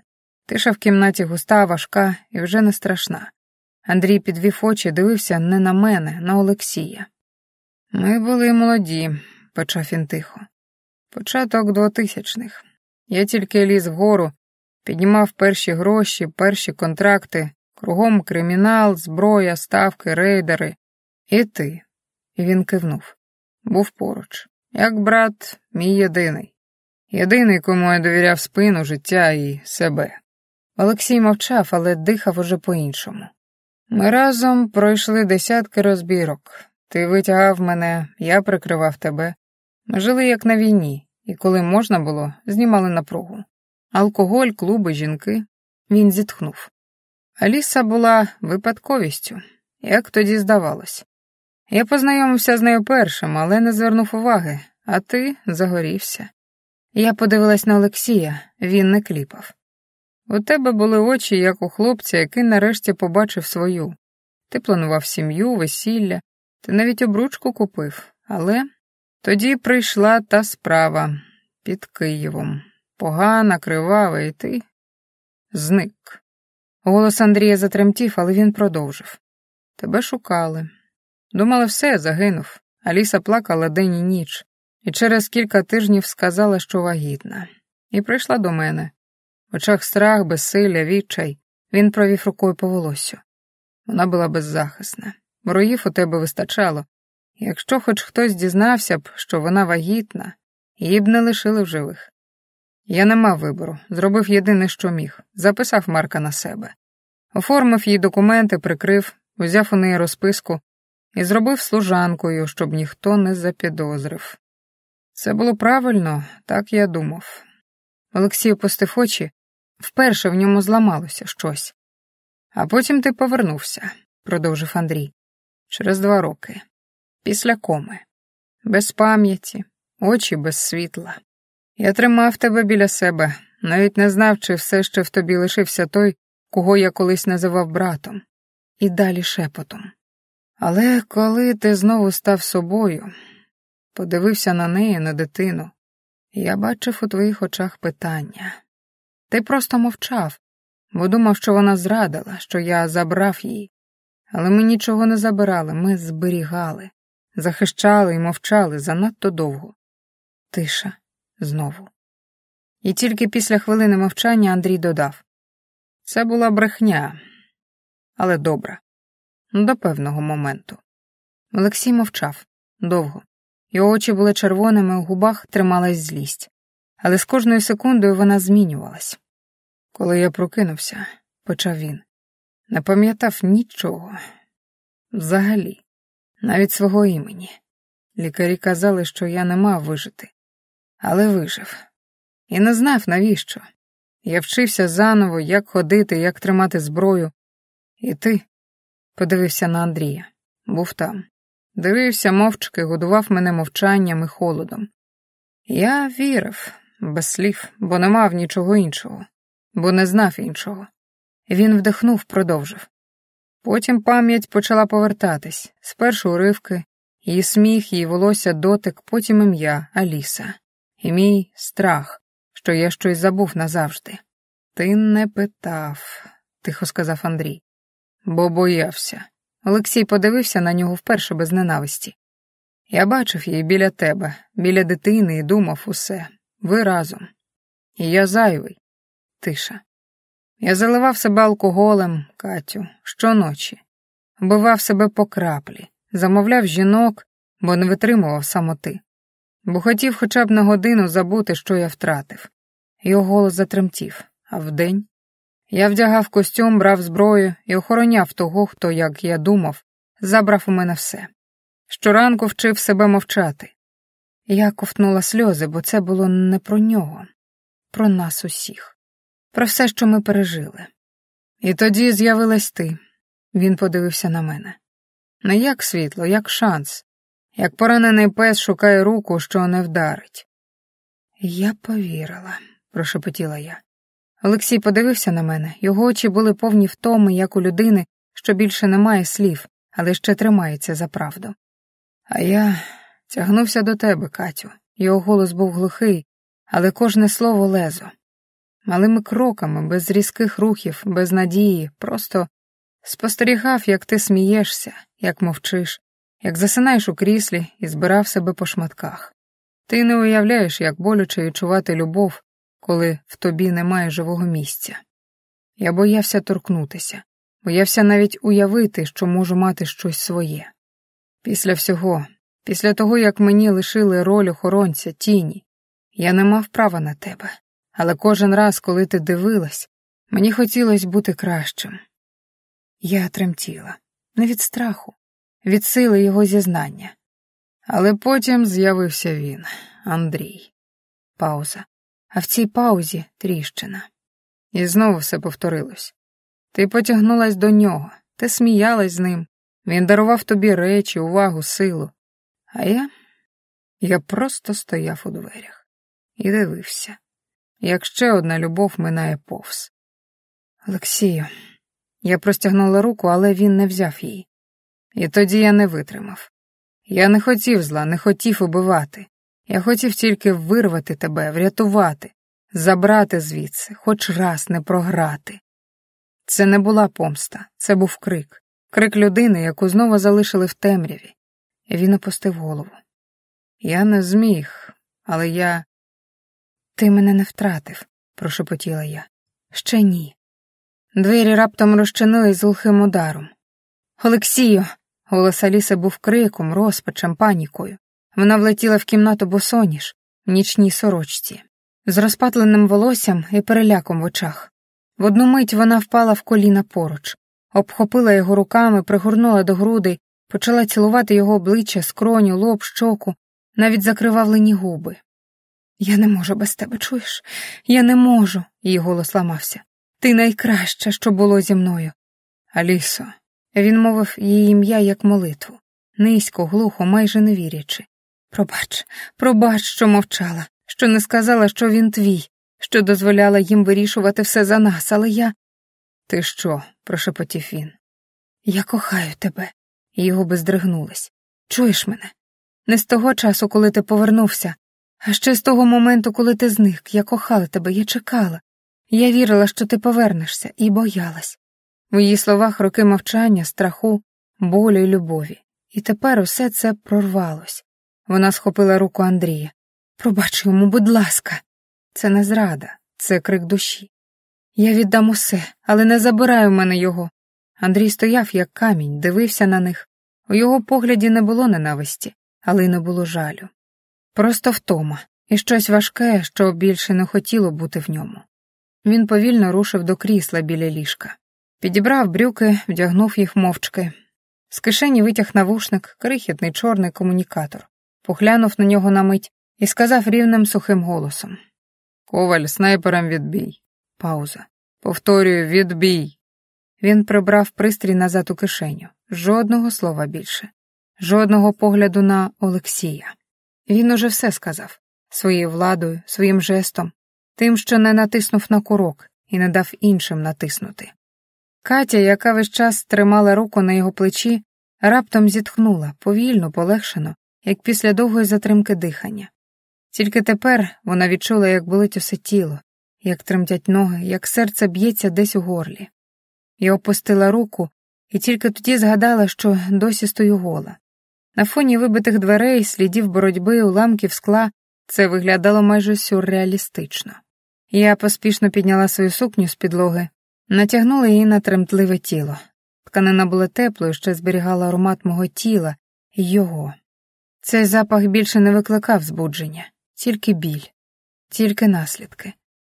У дверях з'явився Коваль, строгий, мовчазний, з напруженим поглядом. Він глянув на Андрія, той коротко кивнув. «Забери їх», — сказав холодно. «Окреме приміщення, посилена охорона. До мого розпорядження ніяких дій». Коваль підійшов до Олексія і Аліси. «Встати зможеш сам?» — спитав сухо. Олексій нічого не відповів. Лише піднявся, спираючись на стіну. Аліса підняла його, обвивши руками за талію. Обидва мовчали, але в погляді вже не було страху, лише спустошення. Коли вони пішли, Андрій мовчки подивився навколо. Кімната виглядала, як після землетрусу.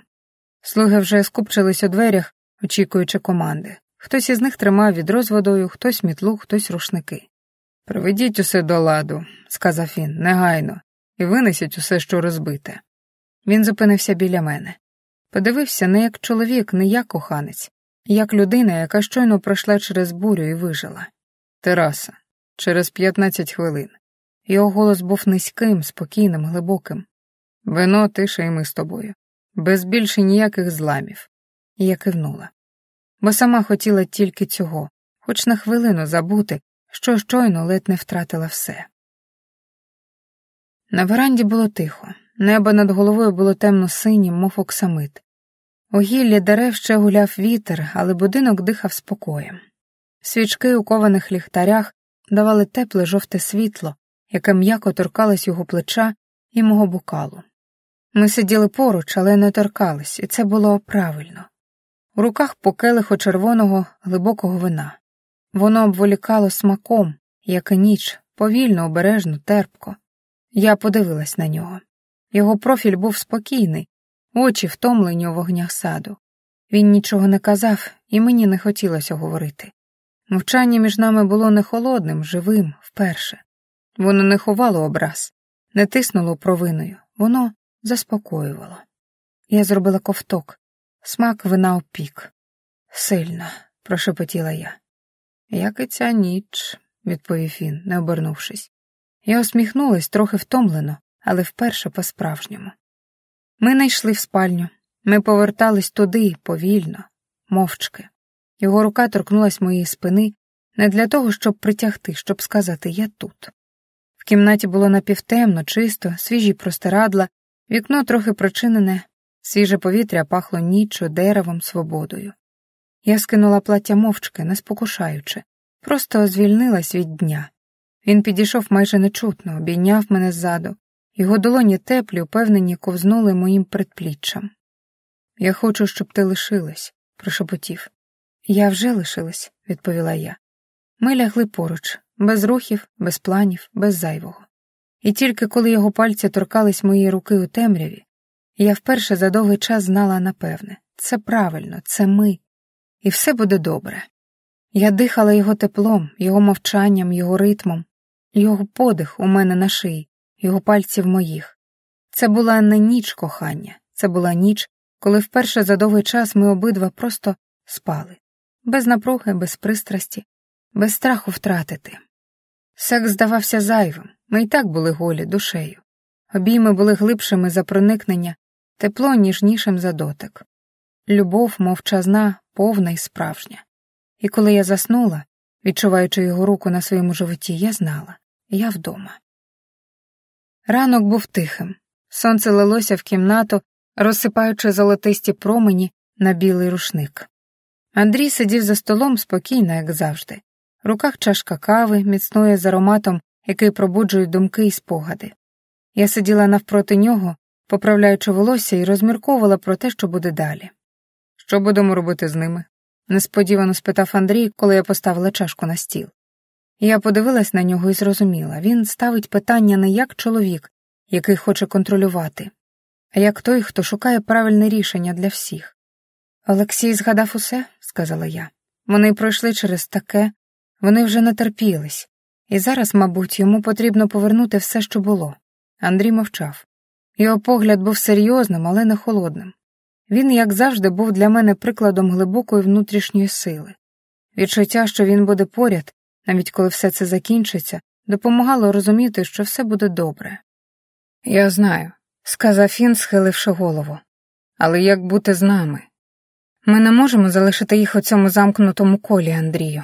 Він знову хоче Алісу, хоче бути з Марком, я бачу це.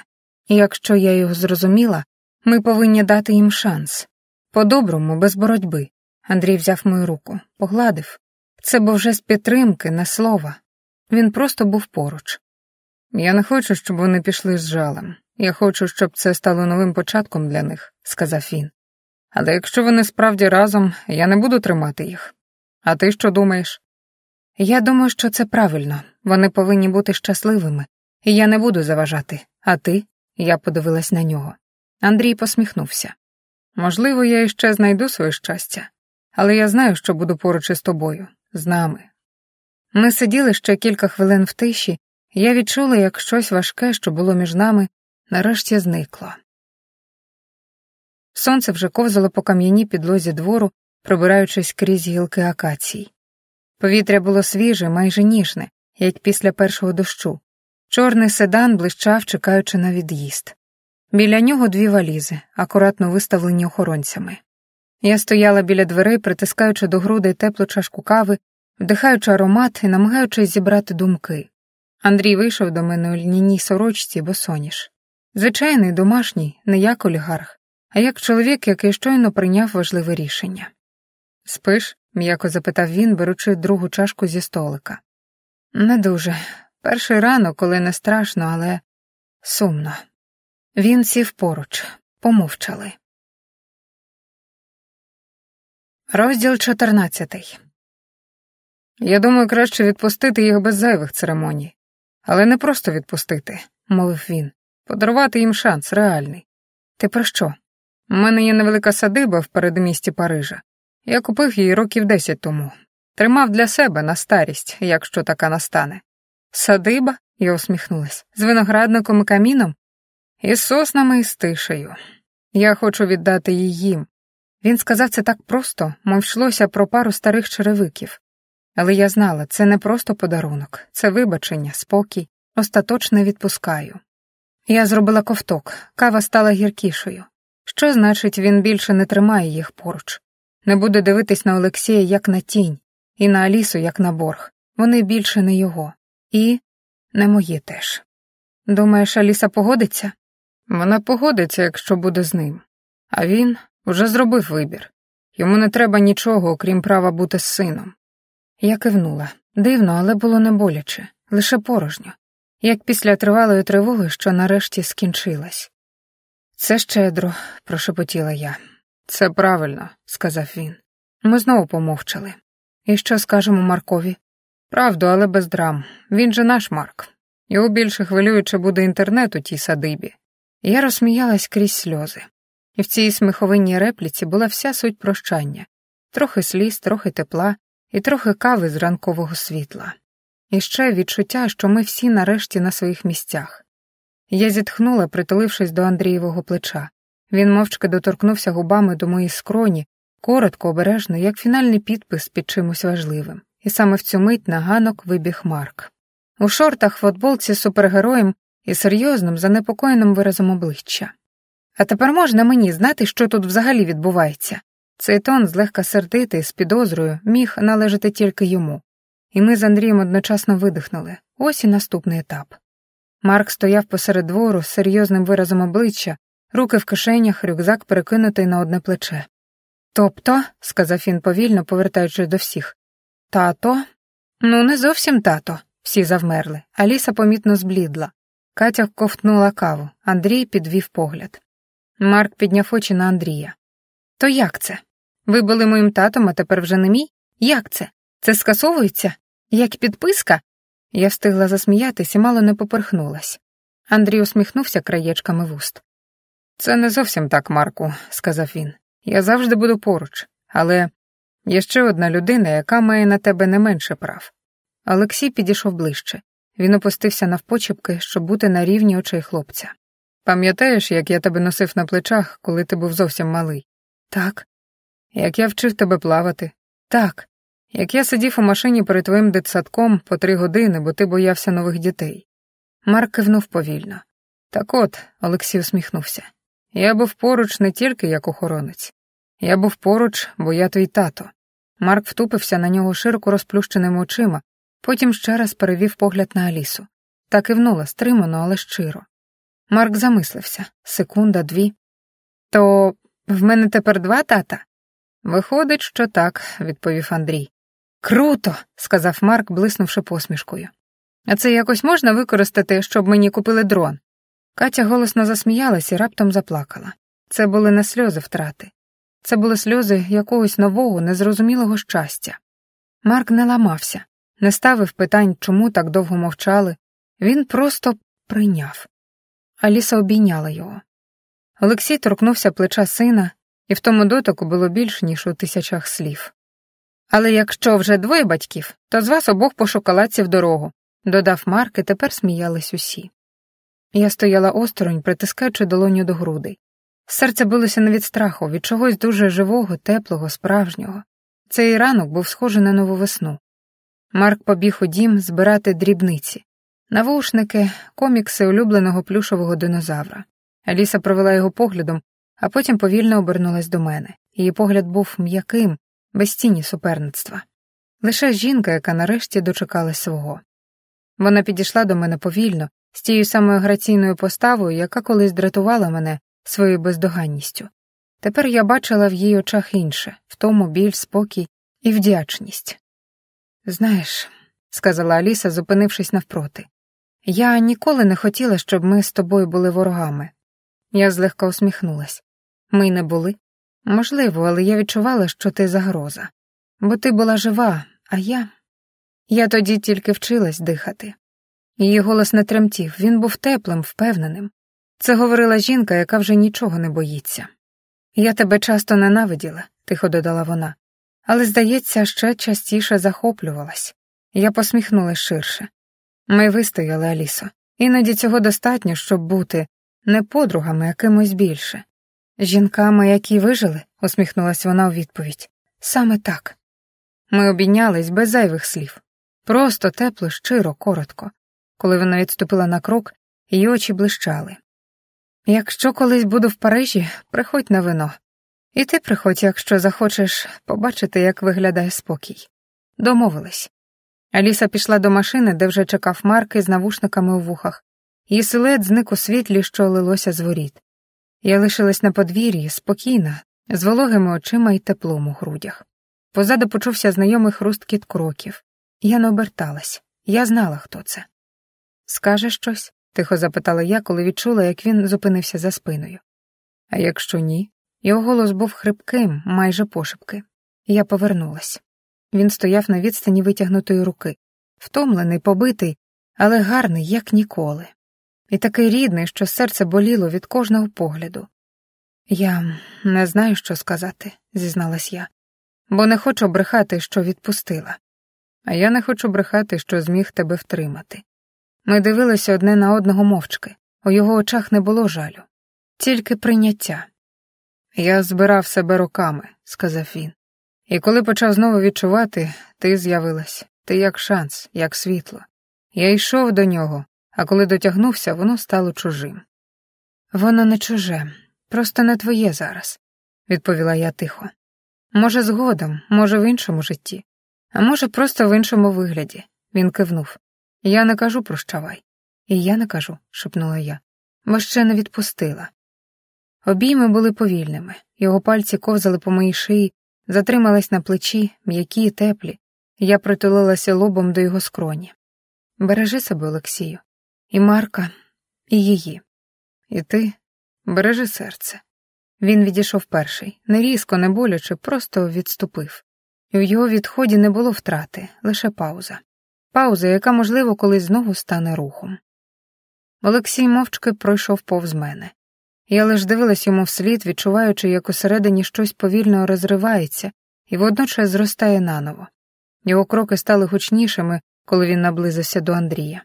Той стояв біля машини, спершись на капот, ніби чекав саме цього моменту. «Ну що?» – сказав Андрій. Його голос був рівним, спокійним. «Дожили?» Олексій зупинився перед ним, подивився в очі. У повітрі ні напруги, ні образи, тільки втома і дещо більше.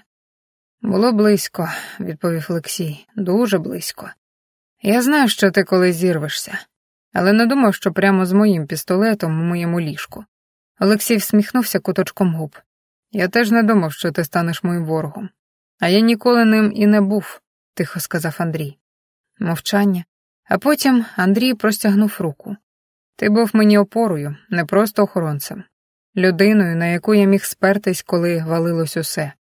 Я не забуду цього. Ми з тобою завжди будемо братами, навіть якщо не поруч». Олексій повільно взяв руку, потиснув сильно до кісток. «Я би ще раз пройшов цей шлях, навіть із цим кінцем». Андрій усміхнувся. «Це не кінець, це нова точка відліку. І ти не боїшся, що ми залишимось друзями? Ми ними і були, просто були на паузі». В обох очах блиснула іронія, легка, справжня, чоловіча. «І ще», – додав Андрій, – «якщо побачу Марка в чомусь небезпечному, згадаю, що я теж трохи його батько, і вломлю по-батьківськи». «Будеш мати право», – кивнув Олексій, – «але краще просто зателефонуй». Марк перший застрибує в авто, вмощується на заднє сидіння. Одягає навушники, вмикає мультики, мов перемикає канал життя, і ніби вся ця велика драма навколо нього була лише новою частиною коміксу. Аліса ще раз обертається до маєтку, її очі повні вологи, але вона не плаче. Вона тримає Андрія за руку, він стоїть рівно, спокійно, мов камінь, але рука, якою він стискає її пальці, зраджує нерви. Катя стоїть трохи осторонь, Андрій позаду. «Не плач», – каже він майже пошепки. «Ти ж сильна». «Сильна», – киваю я, сміючись крізь сльози. «Але вони… частина тебе, я знаю». «Так», – шепочу я. І тепер вона їде в Париж. Аліса підходить ще раз, обіймає Катю. «Я тебе пам'ятатиму, не як суперницю, як ту, з ким ми пройшли найгірше і вийшли живими. Я тебе теж, усміхаюсь, обов'язково пиши, хоча б коли Марк зламає щось у маєтку. Або як тільки я скучу за українською кавою». Олексій підходить до мене ще раз, просто кладе долоню мені на щоку. Ніжно, без слів. «Тримайся», – каже він. «І ти не пропадай».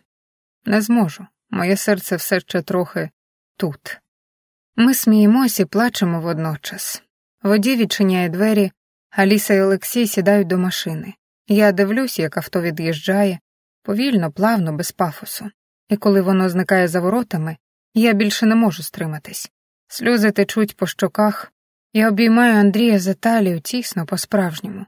У цю мить я не втрачаю, я зберігаю, я лишаю в серці тих, хто був важливий, і роблю місце для тих, хто буде.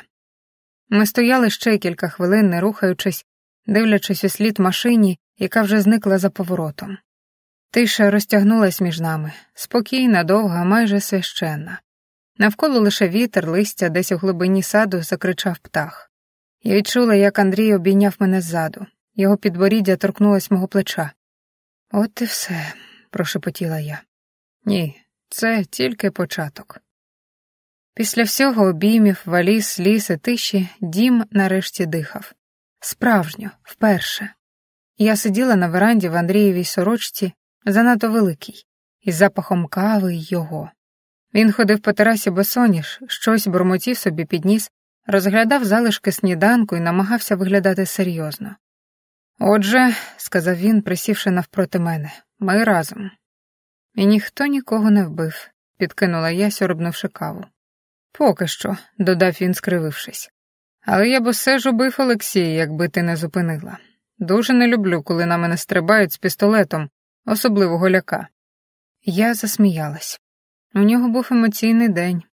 Усіх був, і тепер, коли ми залишились тільки вдвох, він примружився. Як думаєш, скільки часу в нас є перед наступною катастрофою? Хвилин 15, може 20, якщо швидко скажу новину. Новину? Він завмер. Так, але ти обіцяєш, що не впадеш у ставок. Залежить від новини. Я поставила чашку, вдихнула, усміхнулась. Я вагітна, тиша. Очі Андрія стали круглими, як у Марка після першого ковтка еспресо. Ти що, серйозно? Ні, я просто так, щоб ранок веселіший був. Ти жартуєш? Ні. Але ти ж не планувала. А ти? А я?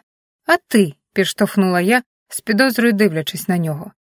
Я, здається, щасливий. Ти впевнений? Бо обличчя у тебе як у кота, який щойно з'їв кольоровий принтер. Він розсміявся, голосно, щиро, з хрипотою в горлі. Потім встав, підняв мене на руки і закрутив. Звісно, я щасливий. Ти що, з глузду з'їхала? Це ж новий початок, Катю, реальний, без чужих дітей, тіней, виносок і планів потім. Угу, бурмотіла я, поклавши голову йому на плече. А ще це буде дуже жирний початок, бо я вже хочу бургер. От і чудово, сказав він. Я багатий, у мене є час, маєток, ти і майбутній бандит у твоєму животі. Я засміялась, він поцілував мене в лоба. І цього разу ми не тікали від минулого. Ми бігли назустріч майбутньому, разом, сміючись, щасливі. Післяслово. Наші дні тепер починаються з запаху кави і його теплих рук на моїй талії. З поцілунку в щоку, коли я ще сплю, з тихого «ти красива», сказаного шепотом між піжамою і халатом. Марк часто телефонує нам із Парижа. Йому подобається там. Він збудував хатинку на дереві, годує білок і іноді називає Олексія «Тато 2.0». Аліса надсилає фото усіх трьох, щасливі. Я не ревную, я вдячна за те, що у них вийшло. Наш дім наповнений новими кольорами, новими мріями. Я часто кладу руку на живіт, ще зовсім плоский, але вже інший. У ньому не просто дитина, у ньому ми, наші ночі, наші страхи, наші рішення і прощення. І коли Андрій дивиться на мене з того боку столу, без напруги, без контролю, а просто з любов'ю, я знаю. Я щаслива. Не пощастило, не так вийшло, а саме щаслива. У мене є любов, у мене є чоловік, який не боїться плакати, не боїться бути добрим, не боїться втратити, бо тепер знає, справжнє повертається. У мене є дім, у мене є майбутнє, і коли він тримає мою руку вночі, я не думаю ні про що, я просто дихаю. Я відчуваю все правильно, нарешті все правильно. Бо щастя не в тому, щоб усе було легко, а в тому, щоб пройти крізь бурю і залишитись собою. Відпустити, вибрати, не тікати, а йти вперед, навіть із пораненим серцем. Справжнє кохання не казка, це вибір, щоденний, нескінченний. І тільки той, хто не боїться втратити, здатен справді любити.